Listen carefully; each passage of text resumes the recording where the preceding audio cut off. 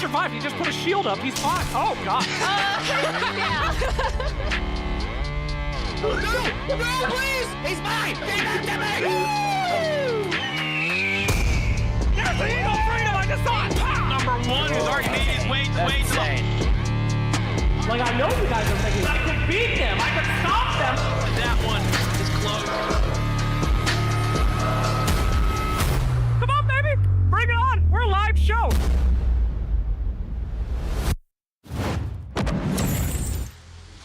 Hello, everybody, and welcome to another episode of Gamers and Guardians. That is right, we are back here again with our new schedule. We're here every 2 weeks now, having a good time, getting all these games together for you, and having some fun with our community. Of course, if you are joining us for the first time, you don't know what we're doing. It is very simple.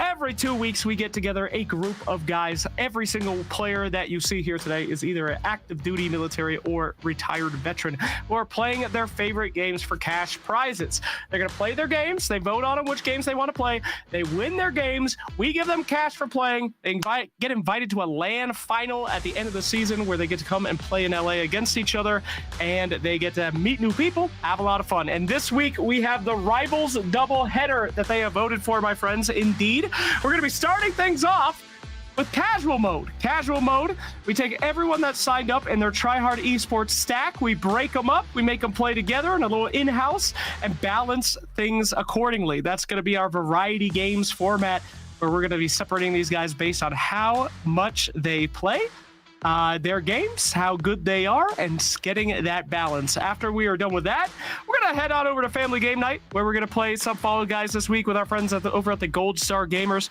Gold Star Gamers, of course, an organization that joins us every week, where a youth that has lost a parent or mentor in the armed forces get together, play video games, and they are quite good and have a lot of fun.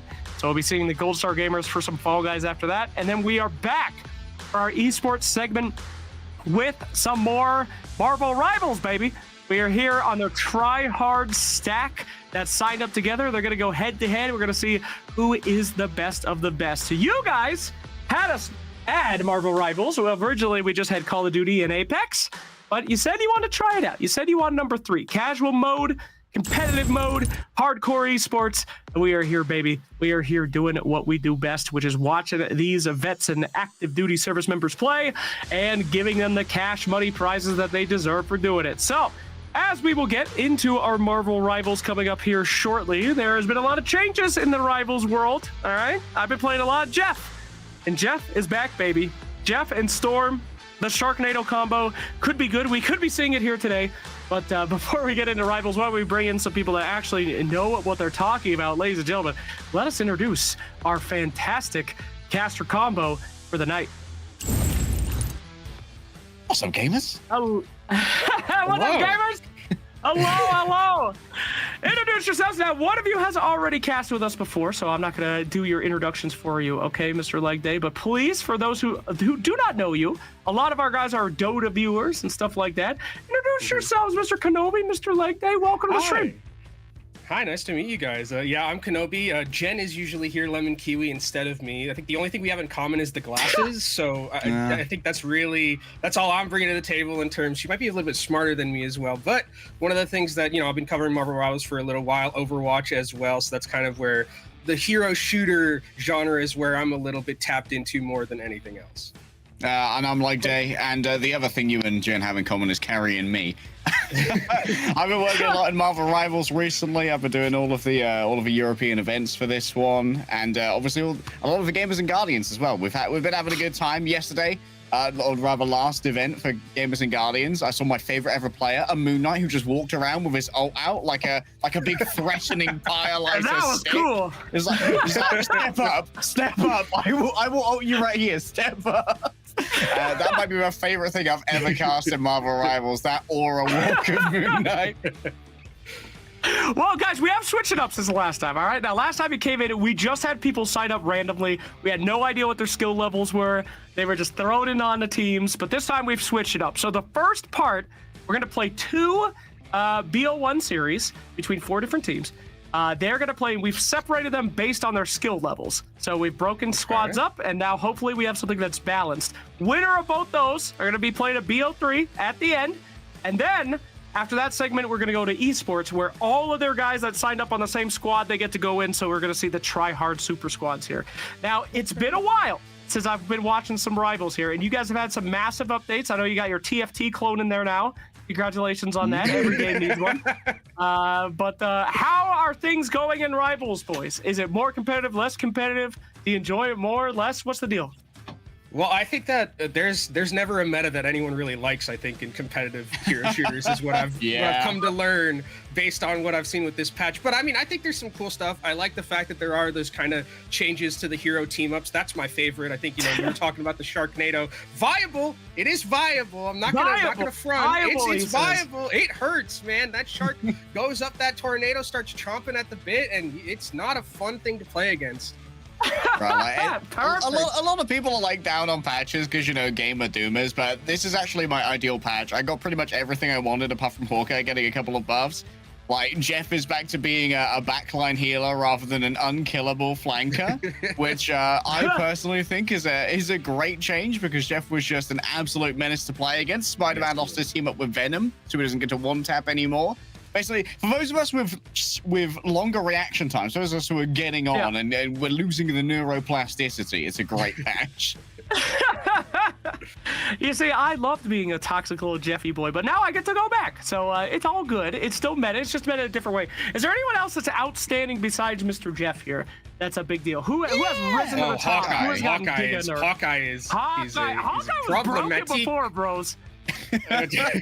That hero is very strong, and I will put that lightly at the current moment. I think I played with Leg Day a little bit recently, and it was just like ban Hawkeye and Hela every single match. We don't want to play against those two. Yeah, we're banning a lot of Hawkeye. Ultron at the moment, like the new guy, of course, you release the new hero. He's got to be a little bit strong, so that, you know, the casuals come in and like, oh, I'm awesome at this hero. And Ultron is certainly fulfilling that fantasy. He's a hybrid DPS and healer, really. He kind of you put your drone on someone to heal them, and then you go and play Iron Man for a bit. is the essential gameplay loop of Ultron. It's been very effective. We're seeing him a lot in triple healer compositions as well. But I anticipate here, if people play Ultron, it's probably going to be in double healer. Just like stick with drone on your Vanguard and go to work. I think the way he's been described to me, Ultron, is it's for the DPS players who want to fill support. That's what Ultron's for. And it feels very much like that. If you can aim on that hero, it feels better than maybe any of the other DPS. Okay, that's what I like to hear. See, that's what Rivals does such a good job at, finding what their community wants and then modifying that to make it popular.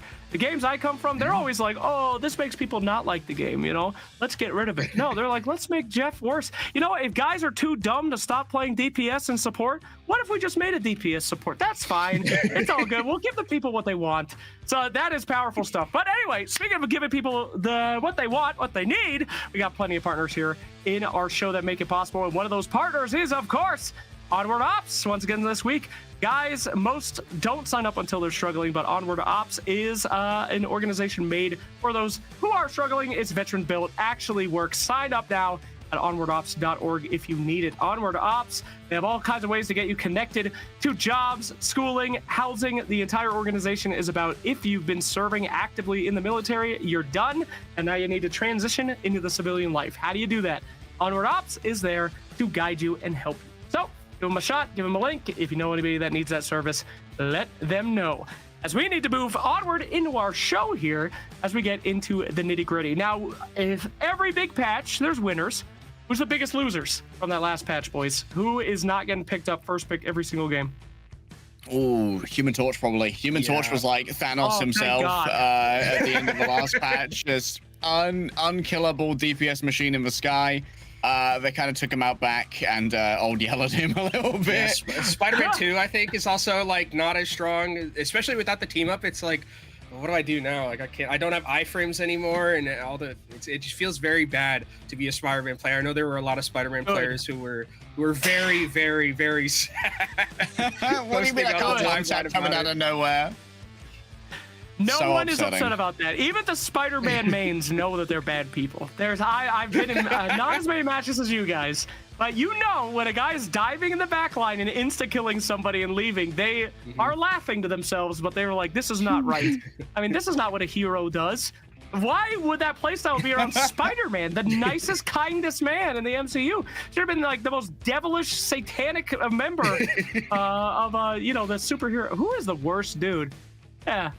I don't know, but someone who would fit that Spider-Man gameplay style is probably like Azazel if you watched X-Men First Class, like the demon-y guy. Yes. Oh, yeah. Absolutely. That is just pure bastard. Yes, I would agree. I would say even Thanos is better than Spider-Man players because half the supports he would let them live. But not in this one, my friend. So anyway, all right, well, our lobby is filling up. 40 seconds, boys. Now, I am ready to impress you. Last time we had some goofing. We had Moon Knights running around with their ult ready to go that refused to do it. You know, we had some crazy shit going on. But this time, it has been balanced. We have quality casting coming your way, my friends. I am very excited. By the way, is Rivals in EWC this year? Just a I don't think Rivals is at Don't think EWC this year. I don't think they have the esports infrastructure ready to get into EWC in time. I don't think that matters. They had like some kind of mobile games in there. Oh, well, hell yeah. All right, well, we'll find out. We'll see. All right, guys, looks like the lobby is coming up, so we'll jump into that any moment now. I'm very happy to hear about the Human Torch changes, all right? There's a lot of different characters in Rivals. Yes. I mean, I understand them, but when I died the Human Torch, I legitimately had no idea what the hell was going on. Like, what was I supposed to do? What are you supposed to do? You're just on fire. You're dead in 2 seconds. Pray. I don't know if there's much. I don't know if there's much else. Shout out the Father, Son, and the Holy Ghost, and just hope that you are not going to get burnt to a crisp. Shout out to the boys. I put on my crucifix necklace and I walk out of spawn and I hope that it's enough. Damn, hell yeah. All right, well, radical. Was there any? Oh, here we go. All right, looks like we're going in. Casuals, take it away, boys. Enjoy. All right, we got some Punisher on the deck here. Like Punisher's, oh wow, this is the first tab firing Punisher I've seen. Very interesting. He does have a larger mag now, up to 40 after our update, Kenobi. We're also seeing Spider-Man, which is something that we weren't really expecting beforehand. And also, I think one of the things that we have to talk about is that Namor having that team up now with the Hulk instead of Luna as previous, but that is going to be that Punisher taken out very early right here. So there's not going to be a lot of pressure on the Ultron anymore. Unfortunately for the Punisher, their name is proving prophetic. I do see 0-1 right now. Brown Muffin also down. The Ultron going to do their best to try and escape this. Has a quick bit of mobility and over health, but no, the opposing Ultron manages to charge them on down. Camarexis winning out to be the better artificial intelligence. Yeah, now they're just trying to regroup here, see if there's a way to get back and contest for this defending side. They do have their members relatively soon available to them. Oh, but with the Punisher going down again, I'm not sure they're going to have the damage to be able to hold. I see 0-2. The IRBH trying to chase down this cap. Of course, a great anti-dive that you can have from this Namor and the team up as well coming from the Hulk makes him all the more dangerous. It's just going to be an annihilation coming through from the Ultron to make sure that it is confirmed, and that's going to be first point capture rather quickly. Yeah, that's one of the things I like about Ultron really is that the amount of tempo you can have just by how quickly you can get that ultimate available to you, and it does a surprising amount of damage. I don't see a lot of healing done with that ultimate, but it's mostly the damage, and you get it so fast that it kind of overwhelms the enemy team. Yeah, it does do a surprising amount of healing as well, but as you said, very few Ultrons are going to be using it for healing. The ones that I play with don't do it. They don't heal me with it. You need to find better Ultron friends. Spider-Man under siege right now. You love to see it. Tony Stark, though, running out of ammo. Could it be a nice track? Oh, it's a nasty track thus far. Trying to get the Spider-Man right at the end. No escape from Woody. And well, more rolling here for the attackers. It's going to be a... okay. Oh, nuke him right now. Oh, no. Oh, and it's over. Let's get a refund. Let's get a refund on those concert tickets, Ticketmaster, please. You know, we didn't go as long as we would have expected there. I feel like we're due some extra Luna snow singing. POV, you're a quote-unquote well-defended Russian A-50 last week. That's about, yeah. Well defended there. Mm-hmm. What air defense doing? Rolling forward with the Meteor M. Well blocked out here by Apostles. Will be proselytizing their movement. Going forward. Takes out the Magneto. Does have the Eye of Agamotto in the back pocket if it's needed. Can't get the Ultron during his ult, mind you. Oh, an attempt to peel for oneself with the Horn of Proteus. Where'd it work? It's a rare Namor W right there. And there's going to be the follow-up coming on through. However, coming over from the other side. Seems like the Scarlet Witch has been able to get themselves an angle onto these flyers. Scarlet Witch has been growing in popularity as a reliable aimer to try and deal with all of these flying threats. Yeah, still has the Arcane Order team up with the Doctor Strange that actually makes her do like a surprising amount of damage, more so than like you would expect when she's kind of just tickling you like a mosquito with her regular fire at the start. Now with that team up does a lot more and is really actually kind of adept at dealing with those flyers, not having to rely solely on just tracking them. Can put down a little bit of pressure. Yeah, you can run around those angles as well. Using her reality warping. Oh my goodness. The instant damage here onto the Hulk after he gets nice and angry. That crosshair is an absolute abomination, by the way. That one's going in the book. That's a back big down to Uni Banner form. Uses the Gamma Grenade to get on out of here. Needs a little bit of pocketing, but the remainder of his team is still armed and dangerous. And with that Gamma Squid in the midst of all of this, yeah, I see Zero on is feeling the business end of the Gamma Radiation. An attempt to escape here from Grunt going up against their creator. Tony Stark going to win out this one with the Uni Beam and back into Hulk form. It's just a coup de grace for the Green Giants. Yeah, I'm not sure there's a way to get back in to try and contest it. Looks like they will. They just don't get there in time. Bronx and Muffin was looking potentially for an Iron Man ultimate to win that one, but actually this red team, this attacking side, pushing the pace very, very aggressively like that. I like it what I'm seeing so far. Yeah, moving fast, trying to use the Nano Beam here on the defense to stabilize all that healing that's available from the Ultron, courtesy of the team up. Already having used the Armor Overdrive, Woody's is going to be a little bit low on the overall damage, but could just poke away from downtown. Doesn't have to assume any risk to try and do so. But Camarexus actually took all the risk into their own hands, and that's a boosted Uni Beam from downtown. Who's going to be able to catch this one? Nice shield play from the Doctor Strange to make sure that explosion doesn't catch any victims. Oh, Whale comes through, doesn't manage to find anything. Actually, the Hulk manages to take the Doctor Strange out of the sky, but it's not enough. Countering back with the Eye of Agamotto. Gets the opposing Iron Man. This is not the ideal LOS here, I'm not gonna lie. So IC01 is gonna be moving away from that one, and now Apostles are gonna have to try and chase down their opposing Vanguard. Joker, Juicer doing their best to try and escape. You can see the Uni Beam raining down upon them. Look at that, that's a healing Ultron. Oh, it's real. It's actually a thing that's happened today. The Nano Beam coming through as well. A full strategist Ultron before my very eyes right now, doing their best to just sustain everybody in the face of overwhelming damage. Yeah, Gorin's down, and that's gonna cancel their Eternal Bond as well. So a little bit less sustain here for the attackers, but they might have all of the space that they need to work with. There's going to be a respawn advantage that is going to be here for this defending side, but I don't know if it's going to be enough for them to get back into this one. Hulk is just going to play the bodyguard right here. You are not allowed to enter. You are not wearing the perfect shoes. You're wearing sneakers. Turn around. You are not allowed inside. You ain't getting into the club with Yeezys, bro. Yeah, you can't. Yeah. I hate to break it to you. You ain't getting in the club with Yeezys. You got trainers on. Come on, man. Just turn around. Oh no! I can't use Flex. Okay, there we go. Okay, I can do it. There we go. Oh, sorry, guys. Hello. So good to see you guys. A lot of memorable moments on that one. Loved the nuke on the Luna Snow. That was very nice.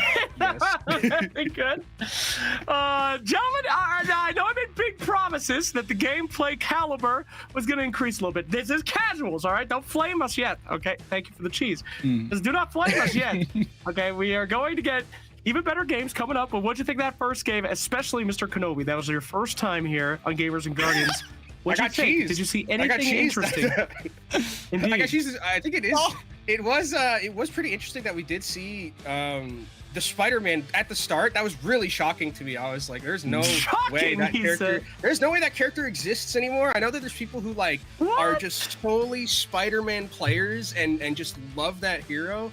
But I just didn't expect it. But I love the variety that I'm seeing. That's really what I like, because a lot of the time in when we get to esports and super competitive, it's okay, we're gonna play the 6 same heroes. It's gonna be just the same 6 bands, yada yada yada. But now I'm seeing a bunch of different stuff. I'm seeing Doctor Strange and Scarlet Witch team ups. Nah, I don't see that very often either.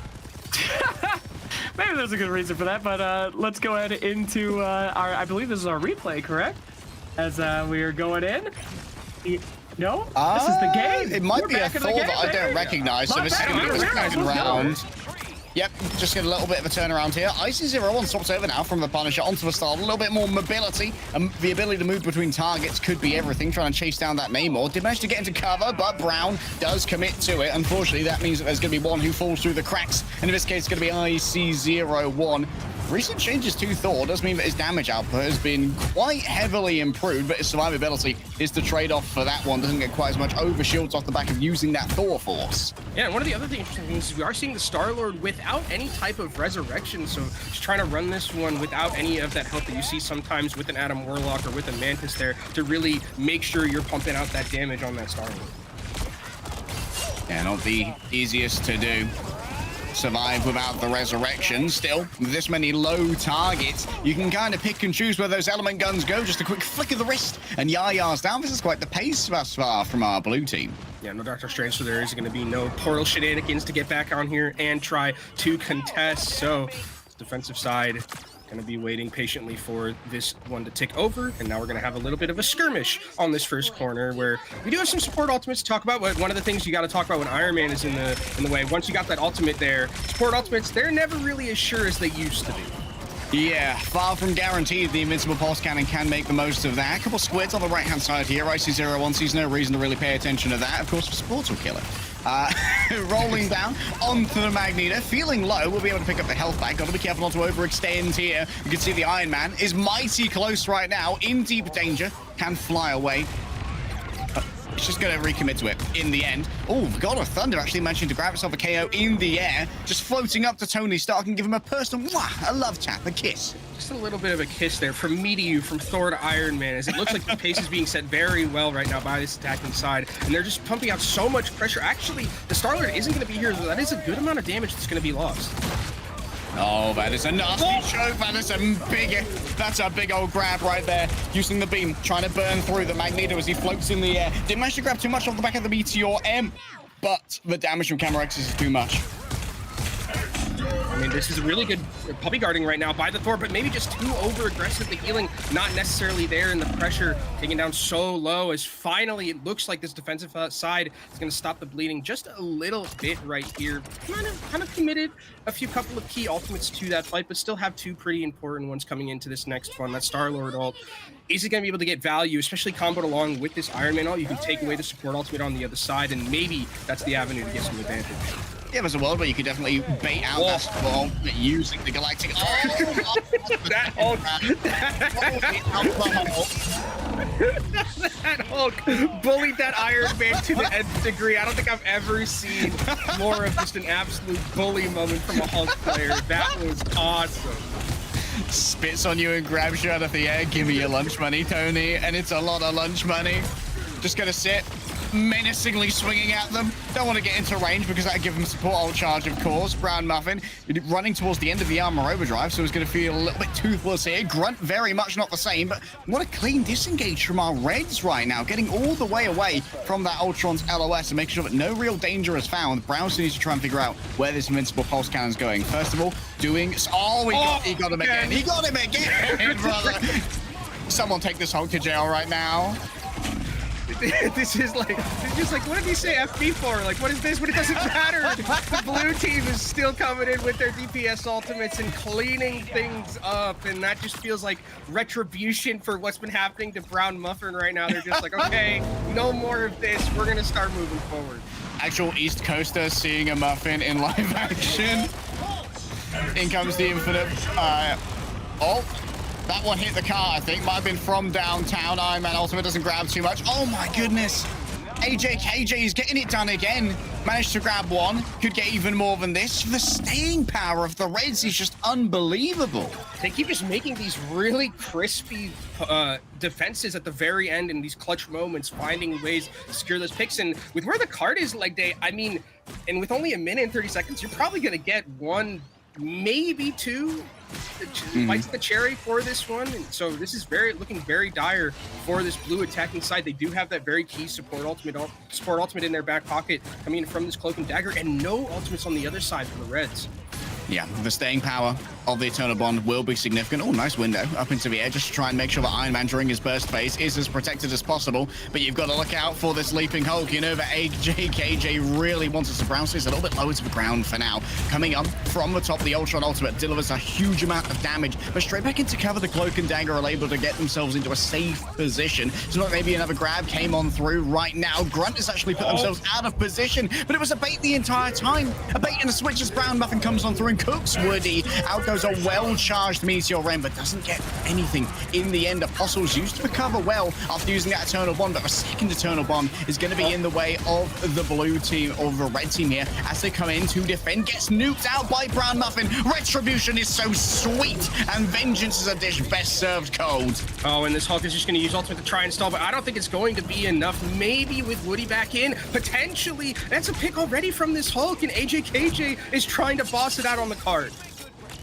Unfortunately, Boss Baby 2 has been cancelled, and he's back to just being Boss Banner. Gets beamed. The Ultrons here as well. Any last-minute ultimates might be on here. They could go for Horn of Proteus. Yaya has it available, but tracking's too good. Ultron cannot survive. Tony Stark next up on the dock. They've got to stay on the cart, mind you, because there's only 2 seconds remaining for the attackers, but it seems like right now all the territory is theirs. An extra minute 30 going to get at it. They're going to be able to take a deep breath here and continue their attack, trying to get to that golden box of victory at the end. They do have that Punisher ultimate. Wait, that was some good comms, good coordination coming out from the team, knowing that there was potentially that Ultron right there. As the Iron Man is going to duel it out. AJKJ trying to take down Brown Muffin, but gets out in time, and that Hulk has not had the same amount of value as it did in the previous fights. The Kurosawa movie, stabbing someone through the paper door with a samurai sword. Absolute cinema there from Brown Muffin as AJKJ gets caught out of position, trying to track down this Ultron. Don't know if he has the ability to fly away. The mobility wasn't there. Woody's out of position as well. He's going to get forced away from this. Moves over towards the health pack, and while he does still have the armor overdrive, he can't get out of his dash in time to really return fire. Brown Muffin's finally found their groove, and they have an ultimate on top of all of this to make sure that the pain continues to flow. Yeah, it's falling apart right now, it looks like, for this red side. We're doing so well on the defense, but now it feels like they're just straggling a little bit, not really finding a foothold. They got to get someone onto this point to touch. They can't. They don't manage to do so. And blue side is going to be able to take this map, get themselves a nice minute left on that time bank to go forward. Wow, extra rounds. Woo! That was pretty good. You know what? Credit to the balancing here. Like, I've tried to balance teams before for like bugs, and so often it can be an absolute blowout, but this seems to actually be quite well balanced. Yeah, all right. We did our job. Fantastic. Guys, thank you for the cheese. Been very fun watching the Ultron coming out there, too. I do have to correct you, though. I do believe they did make a Boss Baby 2. I think they've made a Boss Baby 2? Yes, they did make a Boss Baby 2. I believe so. You know, this is how I lose my job. I didn't read up on the Boss Baby lore prior to doing Gamers and Guardians. If you don't know about Boss Baby 2, we're going to need to bring someone else in. Quarterly performance review. So, you didn't know there was a Boss Baby 2? I'm going to need you to talk to the baby.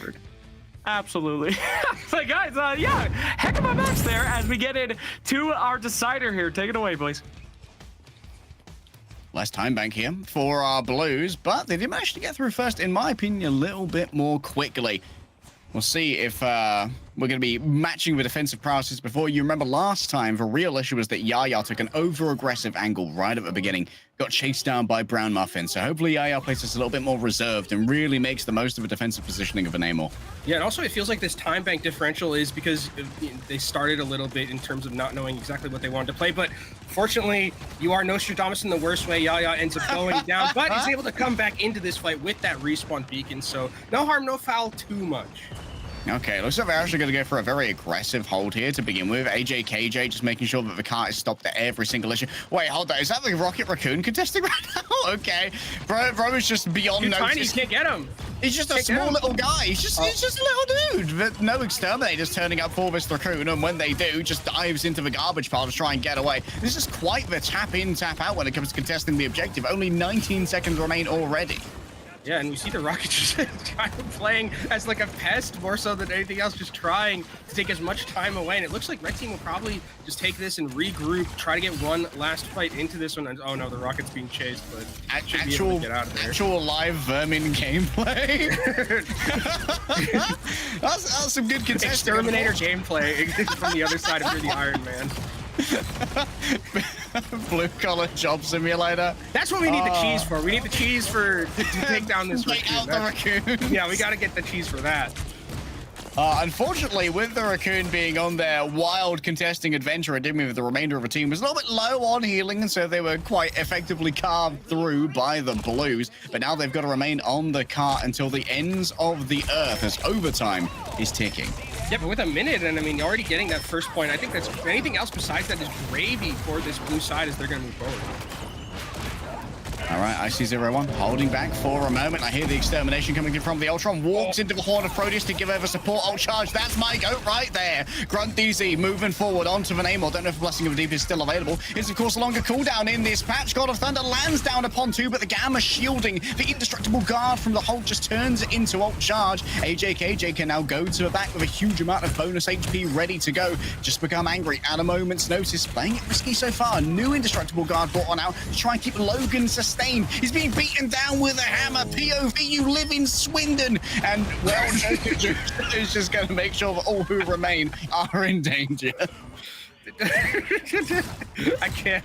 I don't know. I don't know if there's any color I could bring to the table that's better than the Swindon mentioned there. As it looks like this blue team, I mean, they have so much momentum. They had so much momentum from completing the map, and it looks like they might just get a second point here. Remember, they only had a minute in their time bank like this. Instant nuke. Oh, goodbye, Logan. No retreads of the Wolverine this time. No surviving the nuclear blast. Brown going to roll on up here with the armor overdrive. Ultron not going to be long for this world. Does their best to try and avoid the incoming damage. Manages to dip on down to the health back for about a moment. But going into that dark curtain does mean that Des was taking a lot of damage. So last second contest coming through. Out comes IC01. A galactic legend from above. And eye in the sky. AC-130 rains down the fire. And this is quite the overtime push. Ooh, are we looking at maybe a full cap with 1 minute left in overtime like day? With all the momentum that this blue team has, we could be seeing that, especially with their ultimate advantage that they're going to have too. Like, this is very, very capital for this blue side.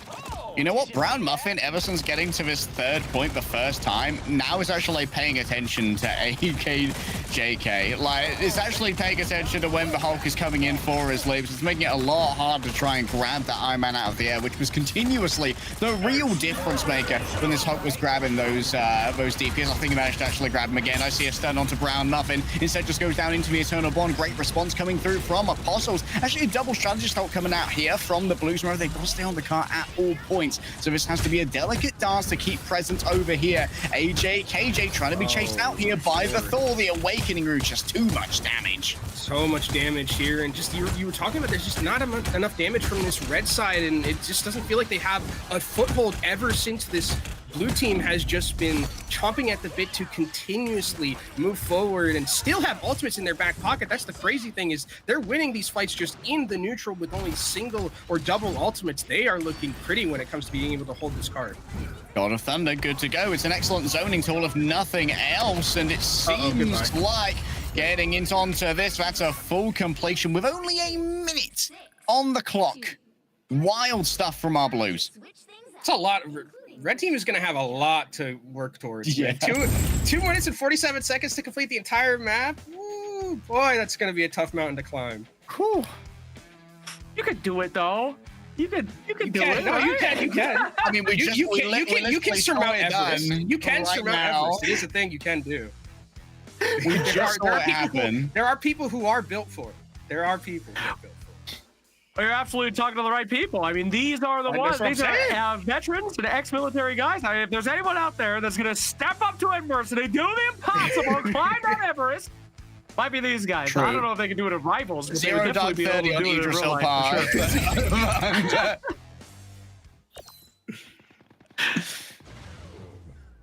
Okay, well, now that we see a Moon Knight, I'm wholly expecting at some point we see the Moon Knight just throwing around that ultimate like it's a torch in the night, trying to brandish his ankh threateningly. Stay back, ye demons. Stay back. I have an ankh. Back, foul beast. Can't you drive him away? I'm excited. This also means that AKJK is going to be swapping away from Hulk. No longer forced into servitude in order to allow that Gamma Squid to exist. And so AK is going to be allowed to play on Magneto, live their own life, roll forward and just poke away without overextending themselves. We are still going to have a Thor here from Quelly Peace. And you know what? I'm not a huge hater of the Thor changes. I think that if you can aim with the Awakening rune, it is overall a big output increase. If you can aim, though, that's the big key right there. Is already Yaya gets a pick at the start. Was first picked on their last offense, but now last defense, but now on the offensive end, getting one of their own. As I mean, blue team isn't really leading too much positioning right now. They're just taking a lot of time away, and that's really what you want to do if you've already completed this entire map. Just take away as much time as possible. Yep, at this point, you just try and bleed that time, build up towards an overtime fight, use your ultimates to win one of them, and voila, you have won the match here. AK taking a little bit of poke right here, doubles himself, a little bit of a greedy Magneto, but it does seem to work out in this case. Did not prioritize their Punisher, and so the Punisher was in some real danger. Brown Muffin hitting up above, the assault rifle, raining bullets into Tony Stark, the invincible Iron Man, far from invincible themselves, as well, that's a nice suit you got there. Here's an AR-15, I found it at Walmart. Yeah, Walmart, next to the 2% milk where you can usually find it. We're going to be seeing the red team now get their own momentum. We have the Moon Knight ultimate available and ready. When is it going to be released here? This is an unfortunate position for the Star-Lord, who is going to end up going down. And looks like our red team attacking side going to be able to take this first point here. So that's going to be the case. Yaya sends up an aerial onk. Okay. A little bit of tech Wait, is there from anti-air Yaya. onk? Anti-air onk? Are we seeing some new tech? Bro's Hold on. cooking. The fly meta answered by the one and Let only him cook. the Khonshu merchant. Losing flying meta to walls and onks. This is how we win. This is how we win as brown players. Joker Juicer losing the turret already. Good focus fire coming through from the red. So you got everything they need to try and make this one work. Out comes the extermination. Lots of damage over onto that Thor. His survivability not ideal, but look at that. The strategist Ultron coming on through, healing up their Thor, using that massive output from the ultimate, getting up close and personal once again. Is this Rocket Raccoon? He loves to use that gun up close and personal. He's a barrel stuffer, you know? Yaya on the off angle, feeling a little bit low, but of course Cloak and Dagger paying attention to this one. Galactic Legend takes to the air, met by the single dagger from Gorin, saying absolutely not. Yeah, that is one where it was just like, oh well, legendary. It's like when you hear that it's always a really, really feel good feeling. As we're now in that overtime, but it is looking like an advantage for this attacking side. Brown Muffin's gonna end up going down, and I'm thinking this might be a cap. Oh, can they shut down the Eternal Bond? It would be huge. Got him. Oh, they can. Unreal value here from AK. Managing to get it done. Has a fully charged right click as well if we want to put it on over onto that Ultron. Yaya getting involved. The Fist of Khonshu ready to rain down upon the enemy. Just brandish that unk like a threat if they try and come through the door. IC01 does their best to keep it contested but can't stay around for long. The unk is just too difficult to deal. Uh-oh. The off angle from the Punisher. This feels a touch foolhardy to me. No, the Fist of Khonshu shuts it down. And like we're on a collision course right now to double overtime cap. It's possible. We are there. They're making action slides do that hosting role today. Having to cut in for all the breaks. Gotta earn that paycheck. I believe in the 9-9. Everest might be surmounted. He was right. Anyone can do it. Might be them. Extermination once again popped here by the Ultron. Good avoidance of the incoming Dark Curtain. Avoids the terror and so will not be placed in a vulnerable position. Brown Muffin though from this angle has a great one for the invincible pulse cannon. Knows that Magneto's already burned his ultimate over onto the Punisher. It's gone awry. Maybe it was blocked by the Magneto. Somehow though, Brown Muffin doesn't get the results. All out of ultimates for now. Quelly Peace doing their best to build up towards that living legend. The extra survivability could be everything. Yaya's already been resurrected after being taken down into the back. Kelly Peace doing their best to try and make this one happen. Living Legend to answer out the Cosmic Yarn Amplifier. Yes, there's more damage, but you can't really stand up to the Punisher. He does so much. The shield doesn't last any time at all. And so it's back into cover for a quick cower and a cry.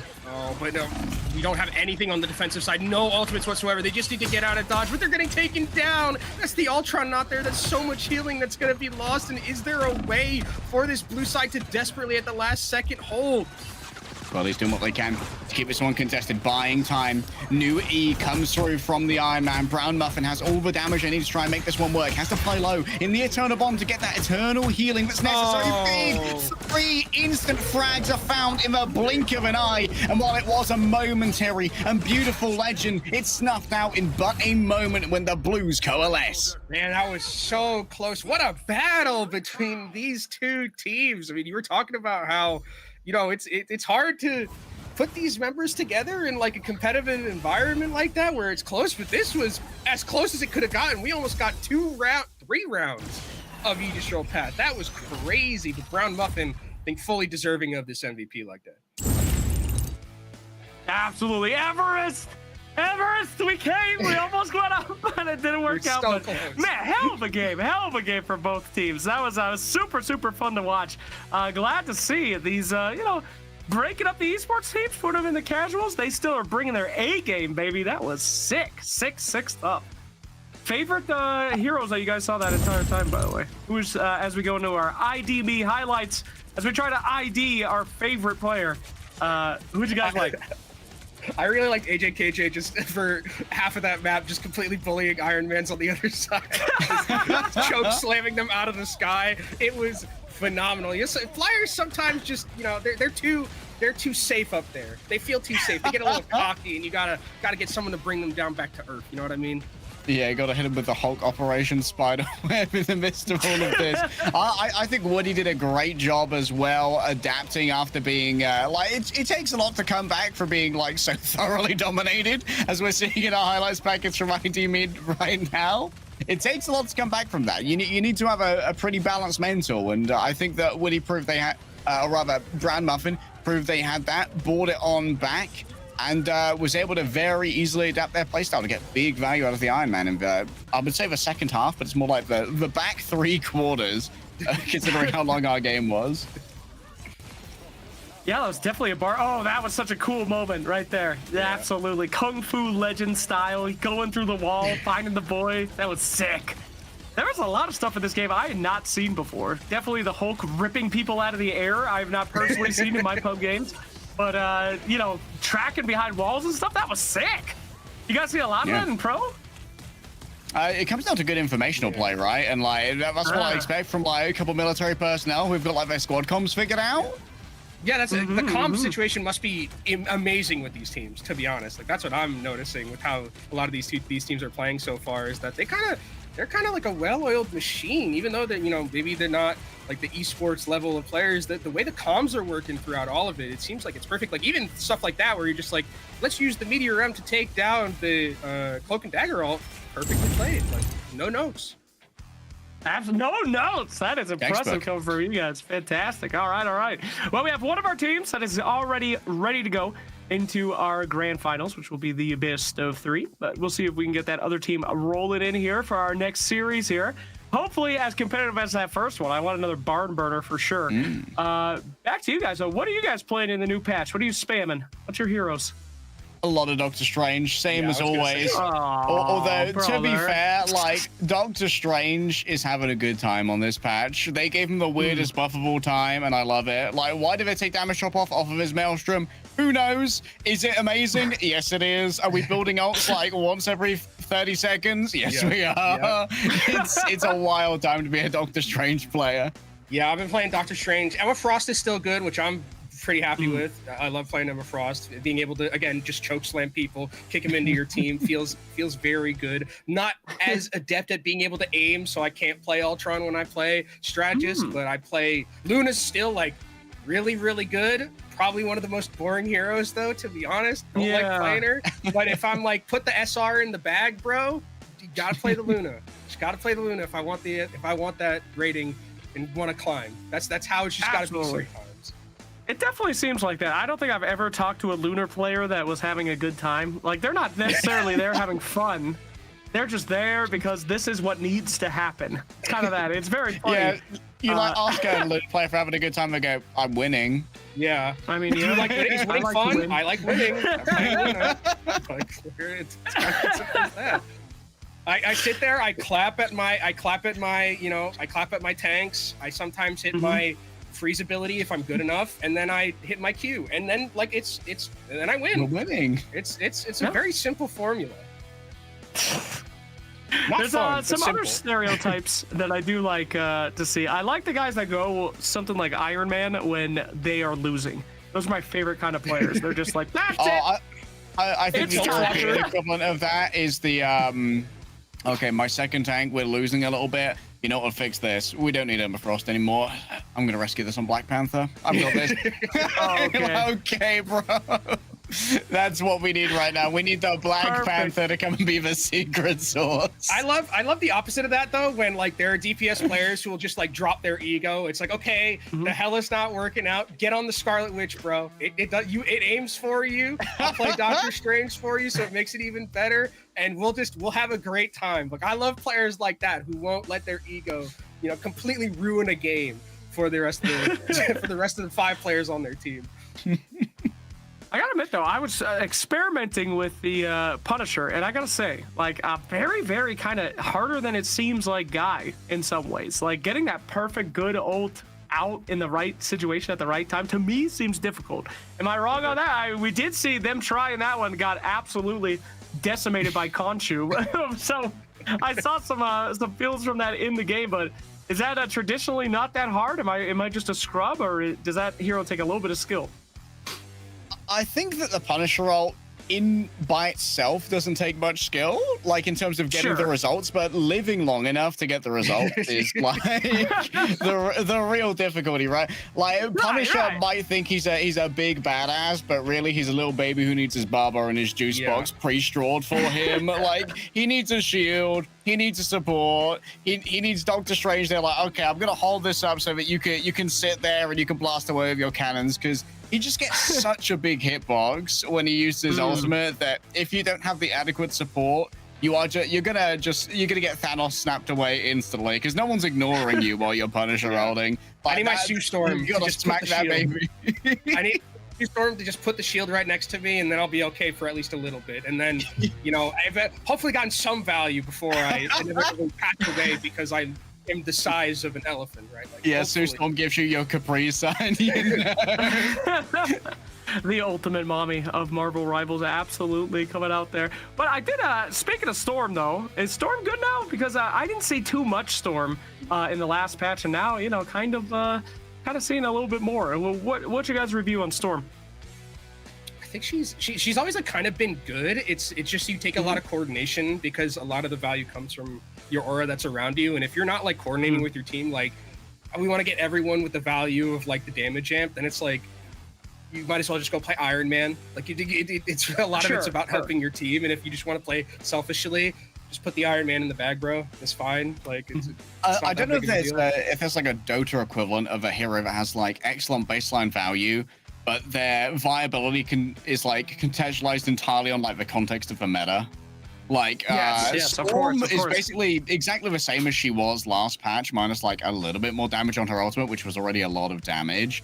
But last meta was very dive heavy. Yeah, and the shark is around as well. But like that's the context around her, right? Like there's a lot more people who can actually play with her. Like it's not as dive centric. Like what's Storm gonna do? Like playing with a dive team, she isn't gonna be able to keep up with that and damage boost them.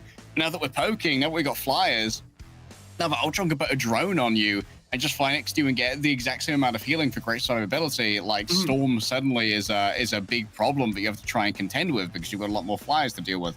So I think that Storm is probably a character that's not going to get that much like personal changes, and it's just going to fall in and out of meta depending on like what's around her.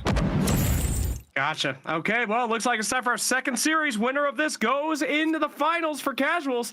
Let's take it away, boys. She loves it. I like when Storm is meta. That's all right. I like when you can just drop tornadoes down on people. That's fun. It's like you're living in Kansas, Which...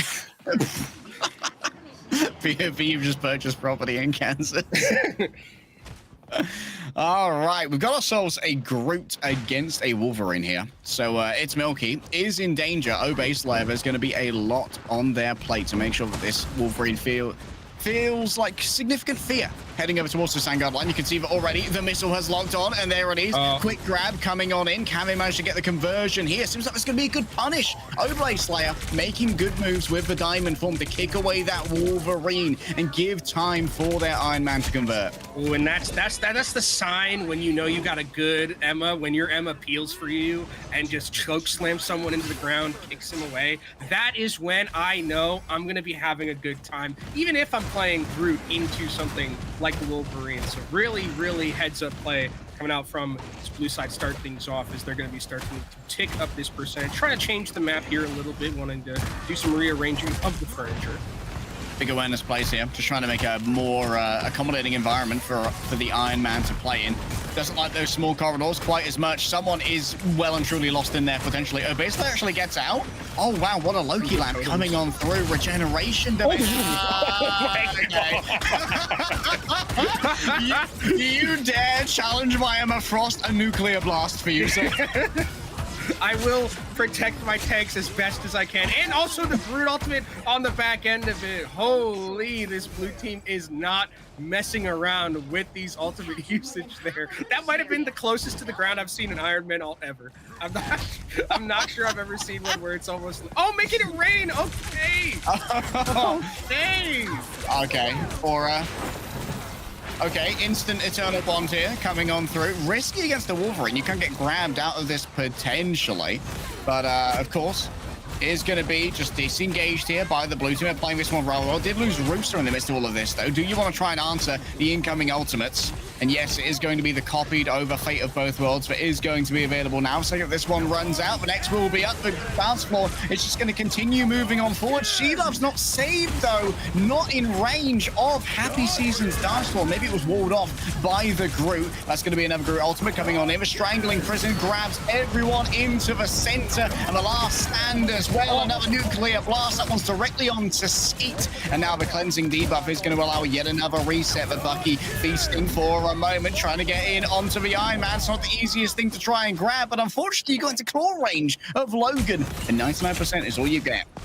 I mean, that is one of the best scenarios to ever be in if you are a Bucky player. Being able to just reset after reset on Loki clones, it feels so incredibly good. And now Red Team is going to start to be able to take up their own percentage. 99 though, and in that last fight territory for Blue, but they don't have any ultimates really to talk about in terms of being able to come back into this one. It is going to be the Punisher ultimate as well as actually the Groot one. So they do have some things. Is there going to be a chance for that defensive ult from Nasty to be able to get there in time to be able to blanket the damage through? Yeah. Oh, okay. Threatening from the top. Obey Slayer. Menacing portal. Aura, but yeah, just portals at you menacingly. What did that wizard just do to me? Incoming Strangling Prison. I don't think it actually grabbed anyone. Might well have been shielded off by the Emma. Great play. Out comes Sonic Seduction, but bursted on through it. Eternal Bond a second too late to save the Vanguards. It's a last chance saloon coming through from Nasty, but from the top, She-Love's just raining down with the turret, unbothered by all of this. Yeah, also has two healers just right next to them, so if anyone even tries to put any pressure down, this is going to be an unkillable Soldier 76. Wrong game! Holy That's a pink slip. Yeah, that's a real firing. See me in my office moment right there. Okay, well, we're gonna go ahead and just... Oh, wow. If you're the red team POV, you just said the wrong hero. Tactical nuclear blast from the employer. See me in my office. We're both fired, so, like, what do we do now? Like, what happens after this? So there's gonna get two other... Yeah, that's true. Most fired casting duo during Fall Guys, they're actually gonna transport Lemon with a meta teleporter during Fall Guys. Yeah, they're gonna do that and clone Lemon as well, so that way there's two of them, and that they can replace both of us. Encourages you to undergo mitosis. We're trying to split the atom here, okay? We need it for this casting.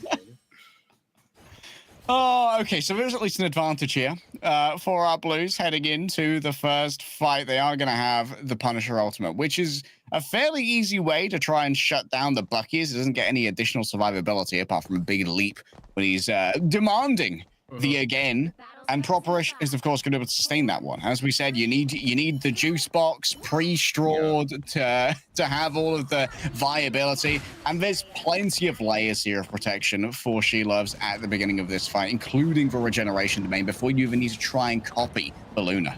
I'm still worried a little bit because of this, Winter Soldier Kraken Impact gonna be here in this next fight, especially with all the Loki clones. Like, right, the reset potential is just gonna be huge, and the damage is gonna be something that you are gonna have to be worried about with that blue team. So we'll see who's gonna make the first move here in that neutral. All right, up come the walls. We're doing a little bit of marathon right here. Gmod is in session. Milky isolated, brings up the Ironwood to try and save themselves. They've actually already forced out the regeneration domains from the Loki, which is unideal with Milky given over a reset. I think that might have actually been a miss there from the Winter Soldier Ultimate. Unideal. Properish feeling the strain, has to move on forward with this, gives over additional damage. They really believe in Obey Slayer right here. They swap back over onto the healing in the face of the damage from the turret. She-Love, for now, they just have the implication of the Judge, Jury, Executioner. That last judgment, it's the threat that it might come through. Rooster raining down fire upon Nasty. Indeed, it is a nasty shot. The Blues take first cap. Yeah, concepts of an ultimate there, I believe is what it's called. Concepts of a executioner all coming in there from that Punisher, as it is going to be a great position for this blue side to be in. Now look at them, 5 ultimates in their back pocket, and they're going to be feeling great being able to continue to hold this point up towards that 100%. It's really, really going to be difficult for the red side to break open this without having to commit a lot to it, and losing a member like Clavin, that Punisher being down in the neutral, that's something you hate to see without having to use any resources. All right, grabbed in, multiple players here by the Strangling Prison. Skeet got both for Vanguards, but guess what? Loki ready for action with the Rejuvenation Domain. Erebus does have an advantage when it comes to the Unibeams. He still had the armor open. Oh, most aware Punisher player on guard. What was happening? It's okay. Manages to grab that one. Obey Slayer. Do you want to use the Diamond Form to go on up? Are you that brave? Are you that guy? Ooh. Grabs the soul, simply breaks your brain in two. Yeah, just collapses your brain from its chasm right there. As it's gonna be again. It's interesting that blue team are winning these without having to use ultimates right there. Again, Clayman ends up going down, and this is gonna be a 6 ultimate bank for this blue side. As red team looks like they still want to try and make something happen. Bro turned grey matter into brown matter, Erebus can't get out of here. Obey Slayer does have a Sonic Seduction if they want it. It would be a good time to start popping it now. Use for Diamond Form. This is going to isolate Hokkaido, and Rooster's here on the other side to try and make it work. Strangling Prison gets a couple of squishies. They're put up on a pedestal by the Ironwood Wall, and times they are a-ticking. Yeah, last fight territory right here. It has to be the red side coming in with something to be able to win this, but they're walking into so many big ultimates. Like, how are you going to be able to cycle yours in time? It's going to have to really be Erebus potentially finding something, but they go down! Oh, I think Rooster might actually have been CC'd with the hook. There it is. The Judge, Jury, the Executioner executed in return. The Uno reverse card. Hokkaido, I think, actually had to use their ultimate just a touch. And with Rooster Eternal Bond for the staying power, it's going in the wrong direction to save the remainder of this team. Nasty, for some reason, has left their own ultimate, so it won't be healing them. Properish manages to grab that one. Oh, the Loki. Just getting it done right here. Erebus turns up with the armor overdrive, but with no healing and no friends. They're all out of chances, and that's going to be absolute domination from our Blues. Yeah, and I mean, that's one of the things where it's, sometimes strategist players deserve to lend themselves, you've been keeping your team up the entire time, hitting some really good Loki totems, but at the end, it was just like, you know what? I deserve some of the play in the elimination. It's my turn now. It's my turn. Mom said it's my turn on the elimination feed. Well, quite a different series than the first one, guys. Saw a lot of back and forth there, a lot of powerhouse in between, and this one a little bit less so. But don't worry, if you guys did get stomped in that one, we will be back. You have another chance to play on another day. So not today though. You're out. We're gonna go to the last one, the last match between the 2 winners of both those series as they go head to head to see who our champion for casuals will be. Now don't forget, guys, you are going to be getting cash prize if you do win this bad boy. We'll go into the ID Me highlights. Oh, that was the highlight right there. The nuke to the face. That is what I like to see. Right before what we call the incident on the broadcast, where you called this guy Soldier 76, which we are going to go ahead and fire both of you. Yeah. We're both fired after this. We will have to have a meeting with HR. It's going to be a disaster. the firing canceled itself out, so you're both rehired, thank God. Only one of you Oh, like made a a negative and a negative career makes a destroying positive. mistake. Hell yeah. But yeah, I gotta say, what did you guys think of the Groot? You seen a lot of Groot these days? I mean, I thought that we saw a lot of yeah. Groot's suffering a little bit. Like his cooldown on the Ironwood wall was increased by like 50%, which is not insubstantial. But he's like, in any game, the ability to just stop playing this game and start playing Gary's mod is quite valuable. Cranking 90s. Cranking 90s on Fortnite. The map editor is a pretty good superpower. And the Groot requires coordination is the thing. Like you need players to be able to follow up on your ultimate, especially considering that Groot got a little bit of a damage nerf to his vine throwing as well. So like his ability to do damage by himself is a little bit nerfed, and you need a little bit more from your duelist in terms of follow-up in order to actually turn isolations into proper frags. So if you've got the comm structure, Groot is still a viable and valuable pick. But if you're just kind of lone wolfing it, Groot is far less of a powerhouse. Which you could, like, you used to be able to, like, before the nerfs, you could just play, like, the most selfish Groot possible. Yeah. Like, it was definitely That's true. possible to just be like, I'm not, my team, it just doesn't exist to me. The 5 other players are just NPCs. I'm just going to start walling forward, cranking 90s, throwing in ultimates for me to follow up on. I don't need any of you. And you could carry lobbies very easily like that. So I like that now Groot has the ability to have a little bit more coordination in the back pocket, because I think he's been strong, like, since the game's release. I think Groot has always been in like a very, very good position. Yeah, I mean, we have a saying in a lot of these kind of MOBA-ish games and these shooter games, but anybody that can force people to go a direction they don't want to go is going to be strong. Anybody that has to make someone go in a direction that makes them think is too much. Okay? Players are very simple. I have very small battle There'd be thinking involved. That's right. If a wall shows up during my battle plan, this is a issue. I don't want to cognitively think about what I do now. So yeah, super strong. I think will be strong forever. Is there a character that you guys think got skipped in the update? Who should have got buffed and is still not viable? Are you asking for the esports sake or for the sake of us individually? Yeah, 'Cause I think those one. answers are Either probably one. very different. I think Mantis. I think in both cases Mantis needed a little bit of love. But I don't think that Mantis has a use case outside of being like a vestigial appendix of a third support when you're playing Adam Warlock as well. And that, like, what is my value as Mantis? Well, I get to die twice this fight. Oh, excellent. Like, I think she needs like another spore leaf, possibly like more percentage-based healing on impact for her healing spores. Like in isolation, there's just no reason why you'd play Mantis over Luna, over Cloak and Dagger, over Invisible Woman, even over Ultron now. So like Mantis's use case is essentially zero apart from getting to die more. How hype? I like Dive, so I really want to see Venom come back to an extent. Like I don't want Venom to be as oppressive as he was with Spider-Man. I didn't like that, but I like the aspect of the mechanical skill it takes to pilot a Venom correctly.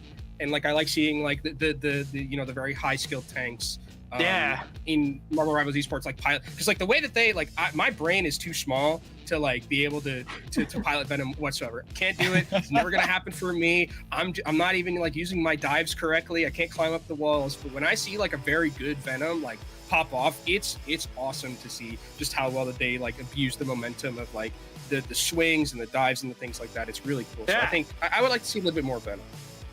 We saw some of that in our first series of Gamers and Guardians. We had that awful, you know, orange creamsicle Venom skin that was everyone was using, and it was in every game. It was horrendous, but super high skill to be able to see that. It was really enjoyable to watch.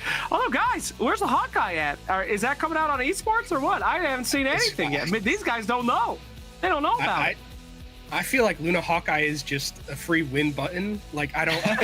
That's what it feels like when I see that team up. I'm just like, oh, it goes through shields too? Oh, this is very strong. I get an AoE freeze that goes through shields. It's quite good, I would feel like. So I am pretty surprised that we're not seeing it, because I think that is probably something we see in esports, unless I've just read completely wrong, and my ranked games in very low lobbies are different than what the higher tier players are playing. The thing about Hawkeye is that while he is very effective and very strong, he isn't like free value, you know? Like he requires like a bit of specialist mechanics to like get the true value out of. So it's not something you can kind of just pick up and go with, in my opinion. It's a character that requires like a little bit of foreknowledge, a little bit of pre-planning. You got to get your Luna on side, and you got to figure out like where you're going to be using your slashes to get some deflects. Are you going to be able to do that against something like, say, an Iron Man Ultimate? There's a bit more nuance to a character, even though his baseline power level is very high. All right, symbolic surface. Here we are on Clintar. Our two winning teams up against each other. Coming into this, I would say that the team that's playing Emma Frost does have an advantage. Yeah. She may have been nerfed, but she is still very, very good. Yeah, I was also very impressed with Properish on that Loki in particular, so excited to see more of that, as we were talking about how there are heroes that as already Emma Frost is going down. It's a caster curse from you, Leg Day. You should take full blame for that. One of the things that's interesting is that we did see we do see both these teams playing Punisher, which is one of those heroes that you can kind of just like pick up and just play and be like, okay, I kind of get it. Like I already know how this is gonna work.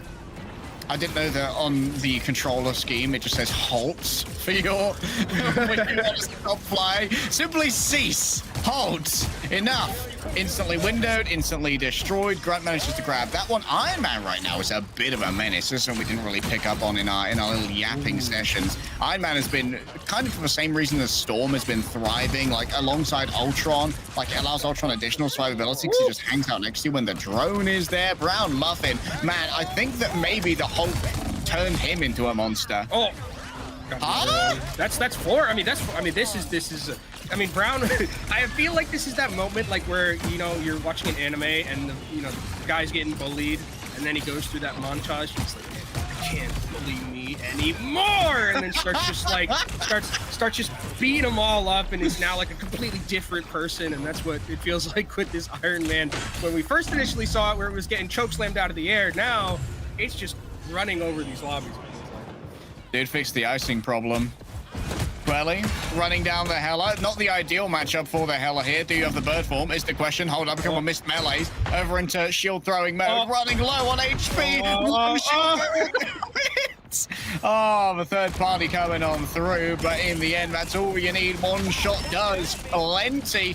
And well, IC01 is getting in close, using their blaster barrage, building up towards that galactic legend.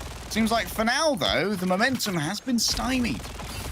There's a lot of momentum, though. They got a lot of ability to take that card relatively far here. Still have 4 minutes in their time bank, so that's a lot to work with, as the Punisher Ultimate is available here for Joker Juice. On that high ground, a great position for Punisher.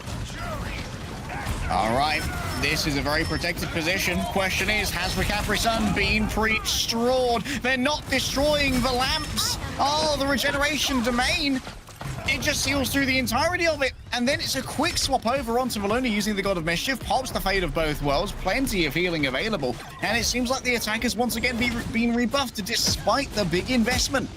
Yeah, Proper's kind of schmooving and grooving on this Loki right now with that play. Those totems were perfectly placed as well, being able to get a lot of value in terms of negating that ultimate from that Punisher, so really, really well played. Now we'll see the attack, though, still have the ability to move forward, have a lot of key ultimates, but Joker Juicer is down. This is a lot of healing, or a lot of damage that's lost. Okay, Extermination going after the Hela, straight into the Fate of Both Worlds. Great response coming through from Happy Season. Question is, can they make the most of it? Yeah, you bet they can. Roast coming around the on-the-off angle. Finds Brown.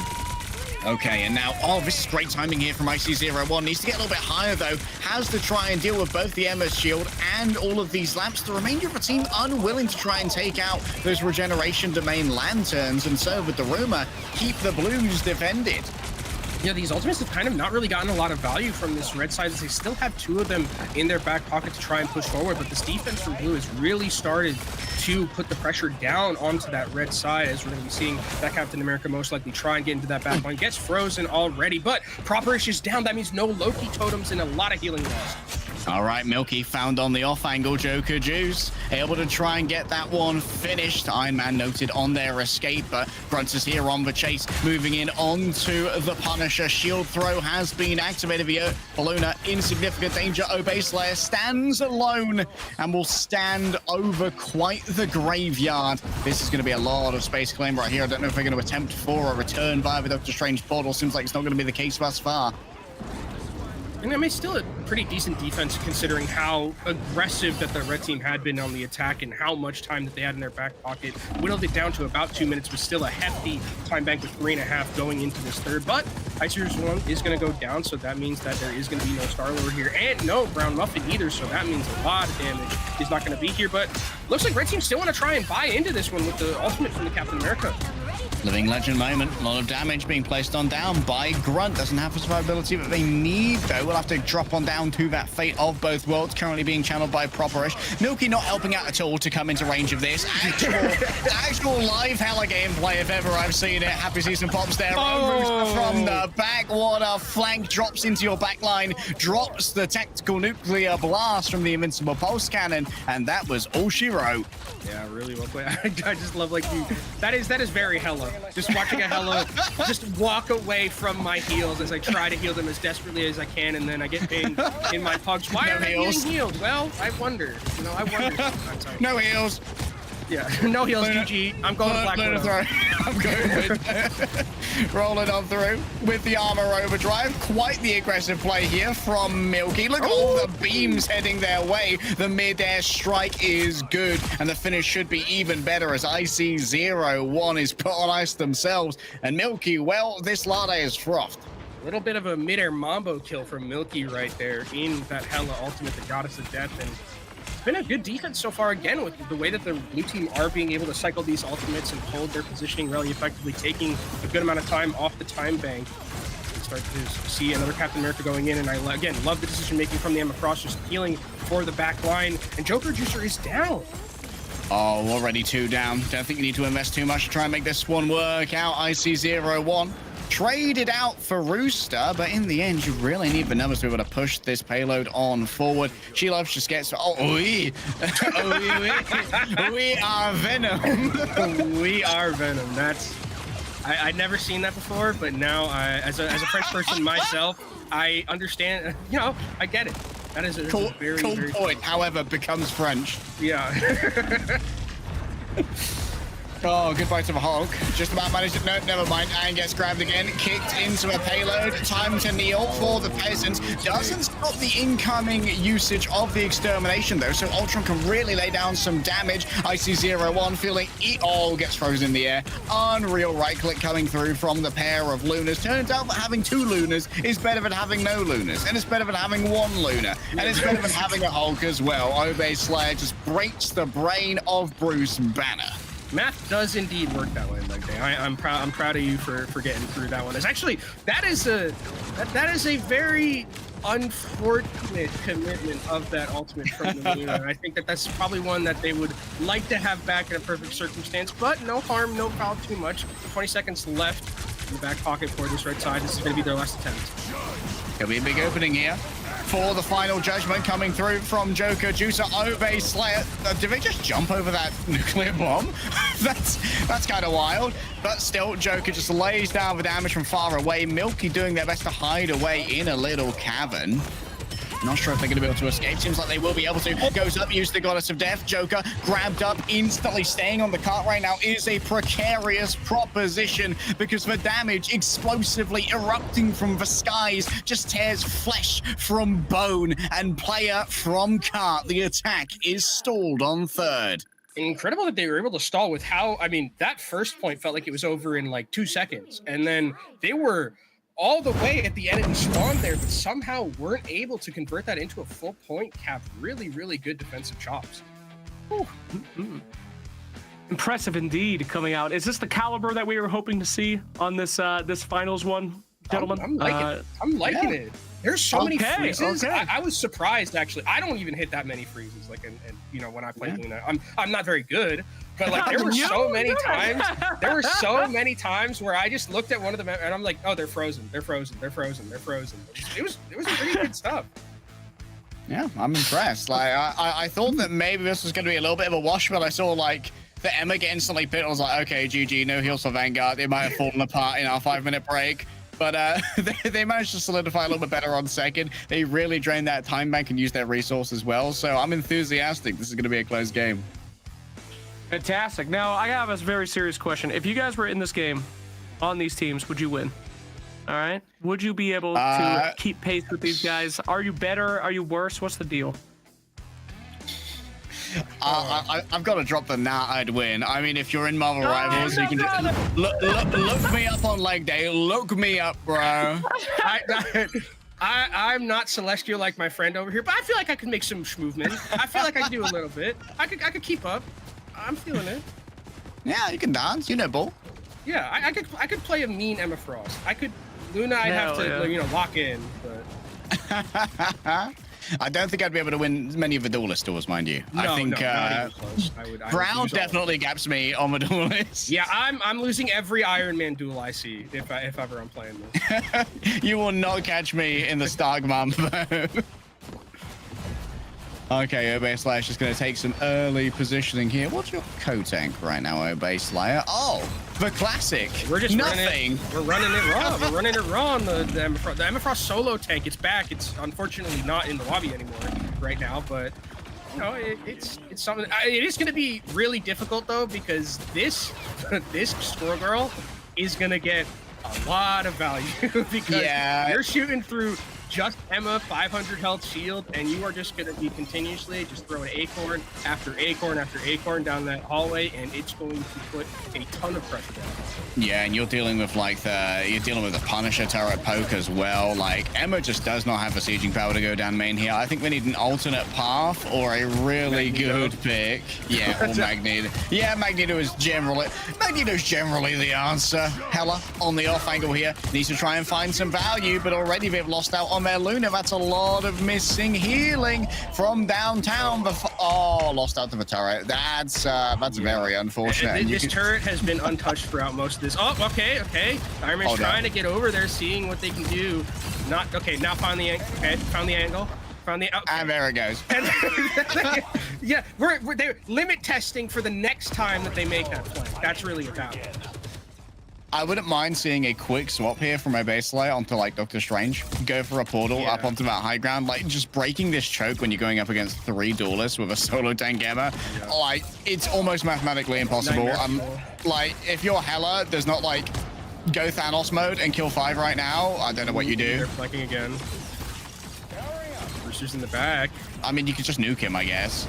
You could straight up just drop a nuke on the Punisher. Oh! This is new territory right here, like they. Oh, there's no totems either. Oh, the regen's been used. Oh! Hold up! Oh, what a turnaround! Unreal. Milky explodes onto one, and Rooster literally explodes another pair, and now it's time to just try and guarantee this one. And so it's going to be the investment of the fate of both worlds. Look at the focus fire, though, onto the Thor, even with the Awakened Rune in the middle of the Eternal Bonds. Healing, it does nothing. And I really love the rotation decision coming in there from that blue side. I mean, you were never going to win or never going to cap this point if you had just continuously gone through that front. So good comms for them to be able to move around to that, area on the coast, being able to win that fight, not let the spam really get a lot of value. It is still going to be difficult moving through here because of how enclosed it is. Is actually going to see Fury Executioner come out right now. There is no stopping this, especially with all the drone healing. This is going to be a stopped offense right here from the attacker side. Drone healing, cloak, and dagger bubble has to get off this angle rather quickly though, because the Hela does have an advantage on this particular angle with the proximity to their strategist. Joker Juicer, you can't stay here for that long. You're going to get isolated here. Does Obey Slayer know is the question. It seems like Joker Juicer is going to try and make some evasive maneuvers, and they're going to be covered here on the exit by the extermination of the Ultron. In comes Tippy Toe and friends. What would win? A couple of well-placed superheroes or a couple of squirrels? The mammals take it this time as Happy Season finds himself frozen over.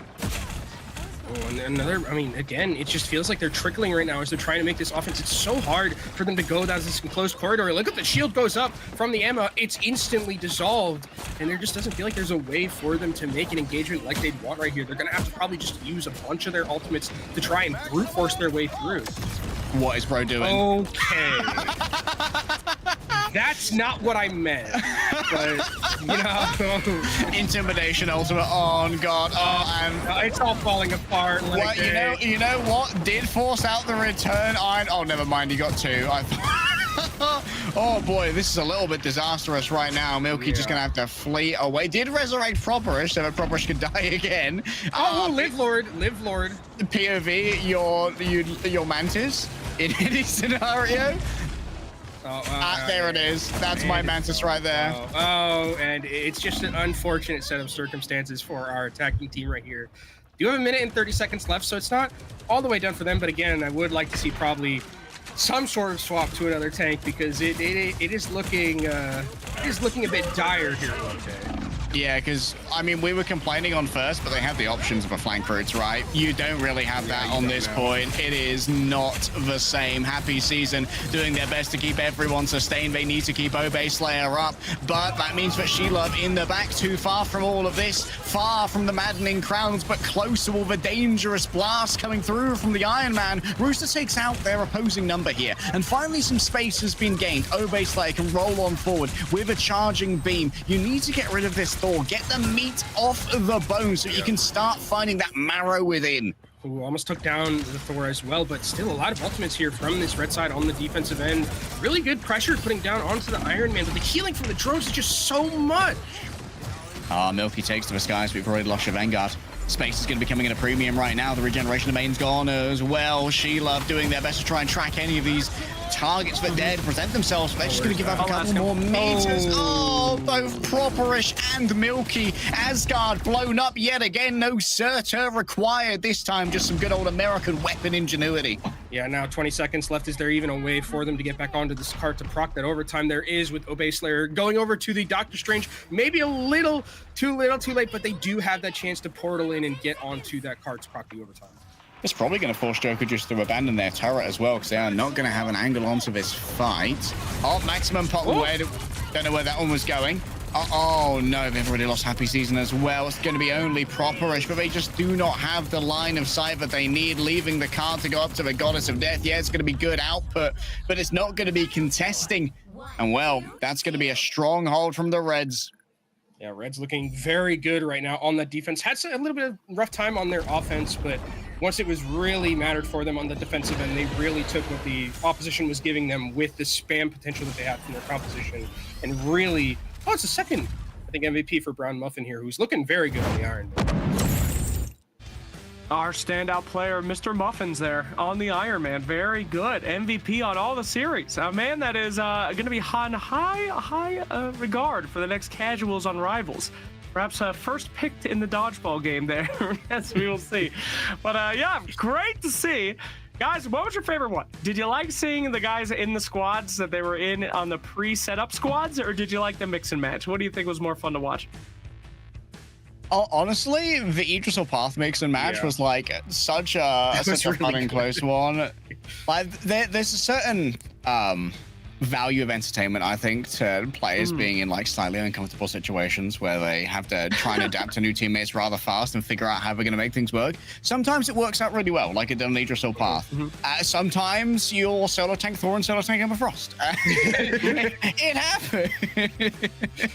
Like, honestly, if that was on any map other than Symbiotic Surface, I don't think it would have been such a big deal that they were like solo Vanguard all that time. But Symbiotic Surface is like super choke heavy, and if you don't have like two Vanguards, it's really difficult to make maneuvers on the attack. Yeah, if you're just continuously spamming down, and you're just like a lowly Emma Frost, and you're like, oh, I put my shield out, oh, it's gone, and now it's like, now I have nothing to do now. It's very difficult for me to move forward. But no, I mean, we almost got a three-peat of that Yggdrasil path, which I don't know if I've seen a game in any like Marvel Rivals thing go almost 3 times on that save map. That is definitely something that was very entertaining for me to watch.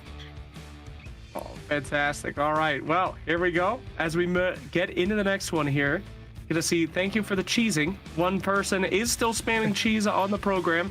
That is what we like to see. Real competitive stuff here, guys. I have actually never seen this screen before because I am just a casual scrub. Oh, I did not know that they were banning in our tournament. I also was, well, I mean, Banning the Iron Man feels like that's an believable to me. understandable thing against Brown Muffin. I'm feeling that one. I'm feeling that one, guy. Okay, and everyone in the lobby hates Storm. Also is this why we just haven't acceptable. been seeing it? Has it just been? What, is this like blobfish freaking Jeff? Yeah, that Jeff was scary. I've seen that as my sleep paralysis. Man-made horrors beyond comprehension, Jeff. We did add some new ones for Rivals this week. I have not seen those, and that was horrifying. Thank you so much. I'll see if I can do that one again. I really enjoyed that one. Thank you. I would like to see more of that just so I can get it in my mind's eye for when I wake up in a cold sweat with him at the foot of my bed just staring at me as I sleep for out. Oh, heck yeah. That's so one. much. That's a classic. You know, that would make a great green screen background if you could like tableau a bunch of those together. They're just constantly moving. Just living in the Venom Club, you know? Oh. You know, like Hulk could so easily just grab and twist. Just snap Death's neck. Is that what you're trying to say? I ain't saying nothing, bro. I meant like you shake his little paw, you know? Oh yeah. He could twist it, pop it, pull it, and then Jeff would be no more. Speaking of, this would be, if we were ever going to see Jeff, this would be the best map for it. I think this is like his best map by far. Yeah, this is actually the Jeff Menace map. You just get so much value by just eating people and throwing them off the map. Mozambique doesn't even clear in Hyrule.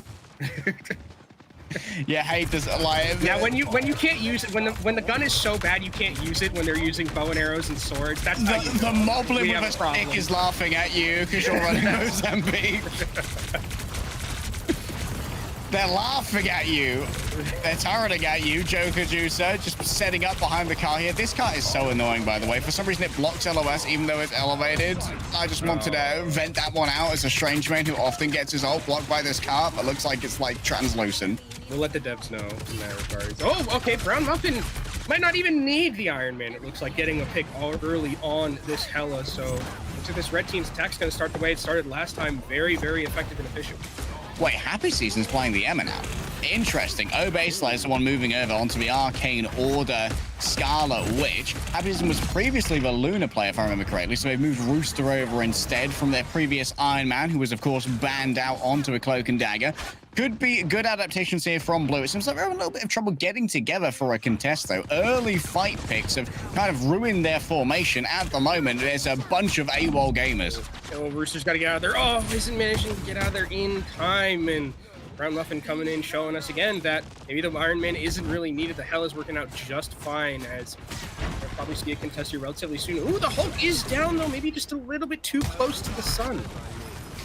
A little bit too close. Shapeshift is available. Could be the God of Mischief here, but I don't think we have LOS on another strategist to give them the large amount of healing that they so desperately need. There's the Eternal Bond finally brought on out. Good healing for all who stay within the territory. Reality Erasure gets rid of IC-01. Doesn't remove the Goddess of Death from above, though. Wasn't able to fly high enough, so he needs to stay within the LOS of the Eternal Bond. She Loves right now under assault from the Cloak and Dagger, who does have that healing, yes, but there's a second one coming on through from Properish, who's sticking to the Loki's. It served them well thus far. The solo tank Hulk for now feeling a touch vulnerable into the danger of, oh wow, the jump pad. It didn't help at all. It just took me out of cover as I tried to hide away from the Last Judgment, and Joker Juice is judging all and sundry as the Reds complete. Really like the decision making from the red side on the attack, being able to just cycle their ultimates effectively, holding them for that perfect moment. Because that Joker Juice could have thrown that ultimate out at any time, but waited for all of these strategists' ultimates to be gone, and then knew that they were going to get the freest Punisher ultimate of their life there. And now 3.5 minutes about for this red team going forward. And this Doctor Strange needs to be a little bit careful, has the jump up to be able to keep himself standing. All right, Vagamoto, good to go. Could be answer. Oh, that's a huge chance. That is ginormous. 3 players seduced. The feminine wiles of Emma Frost prove too much to try and deny.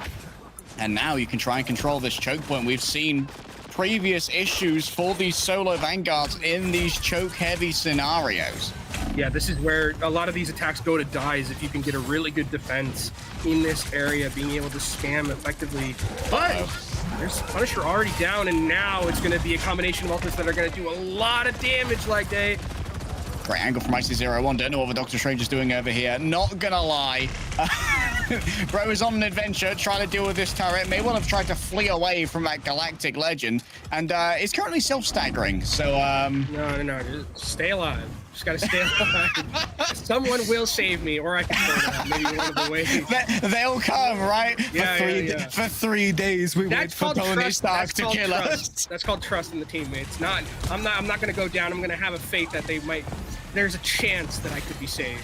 Good cop Kenobi, instantly moving in on to the Scarlet Witch. That's a lot of damage. Great coalescence of damage coming through from the Blues. And now without a Vanguard, things are going to get complicated for the attacking Reds. They can't really hold the space, and so it's disengage en masse. They are going to hold their ground using the using the invisible boundary. Oh no, Grunt just gets absolutely atomized. Yeah, and that middle boundary unfortunately can't save you from an instant death there from the Scarlet Witch, and this defense is looking pretty good right now. We still have this Eye of Agamotto from Milky, seeing if there's a potential get a good one, but this Hulk has been pressured down so much. I love the way that they're now target selecting and really focusing down that Hulk every time tries to go in and get some value, and already taken out of the Hulk former again. Yeah, if your enemy team are going to offer you a solo Vanguard composition, simply pull up your solo Vanguard. If you're doing that in rank, don't actually do that. It makes me real sad. Oh, the Eye of Agamotto. Oh, Grunt is actually outside of the Eternal Bond. This is a rare answer to this particular ultimate. However, it is going to out DPS what Milky was bringing to the table on the Doctor Strange. An exchange of fire. Yes, the Eternal Bond, though, does mean that it's a considerable advantage to Joker Juice, who's playing with a territory laid out by their Cloak and Dagger. Yeah, it was enough of a Capri Sun to keep Joker Juice alive through that ultimate and make sure that there was value thrown into that, as Gamer Frost getting taken down low should be able to survive, and also has the ultimate ready and available when this engagement comes through. All right, dragged on forward. Sonic Seduction was super valuable last time. Grabs the Invisible Woman. You can get IC0 as well. Oh, however, 2 players just about escape being seduced. That's a 4-player vulnerable right there, though, coming through from Rooster. Huge window, and the follow-up is just as impressive. Punisher unable to escape. The Mind Beam gets his eggs scrambled well within the skull, and Happy Season's getting a little bit frisky here for my liking. I don't know if I want to go too far. When you only have 30 seconds left, don't want to give them any chance or any advantage, as this is going to be the last attack for this red side. They do have the Eternal Ball and relevant to them. Gets pulled in. Oh no. Oh, it is becoming disastrous. Oh boy. Regrets. How's the right click? Are they all? Oh! Unreal. Quelly piece gets it done. Shades of AKJK in my lobby. The Hulks are here and they are pounding. Managing to escape the Cloak and Dagger for now. Staying alive even after the auspices of the Scarlet Witch were arrayed so frivolously against him. Oh, Properish! That is a lot of ult charge right there.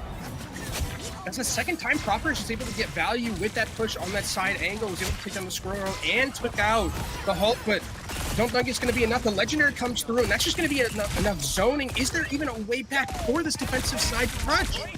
Base Slayer coming back though with the portal. It could be just in time. 3 meters to go, 1 meter. No, the time isn't there. You can hear the portal opening, but they simply weren't fast enough. And now those who racked themselves through that portal are just going to be turned into chicken nuggets. A 6-piece, please, on point 3.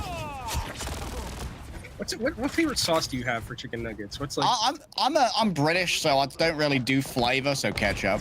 Oh, okay. I'm like a honey butter guy. That's I haven't unlocked the flavor texture yet. Yeah.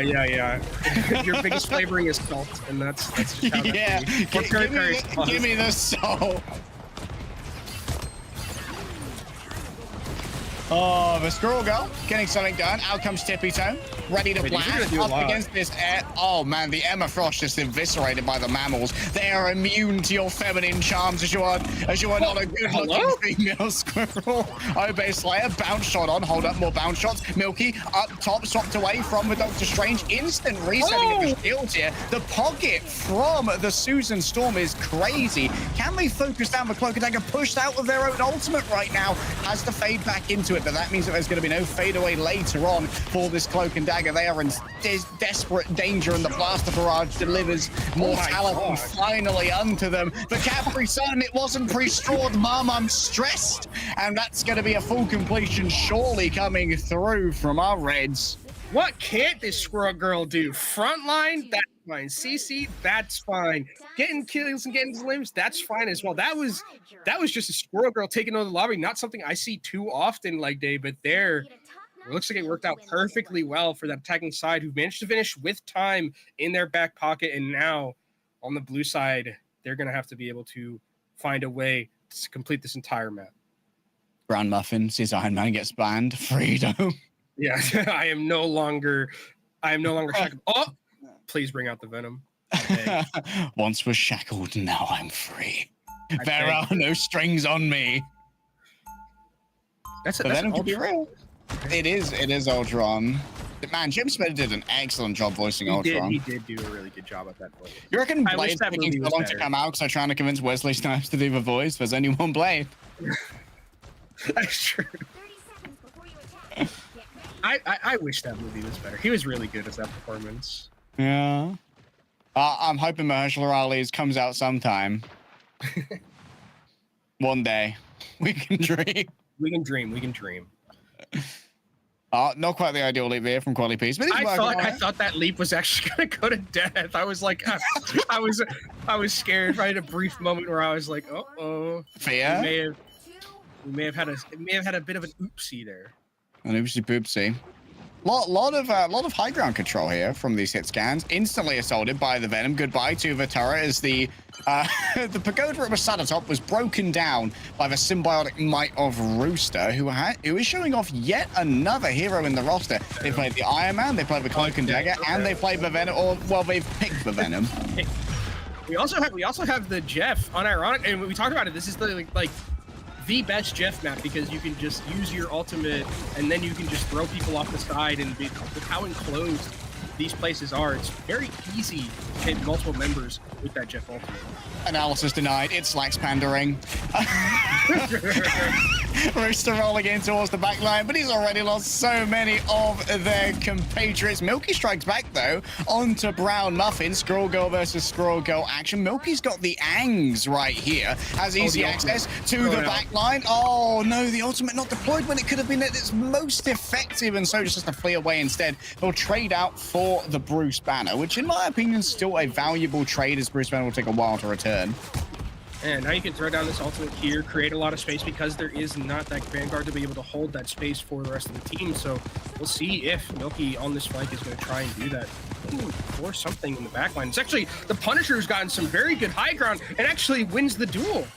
Crazy turnaround there from Joker Juicer. Pulled on down. Oh, nice smoke grenade to turn themselves around in midair. Quick momentum cancel and a little hop up into the air. Not quite what they wanted. They hit their little toesy woesies. Mama need a cuddle. However, Last Judgment still good to go if only it is going to be necessary. Seems like for now that there's just not enough space for the Blues to work with, and so it's going to stay in the bank for next fight. Yeah, it seems like they're waiting really for that Jeff ultimate to be able to take them through, as you need to be a little bit careful of this Squirrel Girl. Don't want to get too over aggressive and taken out of that Hulk form. Will be waiting just patiently. And ooh, a little bit too over aggressive, but it's traded back in for Rooster, and losing a Vanguard for a DPS, I think that is a trade that the defenders will take any day. God, I love missing on Squirrel Girl. It's like arguing with someone who doesn't care about facts you missed. No, I didn't. False. Out. Oh, a couple of bubbles deployed right now. However, it seems like Joker Juice was able to quickly get their way through all of these players in a small room against the Squirrel Girl. Unideal. Eaten up by the Jeff. Unable to get too far. Brand Muffin puts that one to bed as Sheila gets served up in a thin soup. And, well, the Blues, they're running low on time. The win condition, unfortunately, of the Jeff ultimate not working out there. Good target selection to take him down as Rooster's diving back in, has the Venom ultimate, looking for the back line. Good peel, actually good fade from the Cloak and Dagger to negate all that damage. And, well, it's opened up everything for Obey to move on through here with the Punisher ultimate. Breaks the Pagoda in the back. 1 second remaining of damage, and it's enough to get the Hulk a little bit low. Still, of course, has that emergency Monster Hulk deployment if it's needed. One player dragged on in, a second maybe as well, as the Invisible Woman needs to be punished for their movement, but the Eternal Bond saves them just in time. Grabbed, pulled out of it. Sheilov at the moment being harassed by the Cloak and Dagger. Healing, I don't think I need to do that. That sounds unnecessary. Just frontlining right now. There's plenty of... I've been made to pay for it, honestly. Rooster gives them a bit of deserved karma for the DPS strategist outlook here. It's pushed away, and, well, it's not looking good for the Blues. Yeah, Rooster's just unfortunately not able to play the game. So much CC available to the enemy team is actually will be able to get out in time, but Brown Muffin again gets another pick onto their counterpart on the scoreboard on the other side, and now it's only 10 seconds. They got to get someone to this point. They should be able to do so with the Venom, though. Yeah, do you send the Squirrels into the backline, though? Or do you try and use it to take down that Venom, as they are going to be the one touching the car? IC01 staying stalwart for now, keeping that car contested. Galactic Legend is available over onto the Emma Frost for Jeff. He's just a little land shark. He doesn't know how to deal with 4-5 caliber bullets. Flying remarkably low here, considering the damage that could be offered by those Squirrels, but it's unbothered, as it's a well-timed defense from the Reds. Red team is going to be able to take it with a great defense, like you mentioned, and really loving the variability we saw in terms of the DPS towards the back end of this series. It was really nice to kind of, we were seeing a lot of Iron Man, and then we switched to Squirrel Girl, something we don't see too often. Really liking it. And Brown Muffin, I mean, another MVP. MVP fun? What a performance today from this player right there. Wild. Very impressive.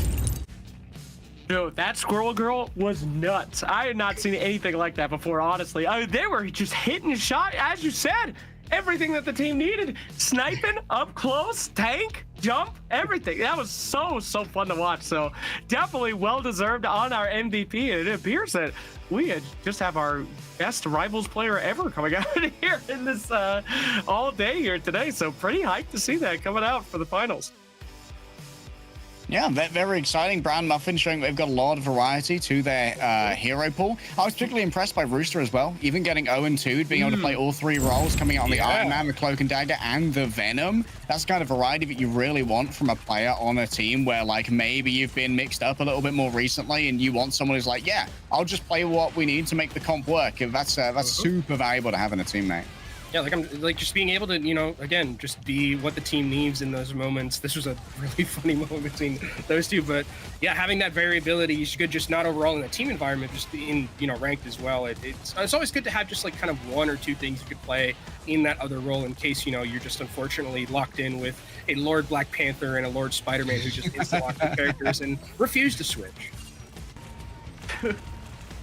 What can you do? Sometimes you gotta switch. Sometimes you gotta get that W. And yeah, and you guys were talking a lot about the Hela coming out here, and this is my first time being able to see it on the new patch. Look pretty darn good to me, guys. Yeah, Hela was already good. Like, if I had to ID me someone who didn't need to be buffed, it was Hela. Oh, no. Oh, we're showing it again. Third time ID. We're doing him dirty. We're doing him so dirty right now. ID me always did make mistakes. That is brutal. Oh, yeah. I mean, I gave Rooster their props, and I got to give them their just desserts as well. What did Bro see in that wall?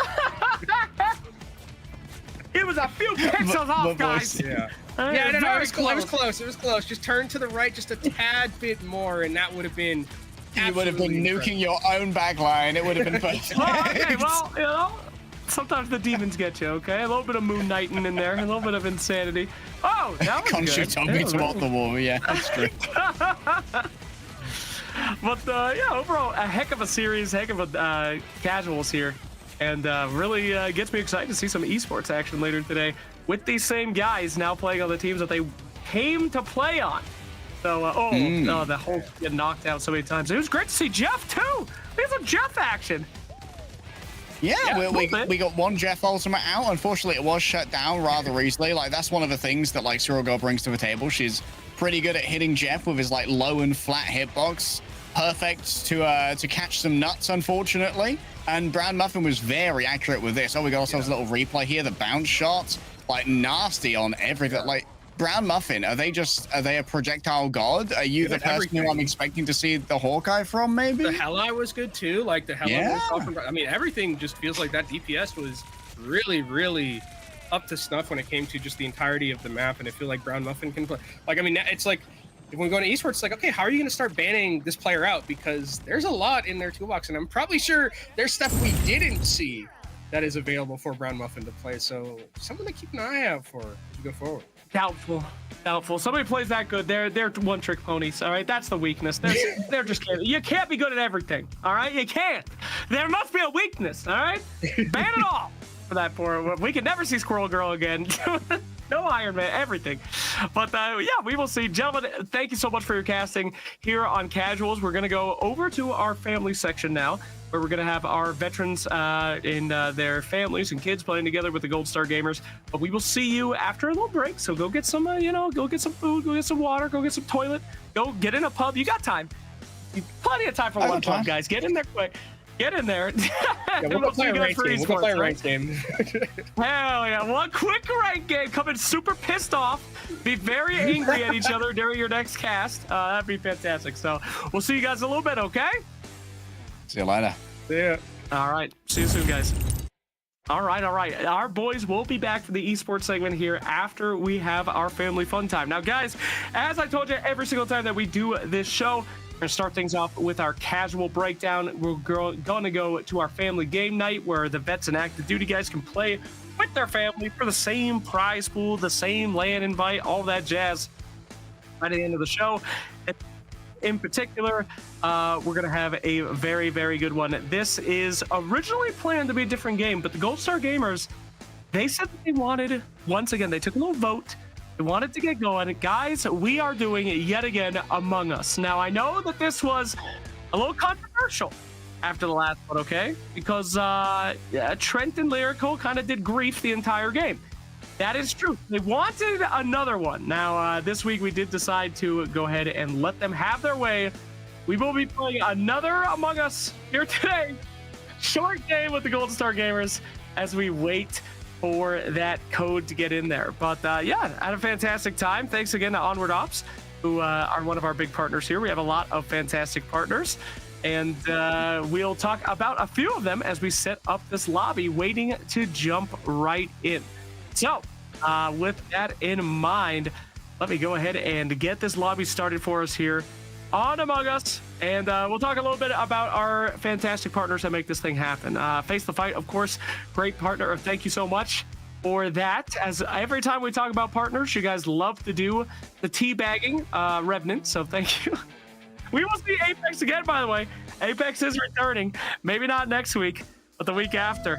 And looks like we got a lobby code, so we're about to pop into Among Us right now and get this thing going. Now, again, I am going to be playing with our casters and get our casters in here any moment now. There we are. I am in, and I will be streaming the gameplay as well, so you guys will see my perspective as we are playing. Now, remember, guys, even though I'm super good, the children do fear me. So they are going to try to vote me out immediately. That is just what they do because they are afraid. So that's life. Indeed. All right, well, we're going to go into this game soon. Should we get the casters in here? I believe, hopefully. The casters can be joining us soon, but while we're waiting for the casters, we can talk more about our partners. Face the Fight is here with us every single week, providing a bunch of resources that allow us to get together and face the fight, make sure that we are mentally strong as we continue in our lives here together for our veterans and active duty guys. Of course, Onward Ops, partner that we've had since the beginning. And this segment in particular is Gold Star Gamers. Gold Star Gamers is for kids that have lost a mentor or parent in the line of duty. They get together every week. They play games with mentors, talk about stuff, and it is such a fantastic organization that we have been featuring since we started. And as I say every week, these guys are very good. They are very good at games, these kiddos. They absolutely dominate, and we will be seeing how they do in Among Us. I'm a very skilled Among Us player, so you might get the wrong impression. You know, I am untrustworthy. I am scum. What can you do? But they are very good. They dominate Rocket League every time we play. Very good at Fall Guys. Party Animals, one of their favorites. But yes, we're going to get this bad boy going. let's go ahead and get our casters in here to help me get this party started. This week, we have the wonderful Trent and the mathematician. How are you doing here today, my friends? Hello. Wonderful. Oh, we're switched. Oh no.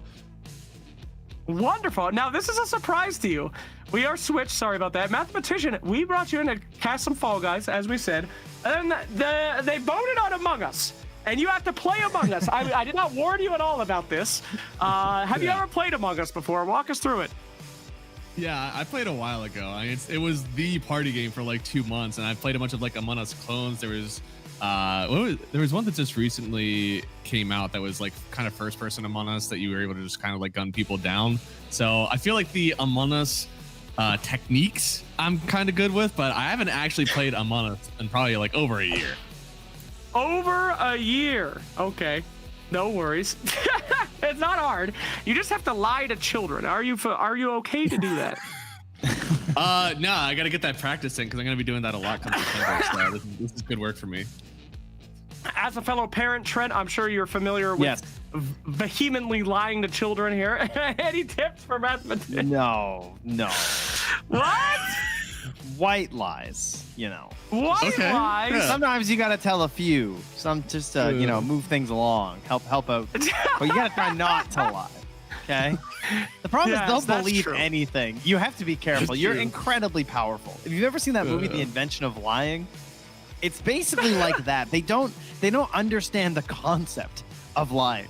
They'll just believe anything you tell them. And then the danger, of course, is once they realize what lying is, they can use it against you, which my 5-year-old is currently doing a lot lately. Oh no! So it's hazardous. Oh okay? no! You must be careful.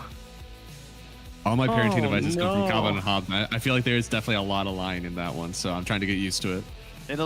Yes. Yeah, my favorite Calvin and Hobbes is to, you know, if you're not careful, we're going to return you to Sears. I've used that on my kids before. You were a blue light Solid special. go-to. Yeah. All right. We gotta to set prep this him, thing up. Slacks. How do we? Prep him up. I have to how do set we this get bad in? boy up here. Okay.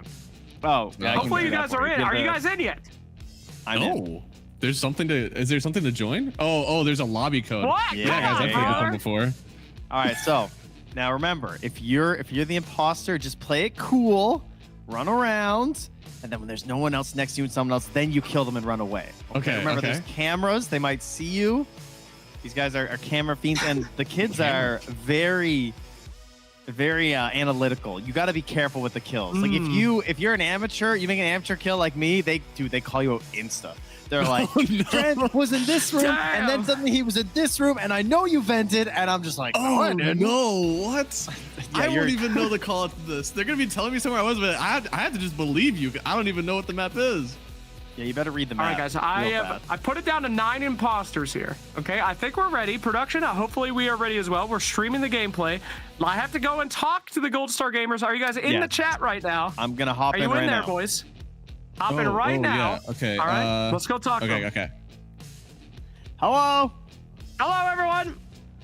Hello. Welcome back for another Among Us. Thanks for voting for it today, Gold Star Gamers. You guys are live on the stream. Now, remember, there are 2 rules. Number 1, no watching my live stream. Okay, I know you guys. I can see when people are watching it. Cheating. Don't you do it. Number 2, no talking until it's debate time. I have us down at 1 imposter right now. No roles. Are you guys cool with that? That sounds good to me. Heck yeah. Let's launch it, gamers. Here we go. It's Among Us time. Here we go. All right, no talking. Mute yourselves. Goodbye. Everybody mute. Mute up, gang. Among Us. Damn it. Hate being crew. Oh, man. I don't want to do my tasks. What a bore. Okay, no problem. This is what I like to do. I like to AFK for a little bit and then get rolling. Okay. I forget. Tab. Yeah. Okay. O2. All right. Let's get it done. I don't see anything sus yet from the kiddos. Oh, that's loud. These Gold Star Gamer guys are very, very tricky. No. Oh my God. I didn't see anything. Oh no. Okay, we're at guys. That was fast. That was fast. Oh my God. Alright, Trent, I'm so Wow. sorry, buddy. I'm so sorry, guys. I found him in I believe to be the pilot room. I didn't see anything. I won't lie. I was kind of AFK for the first few seconds. Did anyone see Trent? Okay. It's him, guys. It's him. Which username is he? Is it He Slack? Black. It's I know. I think it is. It is him. How could it be me? Why would it be me? Why, guys? You try to do this every time. You try to vote me out for no reason on the first call. I literally found the body. Why would it be me? That's literally what they do with Okay, me. but, see, here's the thing. I didn't see you. I was by the O2. How would you know where I was if you were not the killer? Well, you just said it was in navigation. Yeah, it's a navigation. Yeah. Yes. And I. Why and you I guys walked think by. sucks? Now I he's was trying in- to shift blame, guys. No, I Now was he's in trying to shift blame. communications, and I went to the O2. I went to the O2. I was on the way after moving, and I found Trent's horrible corpse in the pilot seat. I think it's called navigation. You seem to know a lot about where Trent's body was, I have to say, for a guy No, that was I over at actually just O2, think too Cappy. much. Cappy did get You said too imposter much. 3 times last time we played. Does that Guys. mean he shouldn't get it this time? He's already gotten it 3 times. I mean, that's a lot of time in a row. Well, Yes, I've but still I've played this game impossible. way too many times. I Guys, played don't- these Not games even in before. this. I play it. Skip to vote. Skip. Yeah. You guys vote me out on round 1. I'm gonna be so angry. You do this every time. Voted- oh my God. Wait, Cappy, you're on the block, bro. You're on the block. I thought voting was anonymous. Oh, no. Alright, mute up, mute up. Cappy, why? Oh, I don't like this. Math is acting weird. Math is acting weird. We don't like that very much. Okay, looking good. You go save your reactor. Okay, who saved the reactor? Oh, 1, 2, 3, 4. Okay, Loney, Azik, Math, and Doc. What are you doing? Get away from me! Oh no! Oh my God, no! Get away from me, Moni. I see you two. Okay, I'm checking the cameras. This is ridiculous. Get away from me. Okay. Uh-huh, that guy could kill me right now, but he's choosing not to. We're good. All right. The 2 green guys both shut off the reactor. Okay. This is extremely useless. That's extremely useless.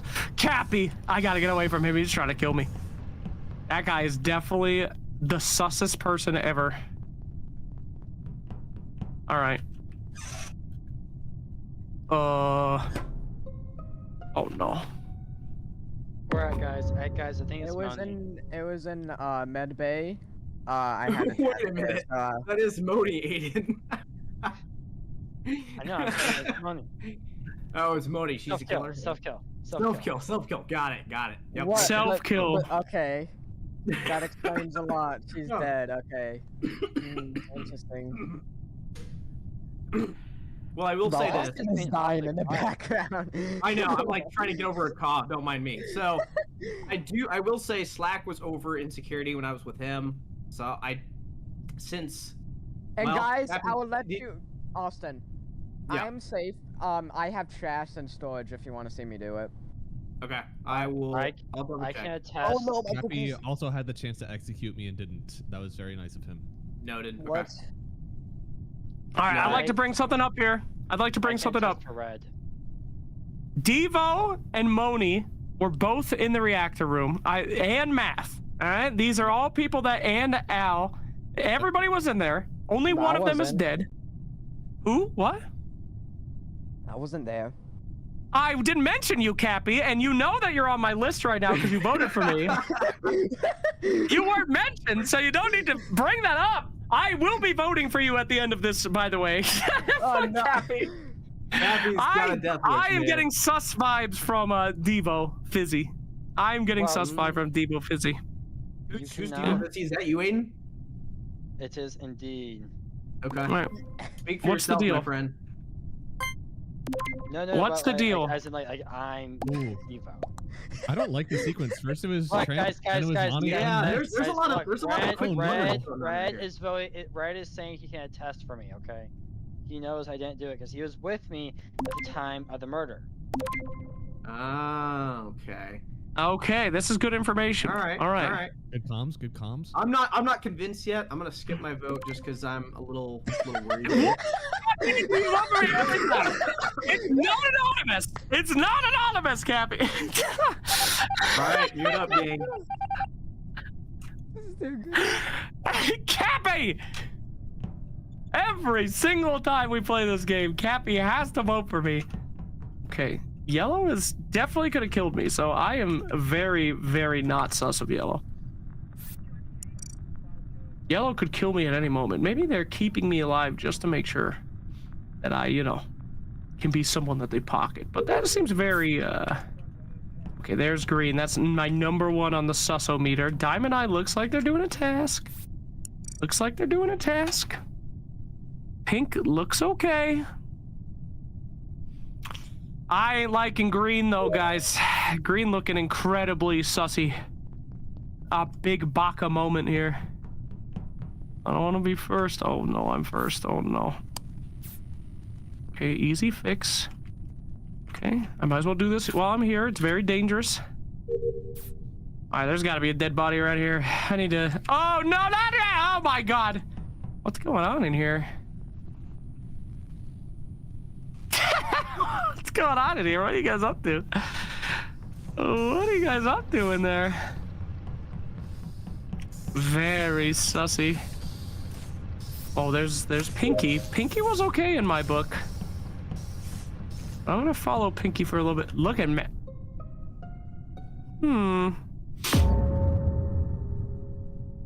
Pinky? I think that's you. You know, We find it. I think it's Austin, guys. He was following me around. I think he was following me around. So And she it was a said- camera- Austin is by the not way. black. I know. So- it's yellow. She says that she found an insecurity, just so everybody knows. Because she shared a No, microphone with oh, me. Yep. Yeah. I think it's Austin, guys, because he was following me around earlier. Which one is Austin? Oh, Austin. yellow. Austin. Austin. Austin, as Yeah, what's soon up? as this meeting's over, can you go straight down to storage? I want to do trash. Yeah. if What you- if what you is want this to watch me do trash, relationship that's fine. you two have? You guys are constantly saying that we'll look at each other. You know, Why Cap, didn't you do the last he has one? a good point. You're literally being sentenced to death at some point in this game. Yeah, I know. Regardless of Yeah. whether you show me you're safe or not, you kind of have this like lingering skull above your head, and I Okay. gotta be wary about that. Yo, I got actual info. I think I know who it is. All right, Who? Cappy, Devo, and Math. You guys were running around as 3 the entire time. Yes. So yes. it definitely wasn't you. Huh. I know that I'm innocent, so it can't be me. Could this Okay. be a self-report from Diamond Eye? Because as Yellow, Could it be a self? I was on cameras and Yellow was there. I was completely alone. They did not kill me. So You to gotta- me, I think it's Pinky. I think it's Pinky. Isn't it? I think it's a isn't that you just vote self-report. Diamond Guys, or I'm vote telling you Slacks, guys, right? it's Austin. It's gotta be one of It's those. Austin, guys. I would like. She's got to speak for herself. I don't know. Oh wait, isn't What's there the deal, another- oh, there's Pinky? also- Yeah, there's another person. I don't know if maybe I voted wrong. I don't know. I'm gonna hang on for a second here. What are Yeah, you they- thinking? They already voted. They already voted for you? Don't be so I'm sad. Yeah, they See did ya. already. Well, good job, sir. Cross those fingers, fam. Cross Good job, those sir. fingers. Oh no! Oh no! Oh no! Mute up, gang. Mute up. Austin, I'm Yo. trash. I hear you. I'm coming. Oh wait. Oh no! Oh no! This could be very bad. Oh, I gotta mute. Oh. Oh, I'm dead. I'm dead.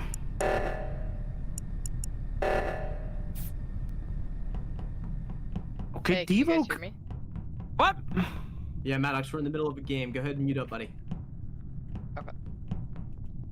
What is going on here, guys? What is going on? They're just walking together. Why are they just walking together?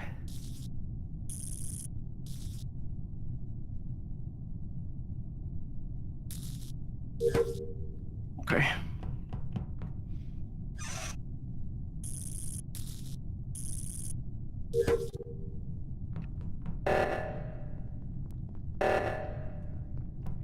Not the oxygen. I have 0 reads. I don't know what's going on. There's just 3 people walking together. Oh no, mathematician! No! Don't kill me! No! Oh, oh, that was incredibly sus. Oh my god. What are you doing? Oh. Okay, what is going on here? It is black, it is black, it is black, it is black, it is Wait, black, what? it is black, it is black, it is black. No, dude, I'm telling you, it is him. Slacks. No. I was in med reasoning for black. there, and then he just give me the came reasoning, from I'm interested. behind from the vent. Yeah, I want to hear this because you guys weren't you guys together in a group beforehand? Yeah. It was black. It is black. I was with you guys. I was following somebody around the whole time. I went off to did one of my tasks, and then whenever I came back to fix whatever sabotage thing went off, Slacks booked it down the hallway, and just on me, I tried to get away from him. I don't know what he was doing. It was incredibly suspect from him, but we finally broke away. Either black or Austin. You know what? Because for the memes. It is Austin. Cappy? Guys, vote Austin. Whoa! Whoa! Okay. Cappy? I think we should finally end our rivalry and join forces against Math. I was doing the oxygen. No, I did the oxygen. No, to be fair, we weren't in a group. Math was following me. I was just first. with him. Yeah. No, you were following me. I wasn't Remind following me. you. Remind me again where the body was. Say it again. There was no body. I just called a meeting because he vented. But didn't Devio vented. didn't Devio lie? So we don't even know. Oh, Math. You said Math vented. Yeah, from medbay, and I saw him.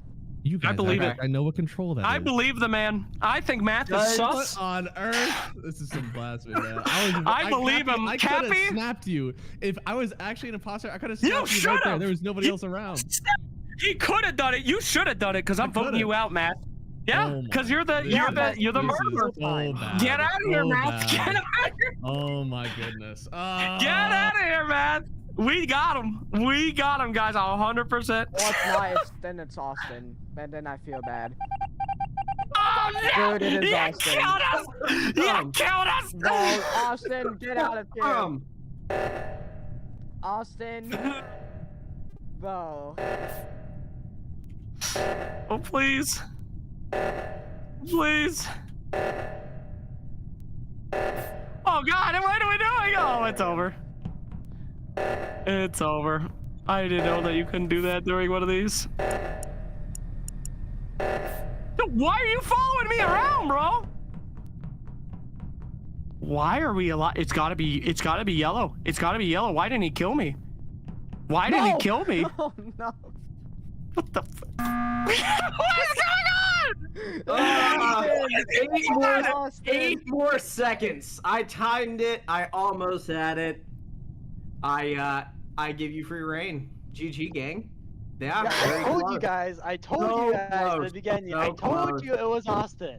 Yeah. No one believed me. Very, very Guys, close. Yeah. What if it's Cappy though? What if it's Cappy? That's not me. I'm willing to surrender my game. I'm convinced. I'm very, very excited that I got this far with it. I was very impressed. I had 8 seconds left on the clock before I had my final kill button, but I'll give it to y'all. I get what you're saying. I get what you're saying, but what if it's Cappy though? If you want to vote Cappy, I'll go with you on it. All right, I'll let you go with it on it since Cappy was pulling your leg since the beginning of the game. I feel like Cappy, it could be him, and this could be a really long con. A really long Cappy, how do you feel about this? Tell me. I am pissed. I know it's the fact that I know it's you, Austin. Cappy. You guys are just gonna say it's me. Damn. No, we're not gonna say it's you. Just what were you doing during O2? Yeah. What were you doing during O2, Cappy? Why are you gonna make him win? I'm like over here actually dying on the microphone over on my end, so like, you know, feel free to take it how you please. This is your guys' game Cappy, now. I've done Cappy, my part. What were the numbers on the oxygen? The numbers on oxygen, it was 5. What were the numbers, Cappy? I need you to recite them right now. So fun. That was fun. I appreciate it. Good job. All right. Good game, gang. Woo! Banana man out. Banana man out. All right, guys. Well done. We did it. Well done, Cappy. Look, two enemies brought together. Yeah. You got At the rid end of the math, game. At and the end of the game. You threw so hard by getting rid of math. Okay, take it easy, guys. All right, I'm putting us at two imposters, guys. Two imposters. Yeah, whatever you want. Rolls. Okay, got it. All the rolls, 30, 30, 30. Last game, guys. Someone has to do a better town job than Cappy to win, which is going to be pretty hard. Do we have one more, or was it 8? I can't remember.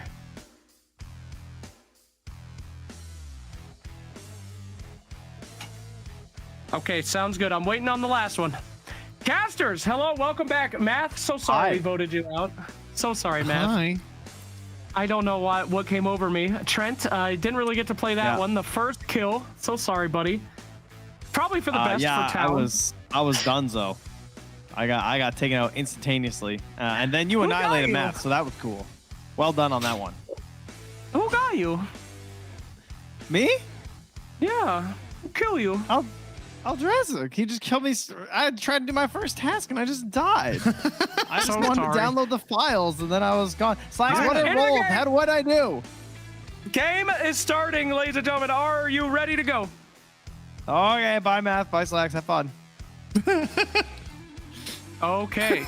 Guys, here we go. All right. Mute. Sorry, I forgot to mute. All right, we're in the game, guys, and yeah, it's ya boy, as you know. Why can't I kill him? Oh, that's my fellow friend. We're following each other around. Oh no. Just a quick little walk right there. All right, we're gonna try to pocket Cappy here. I'm trying to pocket Cappy. Where? Comms. Trent! Instantly! We're down. Well, there's 2 imposters. Okay, I just want to say, I just want to clear my name before anything because. Oh, that's sus. That's sus. Hold on. I will clear her as well. We were both in medical. Like we were in medical pretty much the entire time. And in case anybody wants to claim me, I have weapons. No, we're good. We don't need to clear. Okay. Bro, there's nobody care about this. Where was the body? Where was the body anyway? I told you, comms, communications. Okay, comms, communications, got it. Okay. Yes. Okay. So are we honoring the time-old tale of voting out Slacks? Well, okay, let's relax here. Let's relax here, guys. We're doing that. We are doing that. We are doing that. We are doing that. All right, guys. I'm gonna skip my vote. I'm skipping because we don't know. Well, if you guys are gonna vote me out, at least allow me to speak because I am town and I want to put as much info as humanly possible before I'm down. All right, Cappy. I think Cappy is okay. I was following Cappy for a bit. Cappy could have killed me. Saw the body. I don't think it's a self-report. I think Cappy is all right. All right. All right. I'm gonna Cappy. So the duo.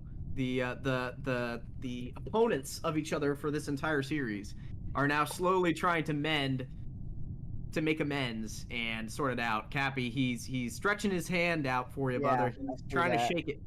So what's your take, my friend? I don't know. I'm skipping. I don't know who. Okay. Is this a skip? All right. All right. Austin. Yeah, what's up? Whoa, Cappy! He didn't skip! He didn't skip! Wait a minute! How rude! How rude! Alright, time to mute. Hey. It's an easy game. We can actually talk now? It's an easy game. Oh, nice. We can like flame him as he goes. Are you guys both dead? Hell yeah, brother! Hell yeah, brother! We both got executed to start the game. I wasn't even the one who did it, guys. That wasn't even me. Oh, yeah. Oh, you're dead as a ghost? You're the imposter. Of course I'm the imposter. I just quick killed. There's no... Oh, what do you mean you trust me? You weren't even alive, Trent.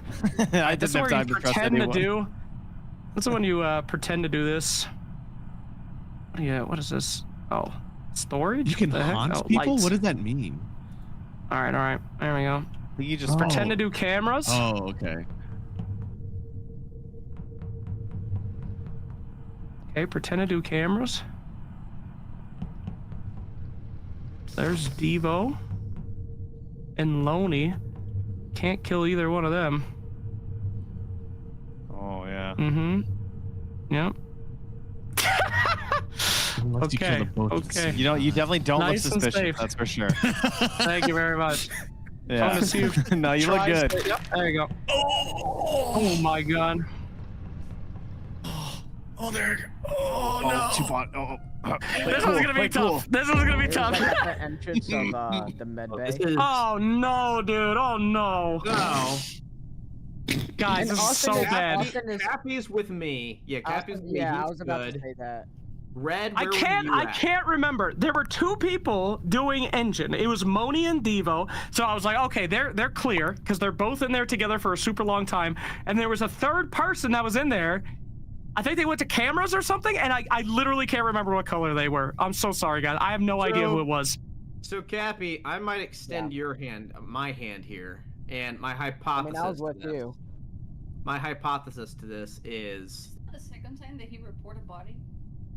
Oh, Yes, that is a good point. That is a good point. That's true. That's the second time he has reported body. However, I don't think he could make those kills because he was really close to me for that entire section. Yeah. Well, you know there are two imposters, right? Well, I actually did not know there were two imposters until just now, so that makes it even better because I think I'm gonna point to. I think Slacks is definitely one. What? In this case, I do. Yeah. I do. I think we should vote for or we should skip for now. And I'd have to either choose between pink or red after that. Okay. Yeah. Well, I know you just put. No, Austin, I agree. Let's get blue off the table for now. I Yeah. say let's get blue off the table for now, and then we'll Oh, figure out. hold on. If you're gonna vote me off, can I please say I don't care if you vote me off this round. Just kill Red next round, because I'm 99% sure that Red was the person that was in comms after the two greens died. So if you have to vote me, it's whatever. vote blue. Just kill Red next, okay? Kill Red next. I really think it's Red. Okay. Okay. So Okay, guys. Who are we voting off? I'm voting blue right now. Don't you vote for me. Oh my god, Cappy! How do you vote for your teammate? Wait. How do you vote for your teammate, Cappy? Are you out of your mind? Cappy! How do you vote for your team? Okay. That's how we vote for one. He sells it. He sells it. We try, boys. It's slow. It's all up to Pinky now. It's all up to Pinky. I believe. I did my best, casters. I just realized I have skin too. Awesome. I didn't even know. I honestly, I still thought it was you that killed me the first time. Huh? I don't know who I kill. I never pay attention to who I kill. I just instantly kill someone as soon as I can in this game in a run. And then pray. I just pray that I can talk myself out of it. I believe in it. Pinky, what are we doing, dude? This is so sus! Move, Pinky! What are you doing? It's a bunch of people You're taking us out. You're gonna take us out, Pinky. What are you doing? Chill. It's chill. Just Move, believe, Pinky. Trust the process. Trust the process. There is no process, Pinky. What are you doing? You gotta kill him. You're outnumbered. Oh no, Pinky. Okay. She just needs to not kill Red, right? And then people will think it's Red and kill them? Yes, that's the goal. The goal. Pinky, please kill something. Pinky. I'm doing my task. I'm doing my part. Pinky, please. She can't find them. Where are you going? Kill someone. Oh my god, they're sticking together. Oh, that's so sus. That's so sus. Oh no. Oh no. I don't know. I don't know if she's gonna be able to do it. Unintelligible screeching. Pinky, someone has to die, please. Oh, they're all playing a long game. Listen, no one's doing tasks. Make the call, Pinky. You're being Yeah, so sus. true. What is going on? Oh, there's Red. There's Red. Oh no, now they're linked up. It's over. They've made a group. They've made a Velociraptor pack, and Pinky is just walking away from them. It's over. The Velociraptor pack. Pinky, what are you doing? Oh, Pinky. Pinky. They're never gonna believe you. They're never gonna believe you. All right, friends. So we gathered here today. Yeah. We gathered here today to be able to determine that Ian had trash and Cappy had med scan. So, unfortunately, Pink, my love. You can do it, Pinky. Find your way. Find your way. I think that's made our determination. I think that's it, because both of them have scans. No. Both of them have stuff to show. Talk to them, Pinky. Defend yourself. Do you want to use the microphone? No? What do you mean I can't defend myself? Lie! Lie, Pinky! Well, so how's everybody's day? How's the weather? We've been on this voyage for quite some time. We've had plenty of time on our spaceship. There's plenty of rations left in case we want to go hit the freezer after this. Now that we've Eject the pink, yeah. Pinky, no! Well, voting isn't happening Why? until 25 seconds, so we got plenty of time to talk about our ration samples and everything. So. Yeah. Don't put dumb on my screen. Don't put sus on my screen, production. What the hell? Oh, also, I gotta say, you know, sus. Slacks does not seem to be the kind of guy to go and out opponent. Yeah, that just doesn't seem like his behavior, which is also another reason, you know? These guys don't know me, Trent. Last minute sabotage was quite disappointing. Sorry, love. I think it's you. You're talking. You think it's me? Nice. Yeah, go on the offensive. Yeah. Oh, that's a good move. That's a good move. Yeah. He was with me. I think it's you. Talking a lot. That's Go, good. Pinky. Yeah. If there are a lot of you gotta hit with the no you. So he's talking so much, so I can't defend. Yeah. Yes. Yeah. That's why. She can't. There we I'm go. cheering for my team. This Good is a calls. dictatorship. Yeah. Get him, Pinky. Fight for your Censorship life. is happening right now. Austin, Fight for your life, Pinky. I think it's you. Austin, go. It's really bad. No, Pinky. The show must go on. The show must go on. Well, it won't, but. You did your best. Oh. Good game, guys. Good game. Good game. Good game, everybody. All right, I have to crown our winner. I think clutch the entire time was Cappy on both games. Cappy, congratulations. I'm going to have to crown you our winner for this week's segment. You were clutch. Well done, Cappy. And thank you guys so much for being a part of it. It's always fun to play Among Us with you guys. You guys are the jam. Appreciate you. We appreciate you guys as well, and thank you for coming to hang out. Thanks, guys. All right. We'll see you next time. Take it easy. Bye. Bye. Bye. Another fantastic Among Us for family game night, guys. Wow, look at this Don't sus put the guy stuff on my out. left here. There he is. Bro, it's so hard for me to be an imposter. They try to vote for me every single round, every time. It's impossible. It is impossible. Dang, I'm so sorry, Trent. You know, we pay you to come, we pay you to cast, you instantly die both games, and then you leave. What's it like to get paid to come on for this segment and say literally nothing for the entirety of it? Let's go. How do you It's feel? better me being dead than one of the kids. So someone has to be the fodder. Like, I'm on here, they're having a good time, they get to eliminate someone. I am here for that. I got you.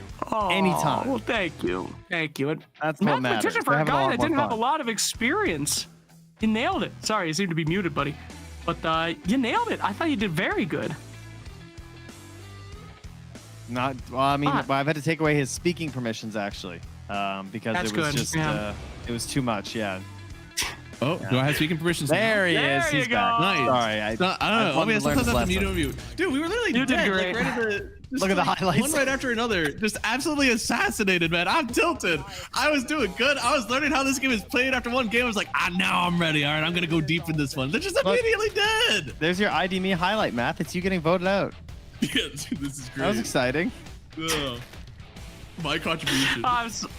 Yeah, this is. I definitely should have killed that guy. I thought he had my back, bro. I thought he was gonna help me, and he didn't say anything. Oh, thanks a lot for the votes. The Cappy play where I try to blame him as I was getting out. That's actually a really bad idea. Don't ever do that. If you are proven to be an imposter, you're basically saying this other guy is a cool guy. True. You should have blamed Super Pink, chill. actually. You should have blamed Pink. They're gonna find you, Pink. That would have been 5 head, actually. That actually would have been fantastic. Well, guys, you did the best that you could. Oh, another meeting here. Oh, this is our protective play of the game. This is where Yellow could have killed me at any time, and he goes to kill this guy, and I hit the button. I am the protected play of the game. That was a close call.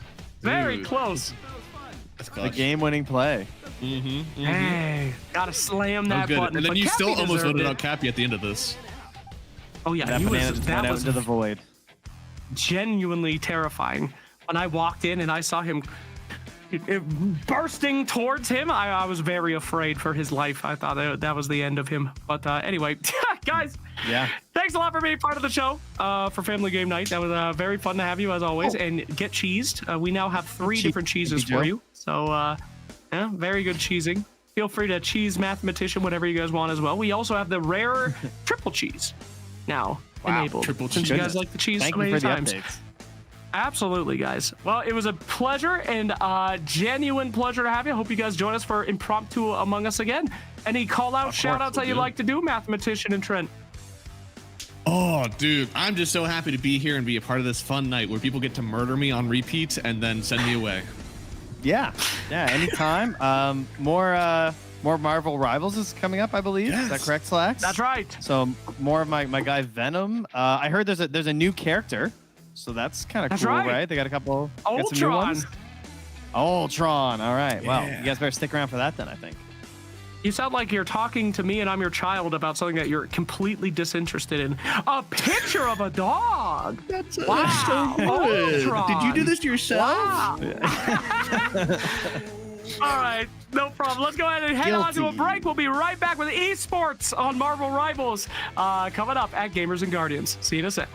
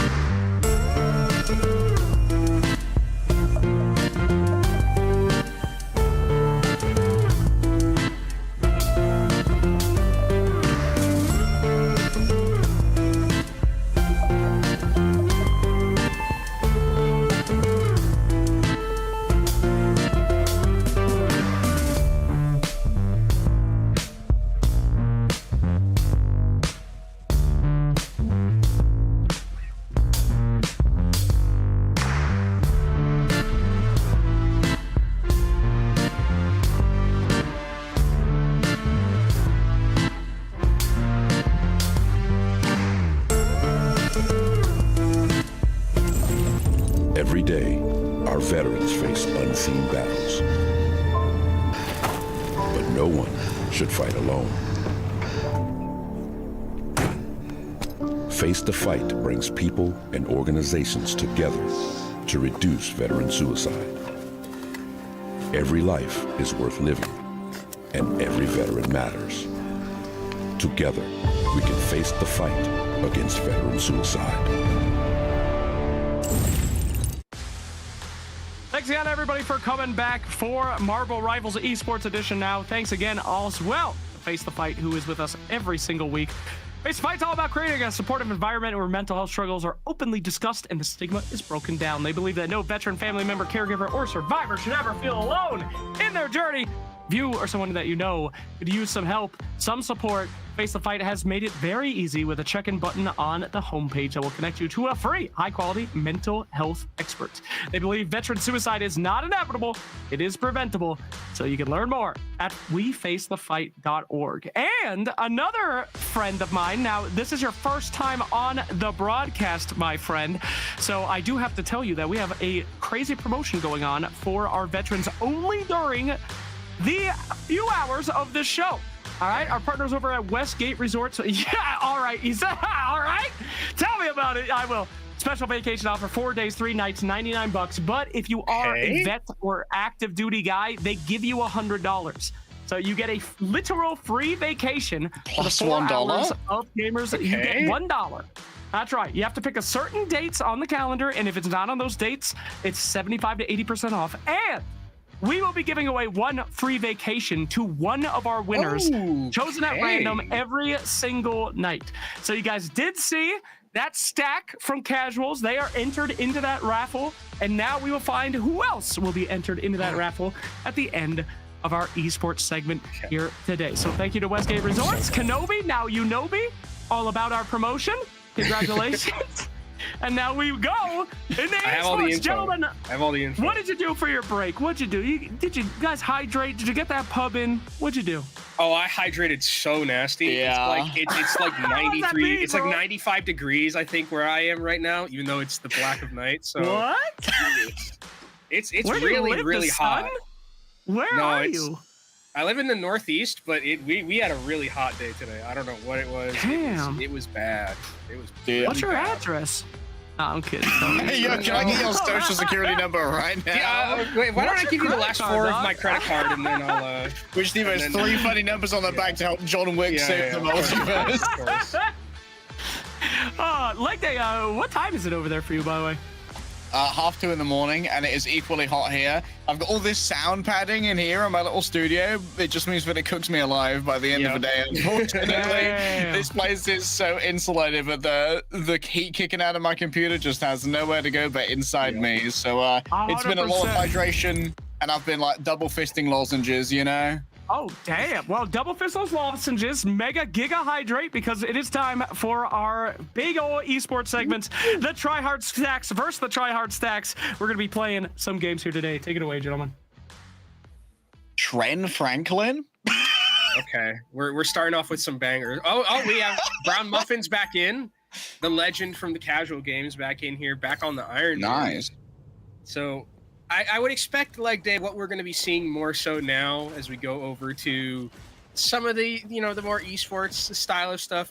Ultron's obviously going to be the common denominator, I think, but we'll probably see a little bit more of similar compositions between these two teams. Like, mirrored is what I'll say. Yeah, like, we kind of demand the mirror because we saw for a quick flash there at the beginning that we're using the tournament ban system. 3 bans on either side and 2 protect. So those bans are universal as opposed to the Ignite bans where they are only for one team. Both of our teams seem to be opting in to the Ultron here, but only one team's going to have the Nano Beam for the Ultron.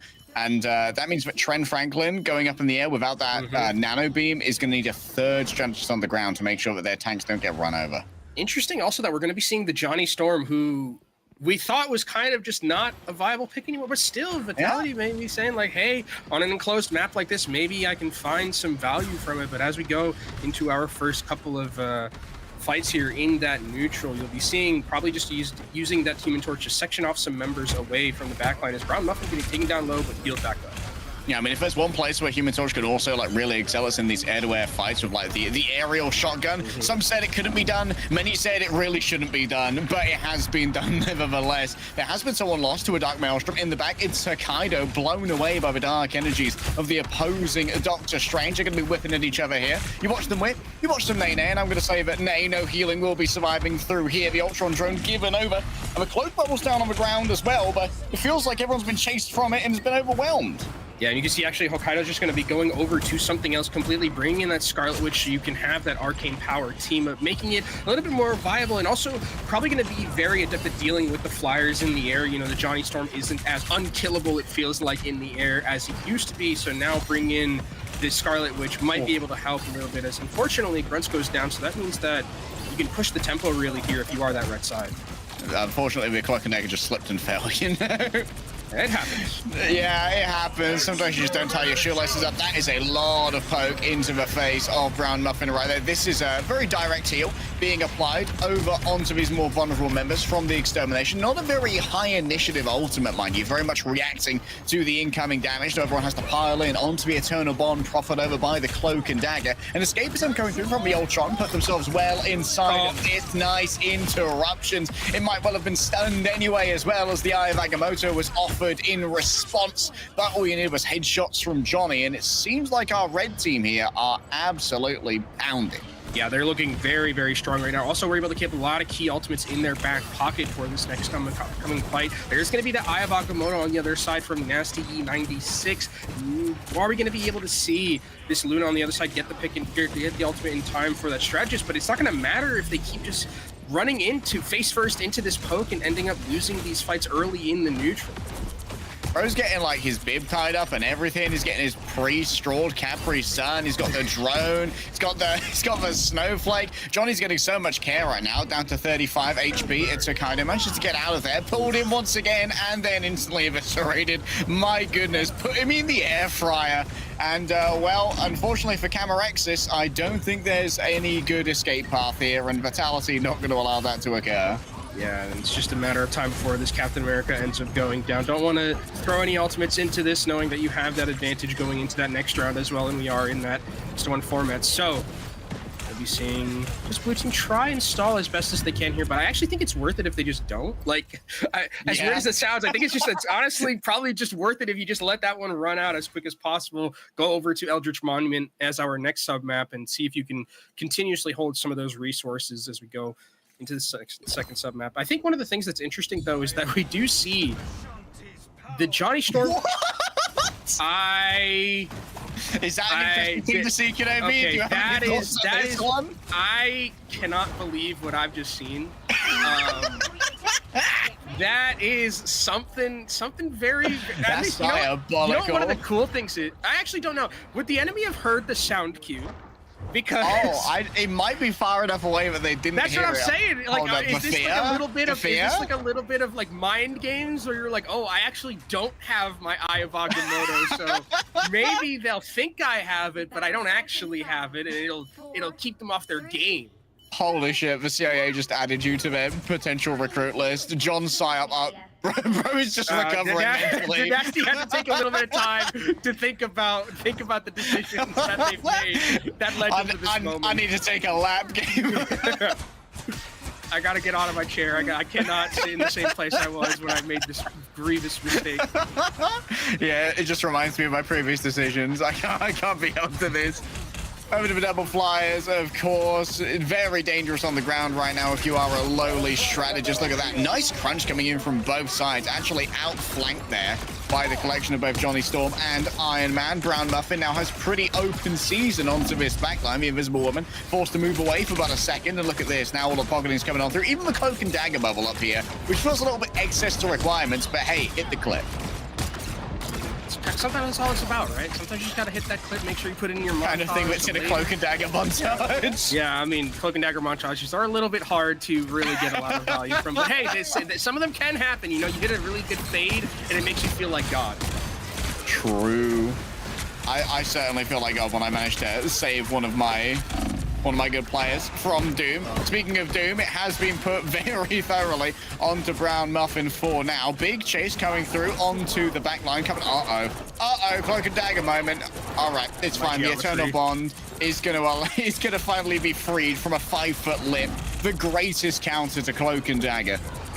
Yeah, I mean, there's really nothing better that counters cloak and dagger than just a small stare, that's just like in a place. But actually, Woody is that going to be going over to that Psylocke, which is interesting. Probably going to be trying to do a little bit more damage to that backline because there is some vulnerability when you have a Luna and a Sue Storm kind of just like standing back there. Now you can put some pressure down, make it a little bit easier for your DPS to make some maneuverability, specifically with that Iron Man. As the Eye of Agamotto comes and finds two. It's both the Flyers somehow. Hello?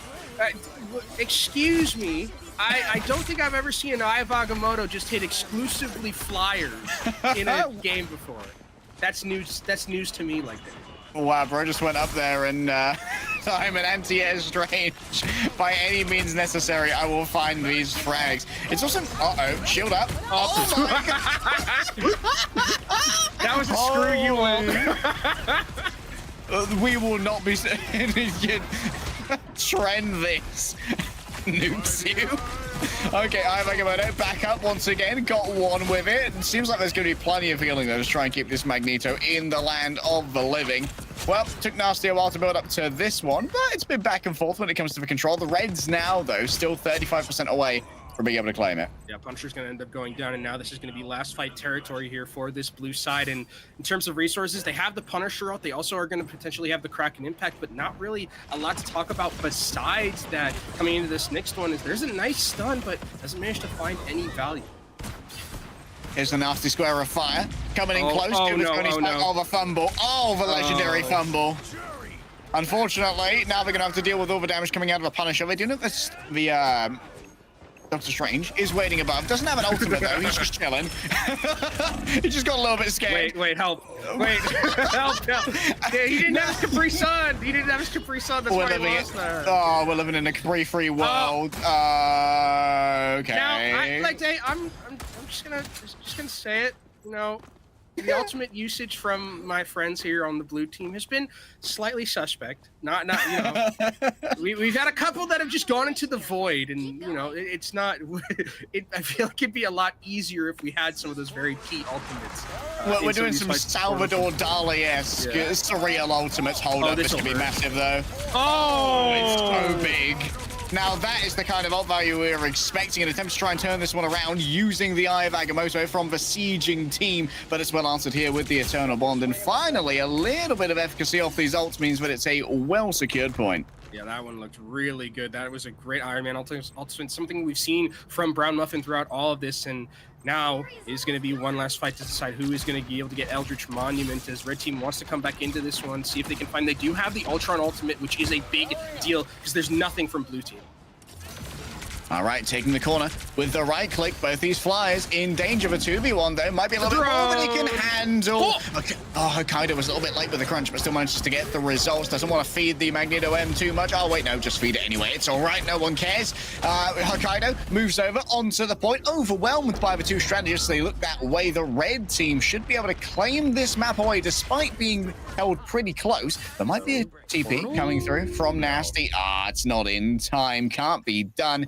And the Blues, unfortunately, fall 2-0. Yeah, Blue Team, unfortunately, not able to take that one, as Red Team looked very crisp and clean with a lot of their ultimate usage there. I'd say that was probably the biggest difference maker between those two teams. Absolutely. Yep. They knew what to use and when to use it, and you could definitely tell. So, heck of a job there. What? What? Yeah, not using ultimates in spawn might have been a key differentiator in the early gameplay. The Eye of Agamotto, according to lore, is very hard to control. Okay, maybe that's true. That's true.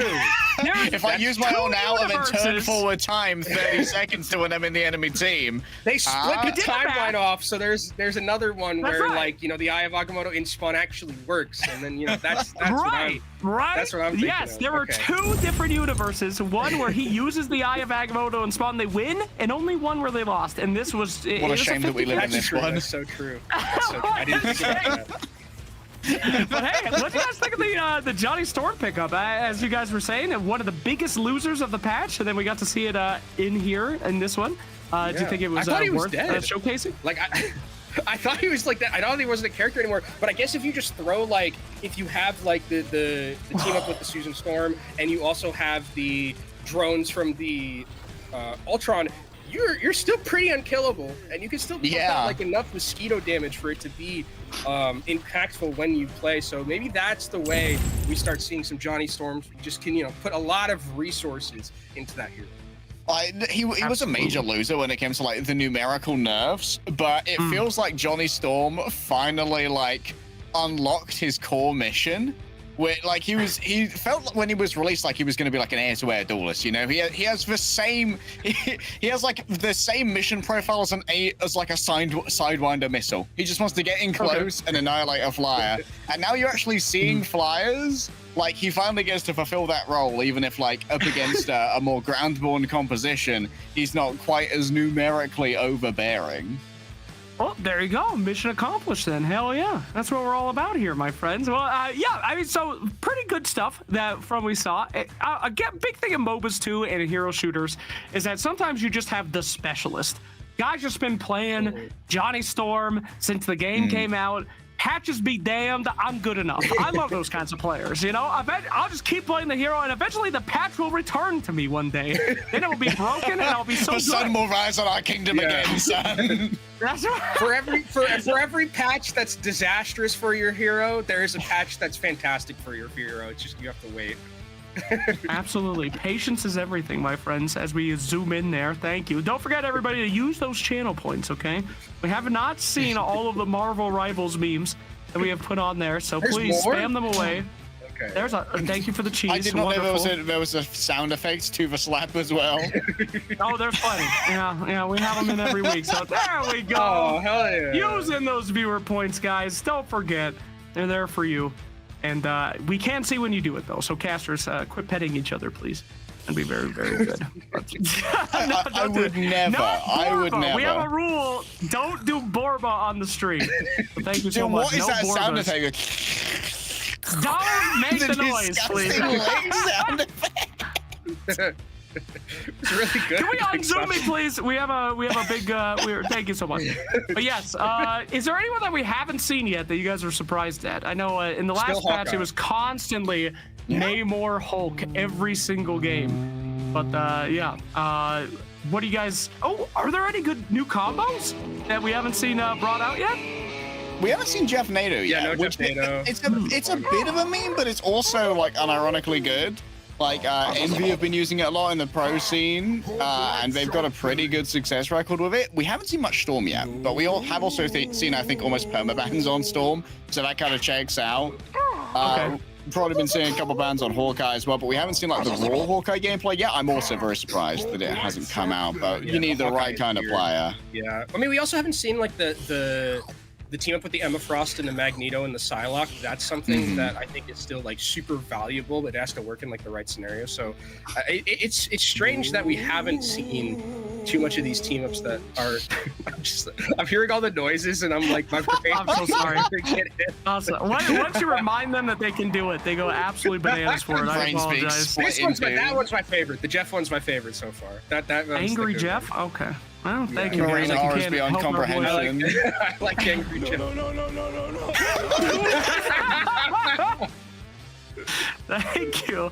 But yeah, okay. I will have a theory with this one. I think that Hawkeye players don't have friends. Okay. Oh, that is my current theory. I don't think that's a theory. Yeah. I don't think that's not a theory. That's a cool hard fact. That's a fact of life. Like the sun goes up and the sun goes down. Hawkeye players don't have friends. That's right. That's I mean, you do have to sign up with your homies. You have to get them to play. You have to find a team. And I think the Hawkeye mains just don't have that, I mean, I'm if sure you got to sign players... up with a 6, you will not catch a Hawkeye main. Yeah, no Hawkeye players. No Hawkeye players. It's just like it's not working out well for them in terms of the friendship part. So. Oh, what happened to Black Widow though? I mean, not too different from. Oh, there it is. That's something. She got a little bit of a buff. She got to team up with the Punisher, but there's still like a major like problem. Yeah, like being a sniper who can't one-shot kill with a headshot, like when you spend That's 5 grand on your AWP and you can't hit your body shot. We need Mantis. Like that's the thing. Maybe we see a world where America happens, and maybe we see a world where where Black Widow could exist if Mantis was not bad to pick. All right, Storm banned again. Iron Man banned again. Group protected. Ooh, maybe we see a Wolverine for last ban here. I think definitely some Wolverine. Maybe a Wolverine protect even if you want to be super crispy with it. Yeah, there we go. So Wolverine. I mean, it's just like if you ever see a Groot on the other side, you're like, okay, I play Wolverine, and you don't get to have fun. However, though, this probably means that we see Emma because Emma's like one of the best things to peel against Wolverine because you can just again choke slam him and kick him away. So that's probably gonna be where we end up seeing that. I wonder what we'll see in terms of the last ban here because Hawkeye. I mean, I don't know. Maybe I guess Hawkeye it's good to try to start. Okay. I feel like that's literally. Oh, we saw what happened in the last map. Maybe we take that away. I didn't like seeing what I saw there. Yeah, it's a cautionary tale, you know. We get rid of those on jar. Bullet battling. My goodness. Yo, bullet battling and banana bread. Is that bullet battling or bullet balling? I can't quite read it. Bullet balling banana bread. That's gonna be great for us to. All of my bees have come at once. Sounds like a $5 indie game, you know, bullet balling. Oh, like a bullet hell game. Like yeah, one of those type things. Yeah, I could see that. I'd play it. I would play it too. Oh, we're on a Rocco as well. Oh, our new map. Yeah. I think I played this. The first time I played this with you, and you carried me. It's a bit of a mono texture map, you know. It can be a little bit difficult to find where you are, kind of like for like jungly part of a Rocco. Yeah. That's how I feel sometimes with it. I think one of the interesting things that I'm going to be looking out for is if we do see that res comp actually come through. Because it's not something we've seen at all today. We've seen mostly Star-Lord played without any of the Guardians of the Galaxy friends. That's a really good one. That's a really good the Giga Jad? Yeah. Giga Jad. Early holds seem to be the standard here on a Rocco. That was a nice Ironwood wall, though, isolating the Emma when they least expected it. That's the unideal grab, though, grabbing the Emma Frost. While she does take considerable damage from that percentage-based health that the Wolverine does do, the Groot is far more liable to be a victim of that, whereas the Emma can just turn around, grab you by the throat, and congratulate you for that exciting ride you just took her for. Yeah, Erebus also lost their passive throughout all that, so that might be something that they have to play a little bit more carefully with, or put a lot of more resources into making sure that Wolverine Dying is working out. But you don't need a grab when you have a hook like this from Bullet Balling, who's hit a couple of really nice ones. Yeah, looking good so far. Rotterdam is hitting Payder. That's going to be 2 players afflicted with the culling. Needs to be some good target focus, though, coming through from the team. Instead, target focus goes the other way, shutting down Bullet Balling before resets can come through. But Banana Bread continues to pitter-patter away with this cosmic damage. Rod from the staff of the Adam Warlock. It seems like it's consistent disengagement here, as Blue Team just can't get themselves together as a 6 to actually fight their Groot's back, so they are going to have a last stand, but it's do or die here for first point. They have Strategist ultimates as well, so maybe there is a chance for them to go through, and actually they're going to be using that Eternal Bond from Cloak and Dagger to try and hold, and there's a huge Strangling Prison. Oh my lord, like that. Oh, and that forced out both the Strategist ultimates in response as well. Both the Invisible Boundary and the Cosmic Yarn Amplifier has been used. It's given enough staying power here for the remainder of the team to try and make something work. Erebus returns on the Moon Knight. Has had enough of playing the Wolverine, too scared, potentially fearful of the Emma Frost, and attempted a push here. Should be easily jumped back onto by the Invisible Woman with her little mid-air leap. And well, it's Milky. Just stands firm in the middle, immovable, like a tree. Standing presence. Erebus will be back into this fight, so there is going to still be that damage from the Moon Knight. Has this kind of Khonshu available, looking for an angle to potentially put that in. Walking menacingly forward with it. Oh, well, you know what? Close enough. Gets 2 afterwards with the Crescent Dart. I love the way you walked menacingly. Absolute aura. Creatures of the night, you will not take me. Khonshu, slay these creatures. Slay these creatures and my soul is yours. I think one of the things I like also about the way the blue team played that was that they were so clutch. This is a very dead Punisher, though. That is a very dead Punisher.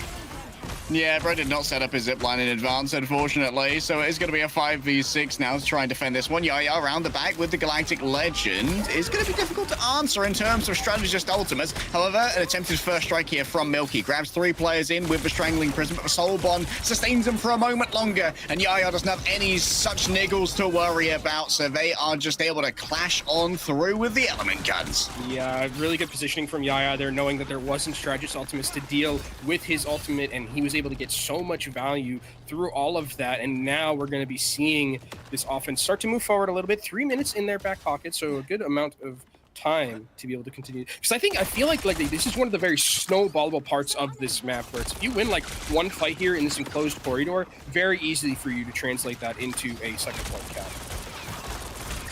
All right. Exciting stuff here as Toemaster loses their turret. Still, it seems like the space is not going to be claimed too proactively by our red team. They just want to hold back for now, get as much free push as possible before they have to invest. Waiting patiently is Kraken Impact available again for Bullet Ball, and was pressured down the last time, but still managed to put enough DPS down for it to be worth the value. So we'll see if it's going to be used. Another hook charging up. That's the Groot. Oh, managed to miss the punch though. Trooper's Fist doesn't bring the Groot deeper in. Banana around this side. Gonna have trouble trying to sustain themselves. They just have to use the cover. In the mix here is the enemy Cloak and Dagger though. They are absolutely fearless. Wait, it's getting value, by the Eternal Bond. Apostles, they're saying the good word of the Lord right here. The Yods have smiled upon them. Yaya gonna rest themselves. Yaya falls again. It's a little bit of a yo-yo from Yaya. In and out. This is gonna be a lot of resets here if they can find the final hits, and indeed it is. Moon Knight next up on the docket. Yeah, Invisible Boundary has been drawn on up. Bit lone sustain them for a couple more seconds. That will soon be gone, and then the Groot's going to be out of position. A good hook could come on. Hand of Khonshu. Moment. No, there's the Hand of Khonshu. He's floating over menacingly, and for all of his efforts, he gets shot in the back of the head with a Glock 19. Yeah, that's unlucky there for the Hand of Khonshu. It looked like it could be doing so much, but maybe a little bit too aggressive, and now it looks like Red Team have an advantage. Strangling Prison, though. Soul Bond answers it out, and the Seer as well to strike on back with 40% increased damage. Rolling on forth with that over health does give extra staying power, and now the Groot's gonna stand alone. I believe was tugged off the cart by that bionic hook into the that was an unfortunate popping of the Cloak and Dagger team up. Just stayed up in the air, and then the Moon Knight falls out the bottom of it like a bird turd. Or I knew where. Yeah, I knew there was some bathroom thing that was going to be happening. I knew where you were going, and I appreciate that you committed to the bit like that. That's why. History does not remember cowards, Kenobi. Yes, that's 100% true. Oh, just taking damage over here. Bullet battling. No, bullet balling. I misread it again. My T's, they were not crossed. In comes the last judgment here from the Punisher. Seems like everyone's managed to get into cover fairly well. This is yet another very aggressive play from Apostles. Is going to be able to give her that vulnerability, but the pocket here from Yadam Warlock should be more than enough. This has been a big investment from a Blues to not really get much. I've also noticed Apostles is really fond of these very deep, aggressive plays with the Eternal Bond that happens from the Cloak and Dagger, as Mickey's going to go down on that Groot, and now we'll see if Red Team wants to push aggressively. You're actually going to be moving back with the rest of the team, so not using this Kraken Impact aggressively, but they know that they have probably about 5.5 ultimates in their back pocket to just brute force their way through a fight win. Yeah, near critical mass as we enter the end of Araco. Going through this car wash, the underpass. This is a difficult position to try and fight from, but it can be made a whole lot easier when the Sonic Seduction is getting the value. Kraken Impact, instant reset. Oh, that's an unfortunate hit on the top. He bonked his Whittle head, and unfortunately, bonked heads do not equal resets. Yeah, not going to be able to get the resets there, and that was looking very resettable for them. Still have some ways for Blue Team to continue to stall here with this Invisible Boundary coming in from that Invisible Woman, so they can continue to hold. And there's a nice pull. Actually gets Happy Season out, but a great dive away gets that invisibility back. All right, healing away for now. Oh, the Hand of Khonshu on top of the Strangling Prison just in time as the Invisible Boundary to try and save everyone. Apostles caught out as Yaya tries to turn things around. Yeah, they were taken down in the midst of all of this, but they're going to be able to self-res, and the damage has already been done to the remainder of the team. It isn't too far to come on back here if you are Apostles, so it seems like both of these players are going to be returning at the same time. Even Stevens on the trade, but it's a great turnaround here from the Emma Frost to take out Happy in the back. This triple strategist under siege. They need to be backed up by the Eternal Bond, and while it will touch the toes of the group to unpurge Irako, it may well be enough space gained here by the defense.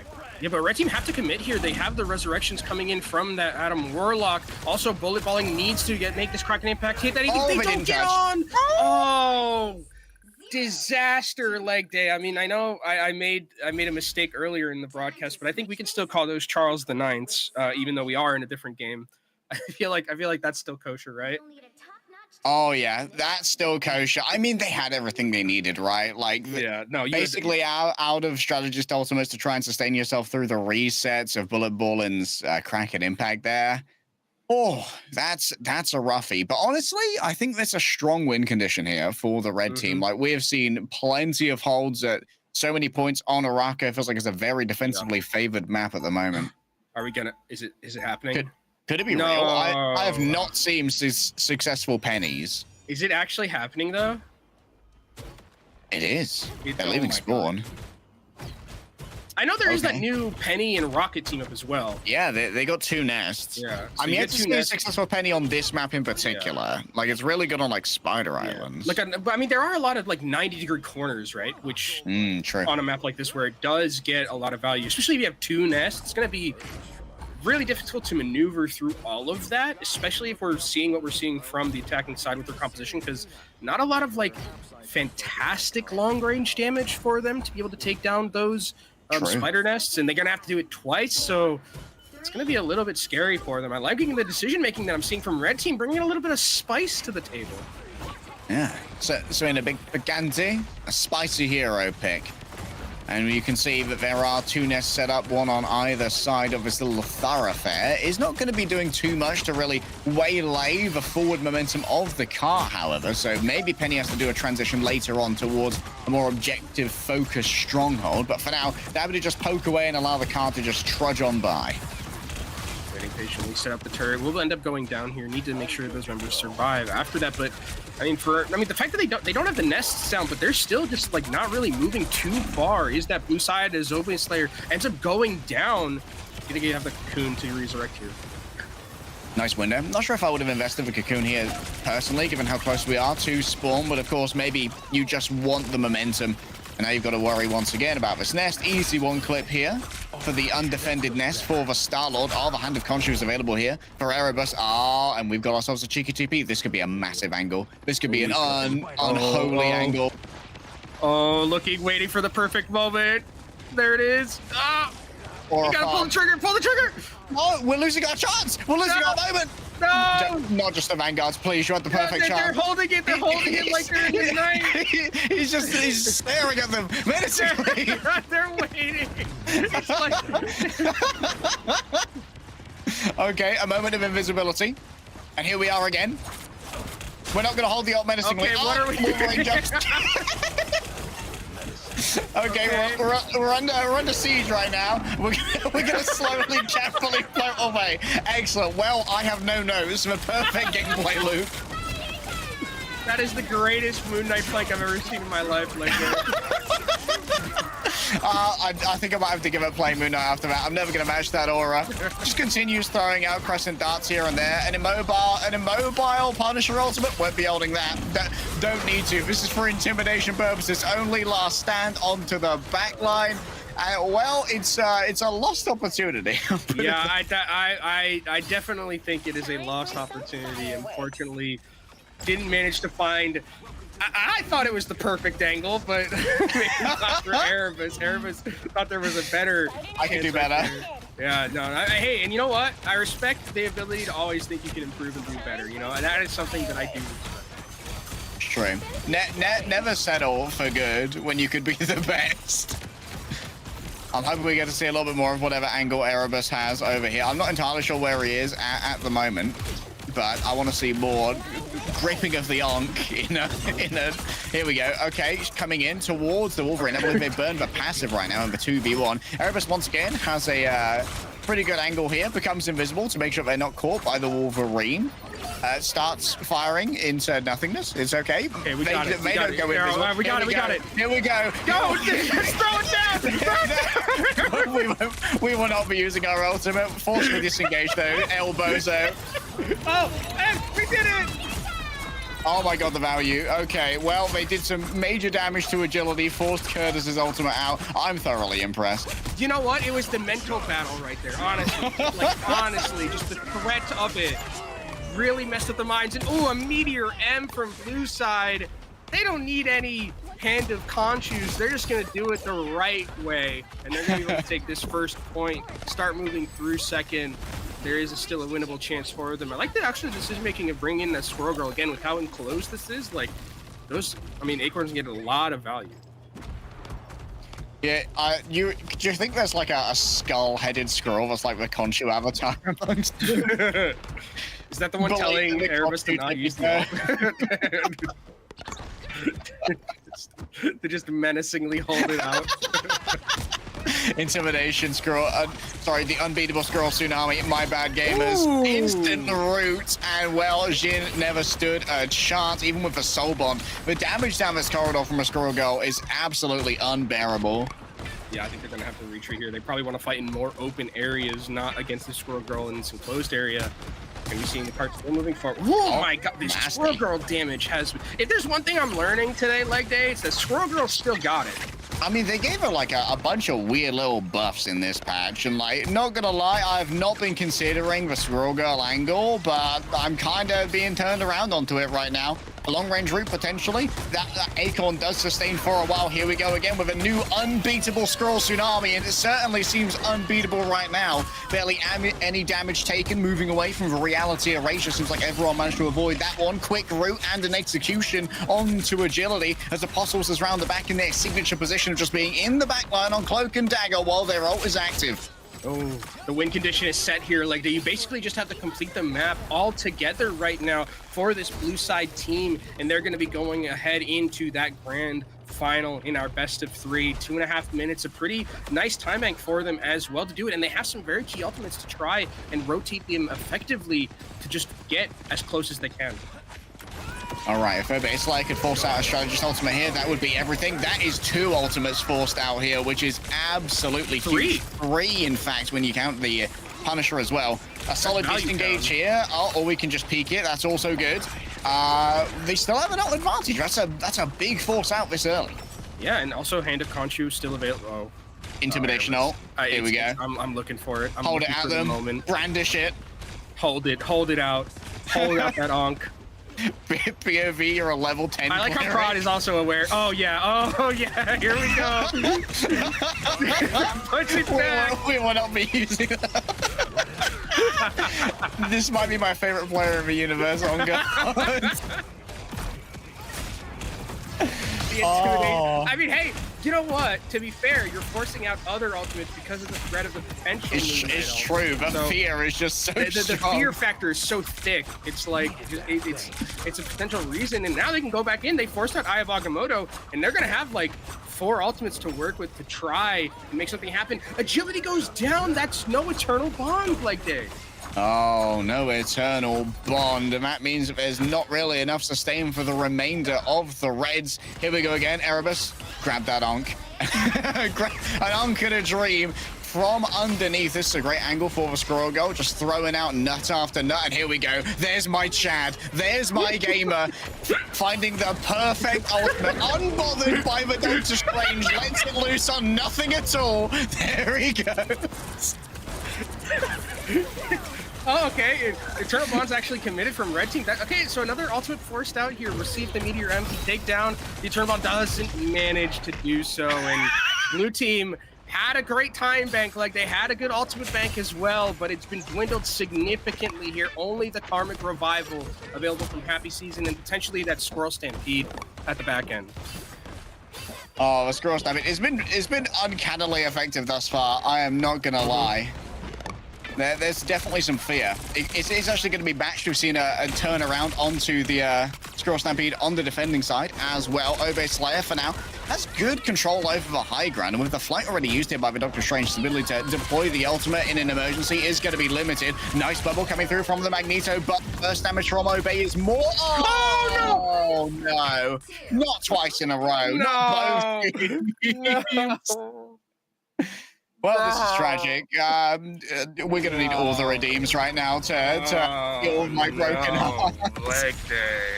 Not to Charles the Ninth. Not to. Oh no. We will not be touching Cut today. Like, No. what? Did Brit not wear deodorant or what? Guys, why does this Moon Knight thing keep happening on this show? Just aura farming. This isn't the same player, right? Like, because this is my first time. I Not the think same it might player, be. right? I recognize their name. It might be the same Moon Knight that I was talking up before the broadcast. I was crying. What an incredible cast. Thank you, gentlemen. Just seeing them up there, aura farming. I'm sure that was like lore accurate. He's like, please, Khonshu, let me do it. No, Mark. What? You had to wait. I can't do it while you watch, Mark. Yeah, Mark. This is not the time, Mark. What an incredible game. It was very, very fun to watch. Excellent casting, Joe. You know it's a good game when my cheeks physically hurt from grinning. And the ending too, the same ending both. Oh, The same ending. We will not be using ultimates. We will not be touching cart. That is those. We don't do that here. We don't do What that can here. you do? What can you do? You know, we have a very specific breed of gamers here, and they do deliver with some incredible gameplay. So, thank you guys for walking us through it. Favorite moments from that bad boy? Oh, there's so many to pick from. I mean, there's just so many. Which Moon Knight fake out ultimate was my favorite? I think it might be the last one where they had like so many perfect opportunities. They saw the Doctor Strange float up to them and just start beating on them, and then proceeded to ult and ulting Magneto, who's by themselves floating in the air. Like, it was an absolutely perfect sequence of events. You could not get comedy writers to do it better. No, yeah. SNL can't match with that. There's just no way.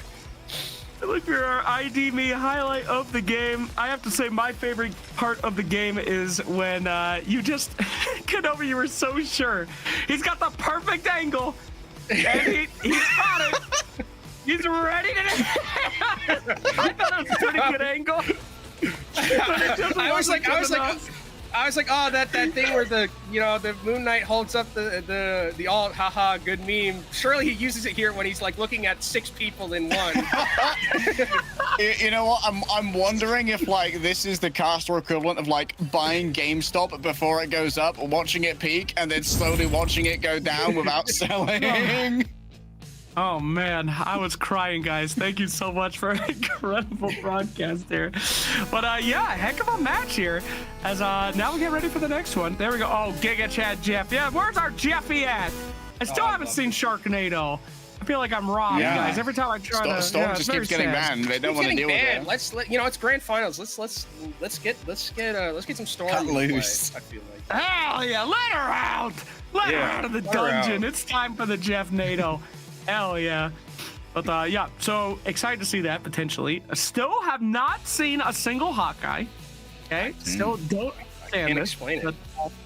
I don't know. Do you guys want to give any advice? The guys do like to watch. Great, thank you. Simply become French. We are. All right, fantastic. Now the guys do like to watch in between their games and stuff. So do you guys have any advice, any pro advice for these guys of what to do to get this onto the next level of esports here? You build ultimate so fast in Marvel Rivals, sometimes it's worth it to just use it when you got it, you know? Like, maybe not 3 ults at once. Like, in your comms, be like, I've got ult, I'm using ult this fight. And if more's needed, but you know, you got to have that progression of escalation before you just rip 3 ultimates at once. Ideally, you wanna at least have your strategists talking to each other, like I ult first or I ult first. If you use 2 at once, then you might be ruined for a couple fights, like economically down the line. You might be looking more like a Greek economy than an American one. Yeah, I like the idea of using your ultimates for tempo. I do like that. Don't like holding on to them for that perfect moment, right? Because like very rarely is that going to happen. You just gotta sometimes throw it out there. And what were we talking about when you make the enemy team uncomfortable and like you know that's really that's where you start seeing some victories. Then if you're just throwing out ultimates, you know, a little bit earlier than they're expecting, that's where you can find some little edges in the end. Yeah, if you're on a hot streak, just be like, how did he get that ultimate so fast? You know, like if you're on a hot streak and you just get a really fast ultimate, just rip it. They might not expect it. And you could just win a fight off the back of that. Absolutely. I agree. I think that's a great advice that the guys could take. You know, it doesn't have to be the perfect ult. Get it out there while you can. Build up another one. All right? Keep that momentum going, touch boys. the card, guys. But still. Oh, you touched the card. Yeah. Touch the card's a good one, too. Just for this particular set of teams, let's do that, yeah? Let's touch the card. Yeah, that's probably a good one. Oh, I forgot to mention Penny. What'd you guys think of the Penny pick?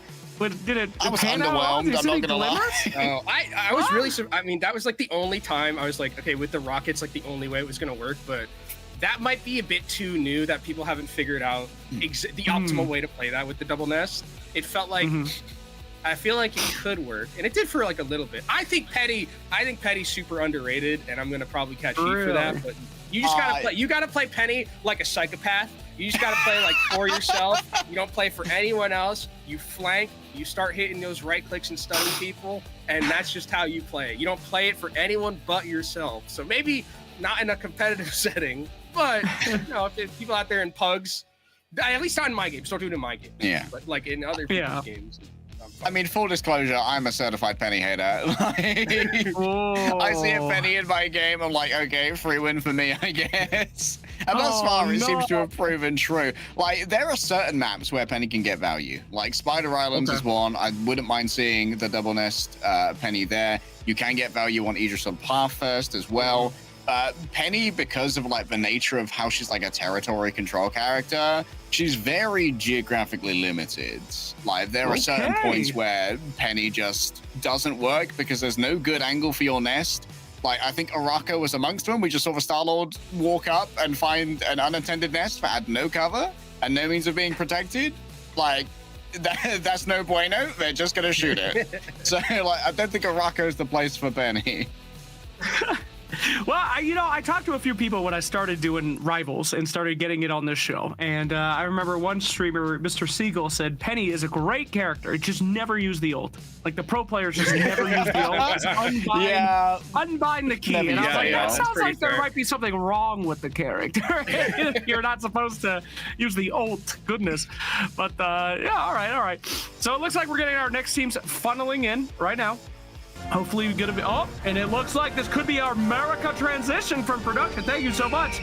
As our Eagle of Freedom will bring us to our next game. Nothing says America like an eagle landing on another eagle while an M1 Abrams rolls through the background.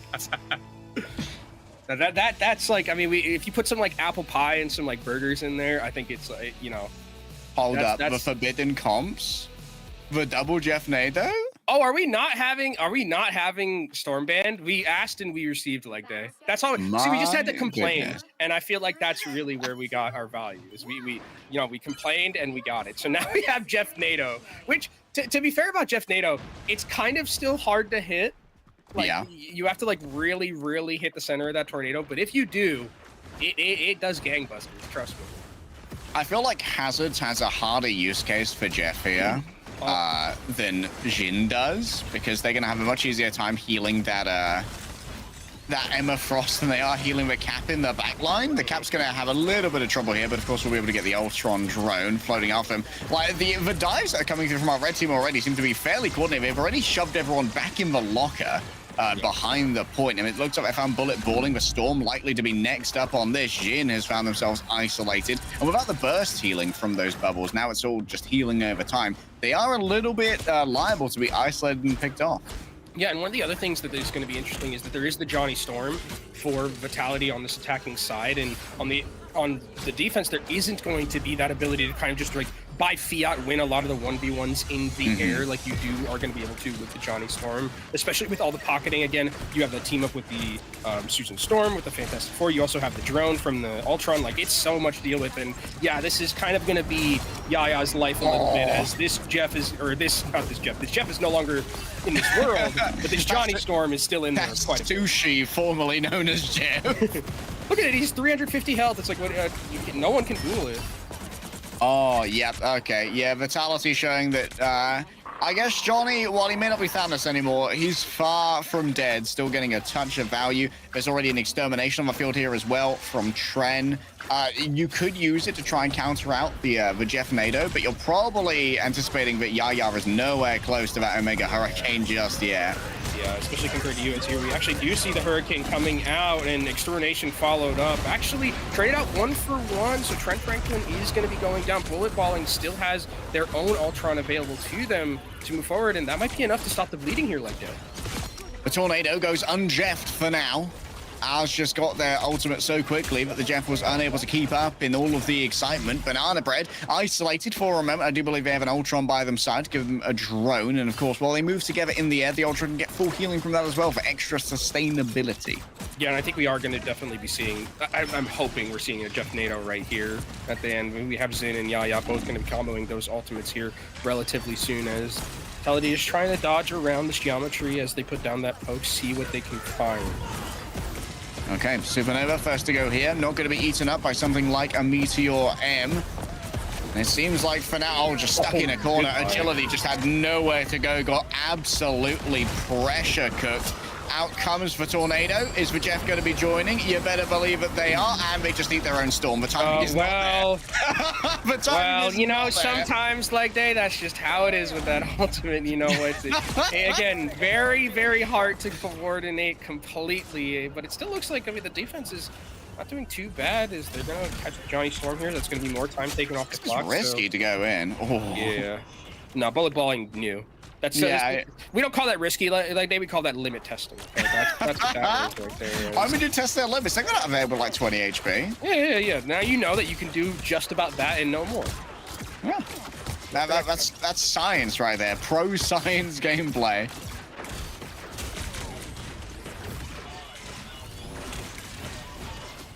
Extermination ready to go here from Bullet Balling if only they feel audacious enough to use it. Big nuclear strike. Oh, Trent, big pick off right there. That's a major tool off the docket now for our red team. Oh, the shield does nothing. Out comes yet another of these hurricanes. Not sure where it's been put here by Az. It's not going to be able to be combined with anything though. It does get nuked. Yep, that is actually the perfect nuke there from Banana Bread. And that's going to really stymie the forward momentum here of the Reds without the Storm Aura in particular to allow them to have that yin and yang of both increased damage and great disengage speed. Didn't they nuke a tornado in one of those stupid, like, Sharknado movies? Like, wasn't that a thing that, like, happened? I believe that was a legitimate Trump policy. Oh. Anyway, that's what it felt like there, though. That's what it felt like. It's like, oh, there's a tornado, nuke the tornado. Works out pretty well, and maybe there was something to do that. They will learn to fear America. Maybe there was something to that. Who knows? Well, there is another tornado. I mean, there is going to be the Jeff Ultimate combo along with this, so there is a chance for Sharknado. Again, it's very difficult to hit correctly, but I mean, this time bank that Red Team had has been dwindled down very significantly here. Only a minute and a half, and they have no respawn advantage whatsoever, so they got to win these fights clean and crisp. Gotta be clean. And that's going to be the Jeff Nato. Now ready to go with Vitality down. It could be used fairly soon. They got to hit the timing, though. Going up against the Cap, you can actually eat him out of this ultimate. All moving in towards the back line. Everyone managing to hide away. Great escapability. Out comes the Tornado. It does seem like the Jeff ultimate's not even going to be necessary at this point. So, they are going to invest it anyway. Not swallowing anyone right now. They're just rubbing up companionably against the wall. God, I love walls, Kenobi. Yeah, walls are great, and it looks like we're going to be seeing the Jeff Nato not really get a ton of value, unfortunately, there. I think actually it would have been better for them to just hold on to the Jeff ultimate compared to just using it there at the very end, but that's one, again, we're going to talk about with that macro. Sometimes you just got to use it, and Yaya has been a revelation on this defense with this Storm so far. Supernova used all the escapability of the Invisible Woman, has been limited, and that's an easy hunt here for Bullet Balling, forcing all the other strategists back as well. The players who were too far forward, they did not have any access to healing, and while they are going to be able to be rejoined now by their wayward strategists, the damage has already been done, and 20 seconds remain. It's going to be the last chance soon here for the attacking team with this red side. They do have the Annihilate or the Extermination coming in from this ultimate, but taking down low needs to be healed up because you cannot lose this ultimate in the neutral. Yeah, you cannot afford to use it. It needs to be cared properly because its damage output can be so high. Vitality picked off early here. Great play from Yaya. Azariel having trouble deciding where they want to put this ultimate. They're going to use it for peeling instead, getting rid of Curtis. Here comes the Jeff Nado. Everyone's swallowed on in. Come and join the fun. Jeff is inviting you to his birthday party. Don't you dare say no. You disappoint my son, and I will end you. Azariel just chilling. Going out for these aerial duels is under siege from a nano beam. Its damage is actually fairly inconsiderable. You really want to be using that one for healing. Vitality's damage, though, far from inconsiderable. Quick recontest coming through from the portals on both sides. It's a revolving door of heroes who are all spilling out onto the objective at the last possible moment. But it feels like the defenders have finally found their grip here. The Unibeam has been deployed. The living legend is about to be challenged by the elements themselves, almost going through the portal by accident. But Jeff Nader will suck up all those who wish to contest, get out of the way, and get chomped on down. A 4K from Yaya and their pet fish. Yeah, we finally saw at the very end of that round, rather, some of those Sharknadoes getting a ton of value, and you can really see, like, I mean, if you hit it, it is an incredibly difficult ultimate to deal with because of the fact that there's so much damage. You can even swallow. It's interesting that we see not a lot of the swallowing happening, and they kind of just send the shark up into the air and just do the damage with the chomping. So hopefully we can see that continue through this grand finals, because I for one welcome our new Jeff Nato overlords. I think that it's very much doable. Let's have a quick look at what happened with the bans here. Yeah, Hawkeye being first ban makes sense. Helen and Punisher both off the table, so a lot of the hit scan prowess is gone. I would not be surprised to see a pivot to Johnny. This was a we play fire type. Yeah. Like, question is, does Vitality want to give up the Johnny and play the Iron Man to give up the Nano Beam? It didn't feel like it was much of a sustain issue as much as it was like a frag conversion issue, as far as I'm concerned. Like, it felt like Red won plenty of fights, but then, like, lost the same fights they won, you know? Yeah, I think the thing about Red is that you also, like, with the Johnny, you have to, like, it takes a little bit longer for the Johnny to heat up, no pun intended, but like whereas like with Iron Man, it's kind of like, in Iron Man and Storm, it's very like on demand in terms of your damage. So that is kind of one interesting thing that I'm interested to see if we continue to have from this red team on the defensive end. And I also think Johnny works a lot better on defense than does on the offense. All right, already the armor overdrive. This is a very audacious entry coming through from Banana Bread, and has the Ultron at their back to make sure that it's backed up properly.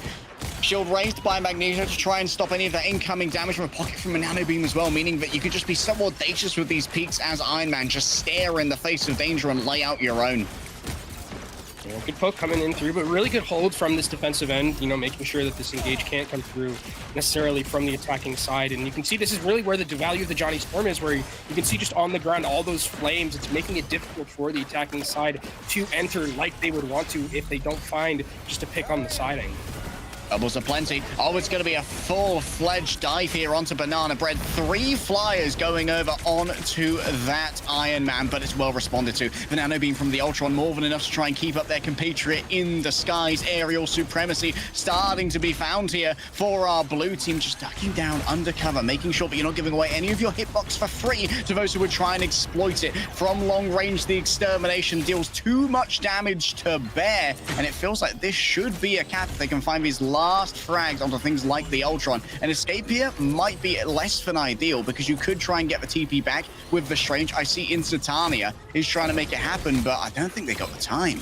Yeah, they're giving it, and that's a little bit of indecision coming in from that red team, which might haunt them, because now it's a 5-minute time bank for that blue side to start moving forward, and they have so many ultimates to deal with. And red team actually didn't fully decommit, so they're going to have to use a lot of resources just to get out of dodge. And if you're blue team, you're saying thank you very much. We already have the first point, and that space we're going to be able to take from you. Insitania still doesn't have... Oh, you could try and nuke this ult. Banana Bread maybe thinks about cooking this one. You need to get high up in the air, though. You can't afford to fly low against this storm. Ours does manage to grab agility. And, well, we're not playing with a Jeff anymore, so it's not like we can have the combo. On the other side, our Blues, they are going to be able to use the Jeff Nado. Yeah, they're also going to have basically 6 ultimates in their back pocket. They're just waiting patiently to engage. It's actually, I really like the decision-making from Vitality. Goes in aggressive knowing that they didn't have their members fully for blue side. All right, Jin, decision-making time now. Do you want to try and commit your ultimate to this one as well? Actually falls very early. I believe was struck by the Meteor M. But now with that Meteor M off the table, this means that Banana Bread is not going to have too much to try and stop their ultimate. All they need is to find an angle where Magneto cannot interpose his shield between Banana Bread and the target. But this is one of the things we talked about, like, where it's like, if you can use those ultimates aggressively and, like, tempo and catch your opponent off guard, that's really where you can find value in fights where you kind of have a little bit of an ultimate disadvantage. Exactly so. Early Sonic Seduction. One player already grabbed. That's going to be the Ultron. The Feminine Wiles still work on the mechanical. Solid well. Banana Bread just lays down the damage on top of them. Vitality's going to have to hide away, but there's nowhere to go, nowhere to heal, no second chances, and you could just be picked off at your leisure by the blue team. I mean, they're going to be able to have the ultimates here coming in from specifically the defensive one, but you still have the Jeff ultimate, which is really good at just making fights miserable for teams to play against by just sectioning members and swallowing them and taking them away from the team fight. And you get rid of one of those Vanguards, and, well, suddenly everyone's working with minimal space. Out comes the Extermination in response. The Invisible Boundary is erected. And now in the back, another one of these strategists taken away. You're already down on one. You can't afford to lose another, but Jin is still going to try and turn this into a 1 versus 1. Looking for some follow-up here.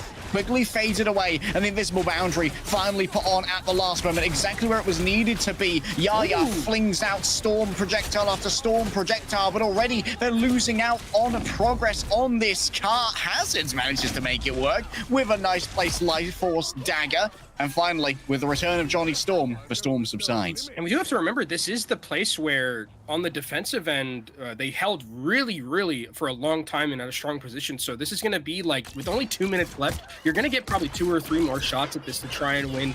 You don't have the Jeff NATO combo, but you do have a tornado of your own to match the one coming in from defense on the right side. But it's going to take them a long time, and with Yaya going down, like, that's just time you cannot give for free in these neutral fights. Yeah, you're just going to try and have to find like an unfair poking gradient here to build up your ultimates without feeding over too many to the defenders. Yaya, of course, already had their own, so we're not overly worried about that one. I'm still wondering where Banana Bread can try and find their angle here to get that nuke down in the right position. Nano Beam still available. You can see Yaya starting to get a little bit more sneaky. Is going to move on forward here, unafraid of Vitality's own ultimate. Are they going to be able to combine it with a Jeff? Jin doesn't actually have their ultimate yet. Maybe we're stunned out of it, given they're at 50%, and that's going to be a great play coming through from ours, combining the Supernova into the Fire Tornado. The damage is unbearable. And one of the things I was going to be thinking about going into this next fight, Leg Day, was that it was a lot of committance from the defense on the red side, but it really was for the attack as well. Attack has nothing to work with coming into this next fight, and you've got Trent Franklin, who's going to have that Extermination, which is an ultimate that can just win fights by itself very easily. And again, just the amount of like pressure it takes for blue side to walk through and get to the point, it's just so much time because of the spam potential coming in from that Johnny. All right, damage boost for everyone demanded by ours, and that means that Trent Franklin is going to be putting up numbers here with the ultimate. Unable to find any final hits for now, but pulled from the air is Yaya. They just yanked out of their aerial position, and now the remainder of the team, they're feeling slow, they're feeling underpowered and vulnerable. Disengagement not really on the cards, but Vitality's going to make sure that you've got a free disengage to spawn if only you are brave enough to take it. That's going to be good damage put on down with the right clicks here, building up towards yet another Supernova. He's building us out at quite a pace. Yeah, incredibly fast. Also gets choke slammed, but the bubble is so perfect from the Magneto. Make sure that Johnny Storm stays alive, and so many resources again being placed into this Johnny Storm. More nano beam used here, mostly for damaging, not the ideal outcome. I believe there was some manner of ultimate coming through from a Tony Stark. The invincible pulse cannon mode doesn't get too much. Instead, it's Trent Franklin once again, the duelist supreme himself, chasing down the Susan Storm in a small building. Only one player gets swallowed up, and it's their own Emma Frost. And they were trying to contest the cart. Curtis, out of luck, desperately tries to return in the diamond form, but the combined powers of the Reds are too much, even for Diamonds, and the Crucible forges them a victory. Incredibly valiant defense from that red team there, utilizing the Johnny Storm. I mean, we were talking a little bit earlier in the broadcast how we thought Johnny Storm really didn't exist anymore as like a hero, but if you throw as many resources into a Johnny Storm and a Human Torch as we're seeing in this game, that's how you make it work, I guess. Like, just throw every resources in Human Torch and be like, go carry us, give Michael Jordan the ball. You know, that's fine. Pass Jordan the ball, bro. Absolutely. Commendable strategy, guys. And we finally get to see the Jeff Natos. That was super, super cool. I've not seen one in the wild. So it looked kind of powerful when it did, you know, work out. Kind of tough to make it work out. It's pretty complicated. But no, I have to say, though, I think the Johnny Storm was definitely really, yeah, we'll go into our highlights, and then you can see it right there. Really stand out in this series for me. I thought that was super interesting, especially after all the things you guys said at the beginning of the show. This is like, you know, a guy who got hit with a Nerf stick and still pretty darn okay under the right circumstances. I mean, it's appropriate that your transition is an F-35 Lightning II, because aerial supremacy very much achieved here by the Johnny Storm in our ID at Me highlights. And he's just so good at coming up close to someone who does not want to be touched, you know? And just giving them a flame touch. The other thing that's also crazy is that, like, I'm wondering just how strong he was before the nerfs, because he still looks really good. And, oh my God. Maybe, like, he must have been insane, like, previously. Like, I don't remember. Very few people are playing Storm. I blocked it from my memory, but if he's this good still after those nerfs that were pretty hefty, he must have been really, really good previously. When they don't realize why we're perma-banning Johnny Storm. Yeah. Now we remember why. Hey, you know what? It feels good to not see any Spider-Mans, though. I gotta say, I do like the meta shifting and evolving, so it is a good feel. But yes, we did get to see that sick Sharknado coming out there at the end of the game, the very end. But I gotta say, even without the combo, Storm was a force to be reckoned with in that one. Pretty hype indeed. Oh yes. Yeah. All right, gentlemen. Storm's got so much value in just fly around with everyone else. Yeah. That draft pan, that pick ban was basically like, okay, we're gonna play all the flyers. Every hit scan's not on the table anymore. We're just playing only flyers all the time, and that's kind of how that ended up. Because there was no Punisher, no Hela, no Hawkeye, no Luna, none of like these like very like adept anti-air heroes. It was just we're flying F-16s and we're going. Me when I see I'm coming. No Hulk's jumping in the air and ripping guys out of the sky on this one. I don't know what happened to that new meta.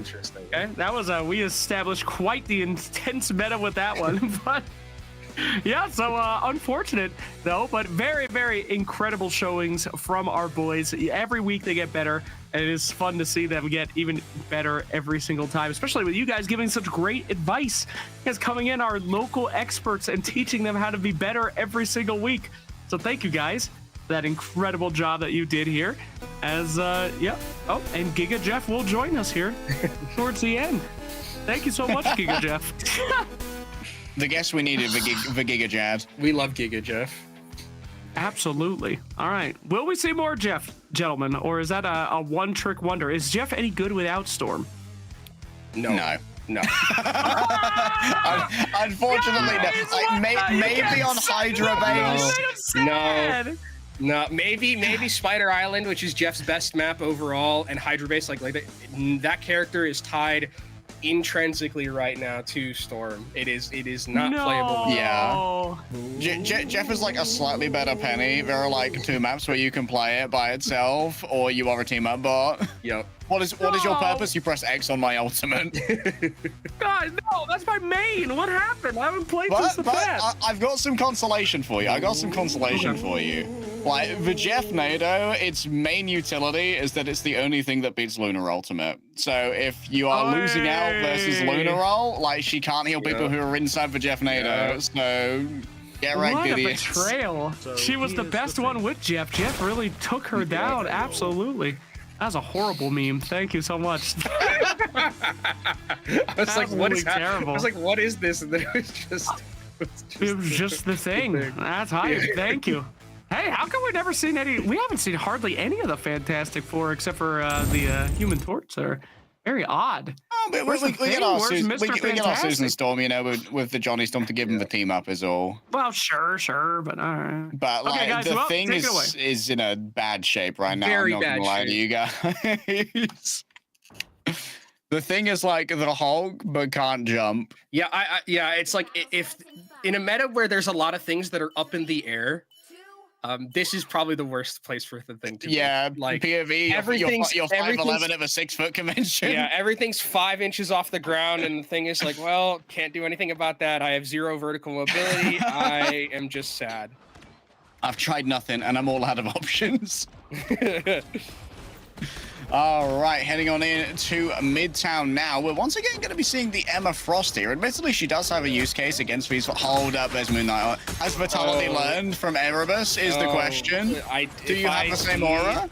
If I see, I mean, I like the decision making with it because I think that it's still in these like enclosed areas where it's like you can get a lot of value with the onks and stuff. And look how quickly, I mean, Vitality is already getting towards this hand of Khonshu, which that's crazy. I'm expecting will be thrown out when it's We don't do that here. We don't do that here. Instantly frozen. Insatania gonna have to make themselves extract Arnia for a moment. And does see where the rocket oh my god, it came out. And that is an instant throwing of the Hand of Khonshu. For now, it's just going to be all about replacing people. Should be a successful resurrection here as well. Yep, Yaya back in the fray. And Bullet Balling once again frontlining. Yeah, now we're seeing, I mean, Vitality's not able to play that Johnny Storm anymore because you have things like the Winter Soldier, like the Hela. It would be miserable to ever even attempt the Johnny Storm, even if you are giving it so many resources. So stuck here a little bit on this Moon Knight, trying to find some value there, but the defense already working out pretty well for this blue side and already coming up towards some very key ultimates for them. Just gonna say Trent Franklin, definitely a very RP server name for a Punisher. Yeah. Vitality, target identified, moving into execute. Oh wow, this is a huge commit here from the Captain America. Yaya may have bitten off more than they did shoot. Oh, he's got buckshot in his bottom, but he's gonna make it out of there just in time. That's good. That's good. That's good. Limit testing as the Meteor M comes through. What can it find? Doesn't manage to find anything actually, but zones members into that Onk. And finally, we're seeing Vitality get some value. All right, doing a good moon job right here is Vitality. Trent gonna roll on forward. Everyone's disengaging, and you know, while they run, gun him down. Apparently, that's gonna be an attempt to burn through the Lunar ultimate. Well, this is very ambitious. Assembling IKEA furniture, and it ends the same way as when I go to IKEA. Yeah, missing a couple Allen wrenches for that assembling right there, as we're gonna be seeing on the other end. Inertia's got all the Allen wrenches that they need, as they're gonna start moving forward aggressively and pushing the blue team all the way up. Yeah, push it in and twist it. That's exactly what's needed with those Allen wrenches. Insatania, new tactical insertion, new day. Actually going to wrap around the back. We're going to try and mess with their disengage here to crunch them between the Captain America and the Magneto. Or could just play it more patiently. Just ward away the opposing Captain America who wants to try and take this high ground space away for the Hela to use. Yeah, we actually have Bullet Ball and still on this Kraken impact, and against the Lokis, it is one of the things that you love to see when you are a Winter Soldier player, just having that ability to continuously reset. Vitality even taking down very low, the combination of the Hela damage and the Bucky damage doing fantastic work. Yeah, Duelist getting quite the team up right there. Still not wanting to invest the Kraken impact for a moment. A little bit scared of that turret. Indeed, it is going to take some time to take down, but you do have the resources between your Duelists to try and make it work. It is eventually taken out of that, and look at that.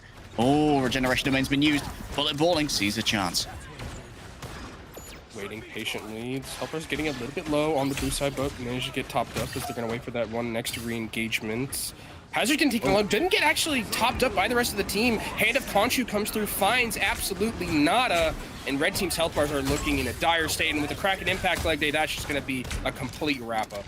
Oh boy, I'm actually just going to allow the Vanguards to escape here, not playing for the reset. Doesn't want to overextend, knowing that this area is just so difficult to break into. When you're going up against a Winter Soldier and a Hela, Banana Bread's just on the pedestal over here, having the absolute time of their life. You can't really outpoke this with a Moon Knight.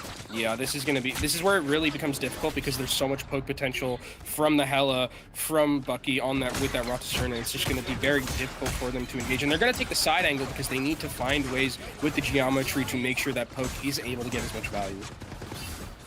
Needs to break out of his zone though. Yaya into the back. Wants Hazards once again. Gets frozen up. And now the AoE is going to rain down. That means Hazards can't go too far forward. They've got to pick their favorite child. And it was not Vitality, unfortunately. Previously you got the Snowflake, but now you get nothing. You lose. Good day, sir. Curtis broken down by the judge, the jury, and the executioner. Right? The justice system just so unfair to mutants.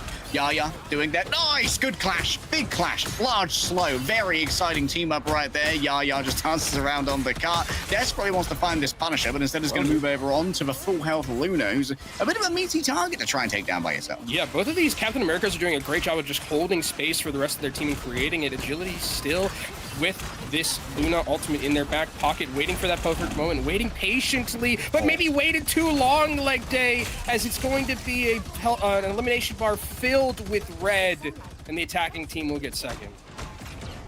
I mean, the Moon Knight and the Punisher turret is just so much AoE damage. If you group up against that, your strategists are not going to be able to keep up. It's simply fine maths, my guy. And now, well, Yaya's just going to have to escape from here. There's going to be a lot of free space due to those late picks. Because of the fact that they don't, it's kind of just the Captain America that can hold space and not really hold it, but just make it miserable for people to move. The cart would still be moving in that regard. They do have the support ultimate still for this defense. And finally, we're going to be seeing that team up of the Magneto and the Emma Frost, something I was talking about a little bit earlier. Haven't seen a lot of that today, but good for being able to hold the ground. Needing to check top here. You can see the Moon Knight was floating around between these multiple verticalities, and the constant threat, as you talked about, of that Captain America just maybe making some of this space a little bit more miserable. Kraken Impact ready to go. Nice freeze actually midway through the hook. Gets it on cooldown and cancels the hook itself. BTRM ready to go. Onto a squishy would be ideal. Seems to miss it for now, but Hazards has finished off thereafter as Banana Bread manages to finally grab a low HP target. Agility doing their best with the clap to keep everyone well topped off in this, but the health bar is going to get even higher for the red team as the living legend rolls on through and makes sure that that Punisher is very well cared for. Down comes the hand of Khonshu, gripping at their enemies, but the healing's already been there. It's an overinvestment into an ult that was already active, and now Bullet Balling might be able to get the last note in this song. Yeah, they're waiting patiently for this Kraken Impact to come through, but they need to find a way to secure some picks in time. There comes the Kraken Impact. Can it find any of the resets? Trying desperately. The health bars are taken down low. There's the reset that they need, and potentially now the blue team can hold into defense. All right, Bullet Balling. Patience serves them well. A quick reset there for Captain America and a farewell as he goes off the edge. 42 seconds remain. This is probably going to be one fight and maybe a strange TP back. It's last chance saloon for the Reds. Yeah, last fight here. They also have the support ultimate available, which is the big thing. But, oh, man, that's a pick you cannot see if you're Vitality right there, because now you're guaranteed that this is last fight. Even with the teleport, I don't think it's going to be able to matter. Yaya waiting patiently with the Meteor M, adept at taking down Hazards during that Luna ult. That is the combination I'm looking for. Would be a big deal if you can find that Luna roll. It's exactly what you want. Yaya, for now, frontlining, has access to the Meteor Ram. If you can get rid of the overhealth on this Luna, you could one-tap her with it, but Banana Bread's already down. That's going to make getting rid of this overhealth even more difficult. Big eats coming through from Yaya, but unable to find themselves a final hit with the Meteor Ram. And so as to start seeding away some of this space, gives over their bubble. So many of their resources have already been taken away, but they are going to be going up against the Meteor Ram right here. That's going to eat some of the incoming healing. Still, eventually, in the end, overwhelmed by the shotgun. Now it's going to be I think that was an attempt at a reset right there. The Kraken impact came in from Bullet balling in the midst of all of this, but was unable to find any final hits. Fatality around the edge wins out every door that's offered to them, and just in the nick of time, this is going to be a completion. Yeah, that was great from Inertia there. You usually don't see Captain America ultimates get a ton of value, but they're just the shielding that was being moved around stopped any of those resets coming through from the Kraken impact, and that fight was on a complete knife's edge. It could have gone either way, but in the end, red team able to survive through all of that, and blue team has a bit of work to do to get through, because this is one of those maps like where it's hard to complete. It is a grueling effort to complete a map like this. We have seen many a hold on first. We have seen many a hold in the underground tram station of second. We've seen teams held for 6 minutes at the entrance to the underground. It's just such a brutal area to try and get through a well-entrenched defensive team. So this is so far too. It's the spawns are so far. It takes you years to get back if you're an attacker. That's really difficult, as we're going to be seeing what the defensive team brings to the table. Not too many changes for them. It looks like Vitality played mostly that Moon Knight, but I think the Hela, it's just feels like it's too good to give up a lot of the time. That hero is just so unbelievably strong.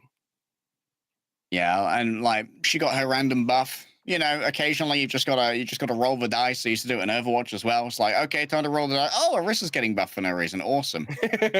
Cool, great, W. Why did that happen? Why are we doing this? What's the thought process behind this? I don't get it. No, the RNG had said it's the same way that they handle the finances in South Park, with a chicken on the board. Buff Hela. Headless chicken just going around. And it's gone. And it's gone. All right, Ultron's back on the field, though. This is a little bit nerve-wracking against both the Hela and the Punisher. But for now, staying in fairly safe positions. You aren't going to be at too much peril at the hands of the Vanguards, at least. The Captain America's not going to be able to do too much to you. Maybe that's what prompted this kind of swap, feeling the fear of the Captain America constantly swamping up in your backline. Okay, this is a little bit weird, I'm not going to lie. I'm a Magic enjoyer, but maybe not to this extent. And then, even the thing about the Ultron is that even if you aren't getting taken down and eliminated, right, you're still being put down a lot of pressure. The Punisher's doing so much to you. There's also going to be the Hela doing so much to you. Yeah, you're going to probably at some point figure out a way to get that ultimate, but it's going to be a lot of time that's going to be taken off the bat. Lots of time. At least you have the pathing here on the Magic. They're not just running it down mid now. Oh, wait, no, here they come running it down mid. Cast a curse. Curtis is at least making good use of the cover. Bullet battling does have the extermination ready to go. If there's nothing to really try and help this Punisher ultimate survive, you could try and take it from behind, but you can see that there has at least been a shield brought up in their way. The Seer doesn't last long in the face of this. This definitely needs to be pocketed from Bullet battling. They're going to be taking a huge amount of damage. That's actually a body block on the Magneto into the corner and a conversion onto the Invisible Woman. Great play back and forth. The yin and yang of this has well served the Blues. There is going to be a chance at a recontest, especially because Inertia was able to get out of there in time, but they're going to be recontesting into a lot. I think if they're going to try and recontest here, the best that they can hope for is just either they get a pick randomly in the neutral, or they forced out so many ultimates from the blue side that it's difficult for them to go through. Taking that solo and gets taken down. Banana Bread no longer here. There's the pick in the neutral we were hoping for. Diamond Form's still available if you want to try and imperil this Captain America, but for now you can't really see where he is. The Invisible Boundary's been brought up. It's a bunch of healing. Yeah, Vitality's going to be using their ultimate as well, but I think the Blues have already called their disengagement here. The Meteor Ram as well, seems a little bit gratuitous at this point, but Banana Bread was at least throwing down their own damage from this one, so it did have a use case to protect the team. Still, I think that with the Darkchild coming up rather soon, with potentially a pocket from Balloona, this could convert for the blue team in the next fight. Yeah, I mean, in 30 seconds. Actually, you don't want to lose any of these members, because again, that's just the time that's going to be taken off the clock here. And now, with where the card is day, and with where the time bank is going to be looking once all these respawners come out, and once you recontest here or regroup here, this is last fight territory, and they're going to have to go through a gauntlet to try and just get back to the card. Yeah, all eyes on Hazards right now.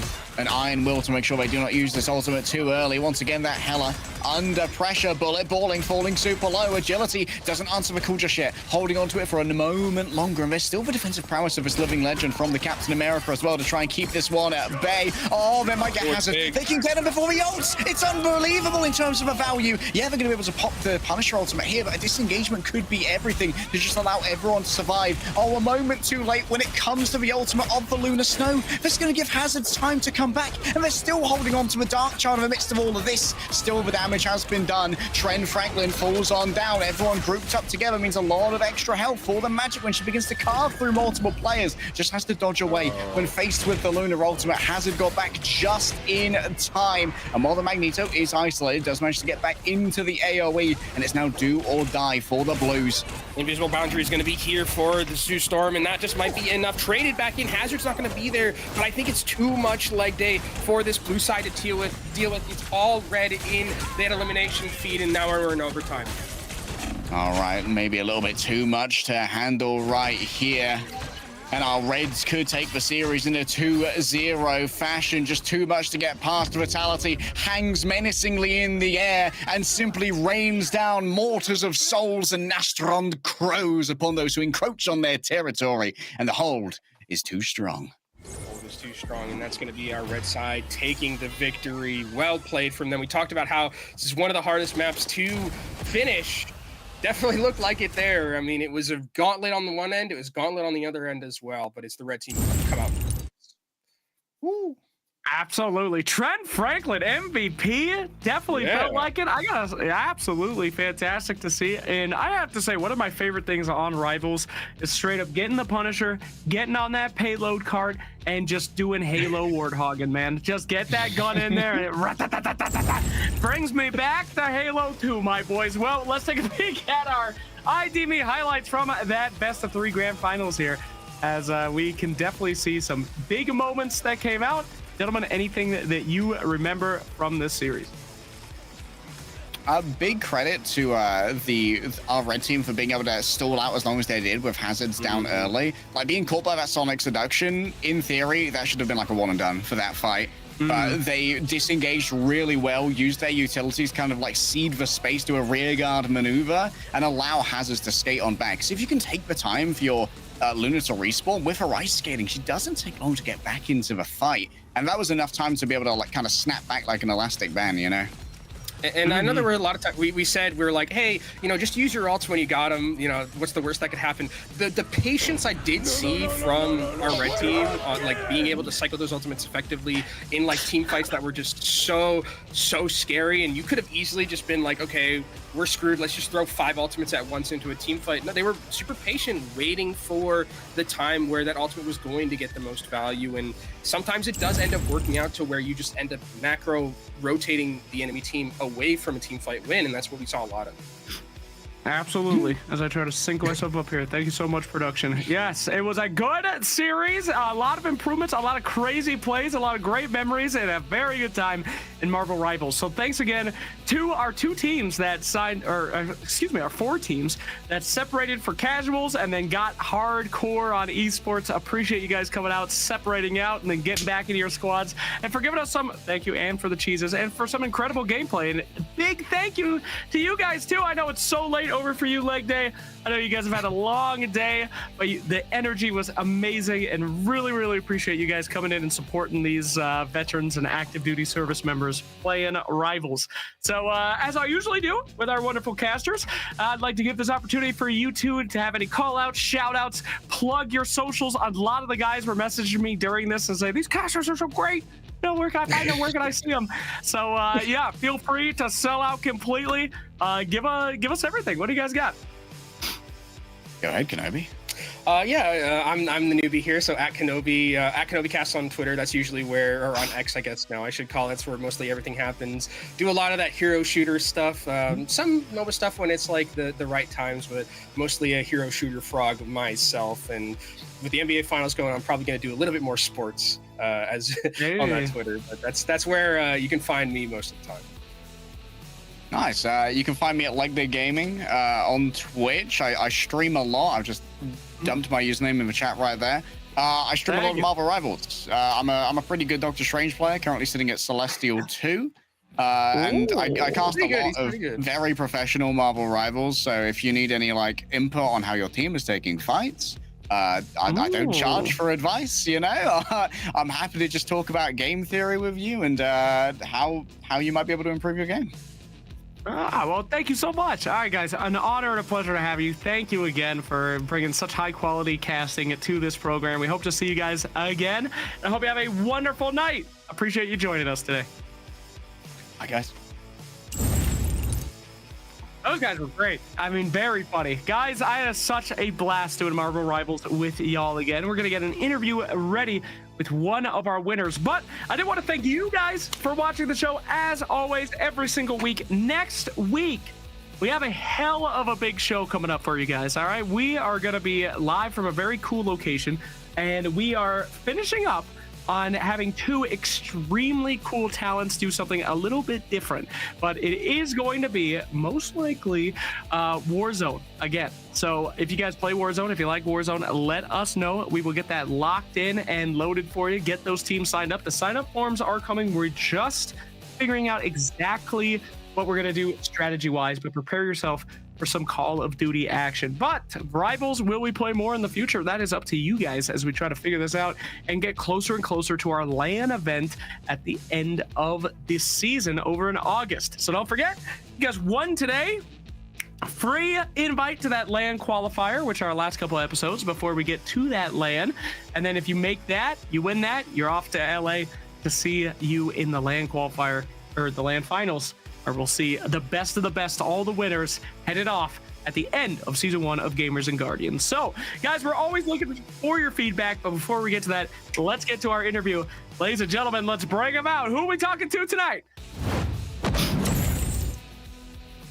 Gentlemen, welcome, welcome. Who do we have here today? Hello. Go ahead, Vic. What's going on? 706 Vic. I was the healer for the team.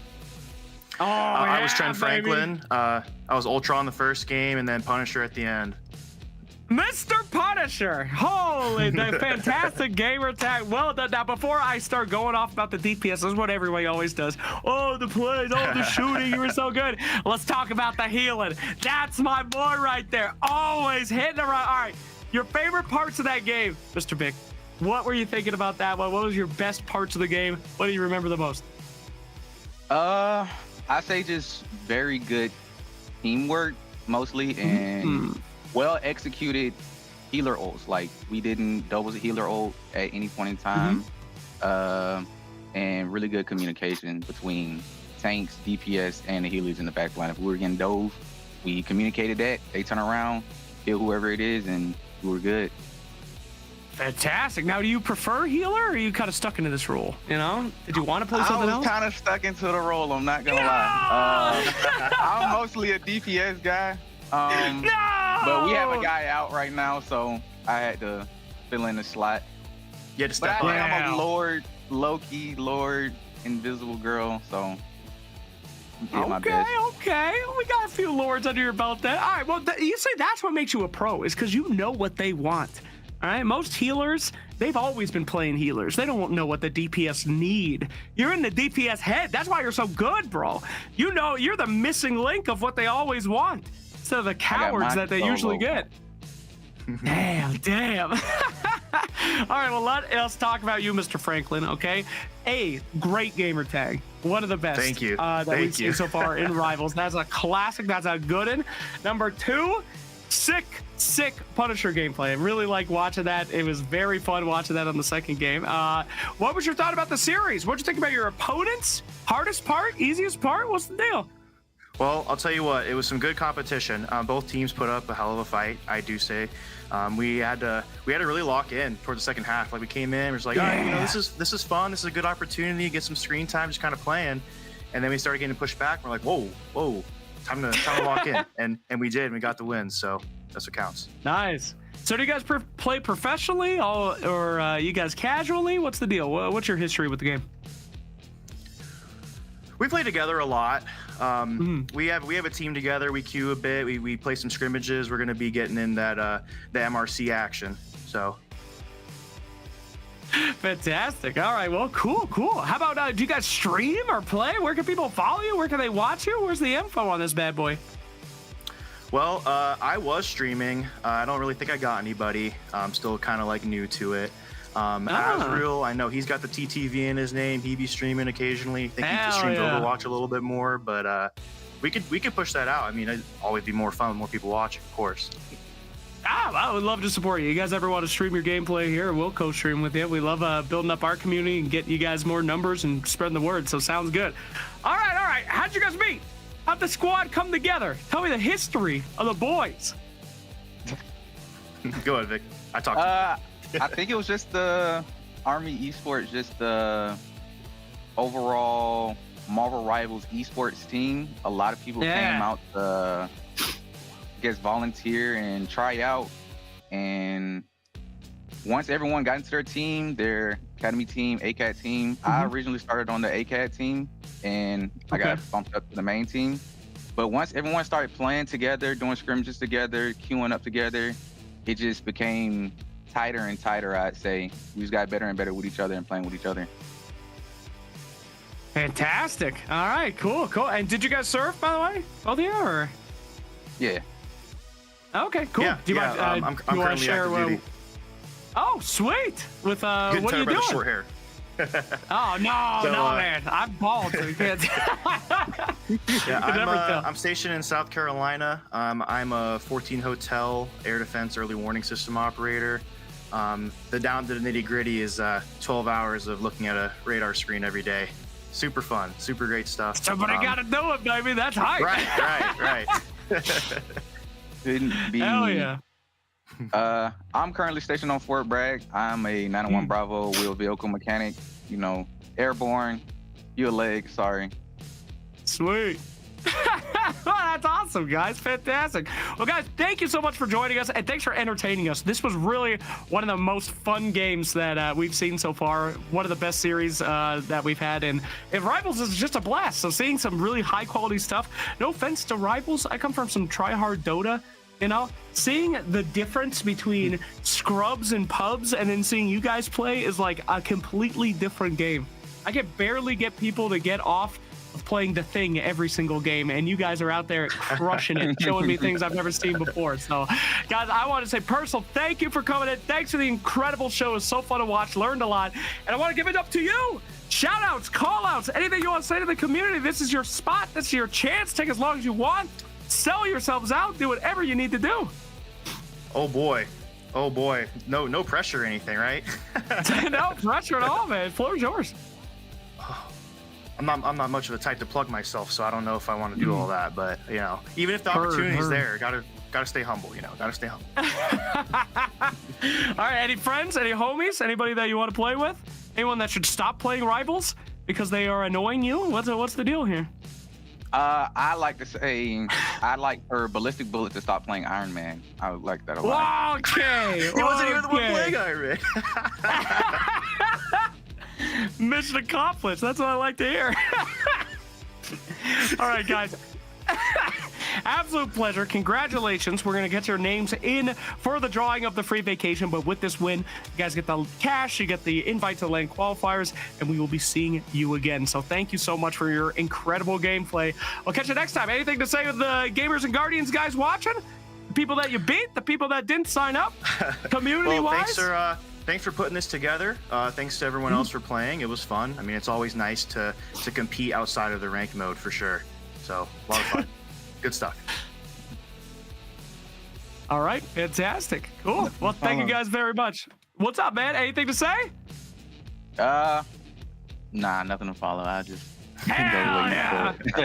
What has been said on the field of battle, baby. That's what I'm talking about. All right, gentlemen, an absolute pleasure. Hell yeah. All right. We'll see you guys again. I hope so. Thank you very much for joining us here at Gamers and Guardians. You guys have a great night. You too. Thank you. Thank you. Thank you very much. Oh, they were great. Fantastic. All right, guys. Well, next week on Gamers and Guardians, we have something super, super big planned for you guys. We are going to be playing a Call of Duty, probably Warzone. Get those signups ready. Get ready to tell your friends and your fam because we have a big announcement that will hopefully be coming as soon as we solidify it in the next 24 hours. But I did want to go ahead and tell everybody thank you so much for coming by here this week. Want to thank our partners, as always. Onward Ops, a huge partner for us since the beginning, so thank you so much. Angel Armor, of course. Thank you so much, Onward Ops, don't forget. Angel Armor, incredible guys that are showing us the protective play of the game. They make fantastic stuff. You can visit their website and check them out. Of course, Westgate Resorts, who come in every single week. They're giving us deals, and they're giving you that $100 gift card if you sign up, and it's only 99 bucks, so they're paying you $1 if you sign up on the correct vacation day on the calendar every single time the Gamers and Guardians is airing. And let's not forget that they are, of course, giving away that free all expenses paid vacation to their veteran event to one of our winners every night, which we'll do right at the end of the show. Before we get to that, though, a big thank you, of course, again to Gold Star Gamers, who come in every week. We switched it around to Among Us this week because they really wanted to play, so appreciate you guys over at the Gold Star Gamers. And yeah, I think that's just about everybody. Face the Fight, of course. Face the Fight is such a fantastic organization that helps us every single week, getting the resources for all of our veterans and active duty guys to get together and face the fight and make sure that mental health is a #1. With that in mind, guys, it's about time for us to choose our winner. We have randomly selected through all the winners here today, and the winner of the Westgate Resort Vacation is classic. Okay. This is Icer1. Icer1 plays in the family game night. Very dedicated community member, always showing up, always there as a sub, and it fills me with such joy to give it our boy. This guy, Icer1, congratulations, you have won the free vacation. Seas, I'm gonna let you tell him in the chat because he is always there in the Discord hyping us up. So congratulations, my man, you get that free vacation this week. So, guys, thank you for joining us. Thank you to our partners over at August Interactive and WePlay. And thank you for transitioning with us to our 2-week schedule. We will see you on our next episode 2 weeks from tonight with some very special guests, very special times, and some cool stuff. So please sign up, get your friends involved, and thank you again for joining us this week on Gamers and Guardians. We'll see you next time.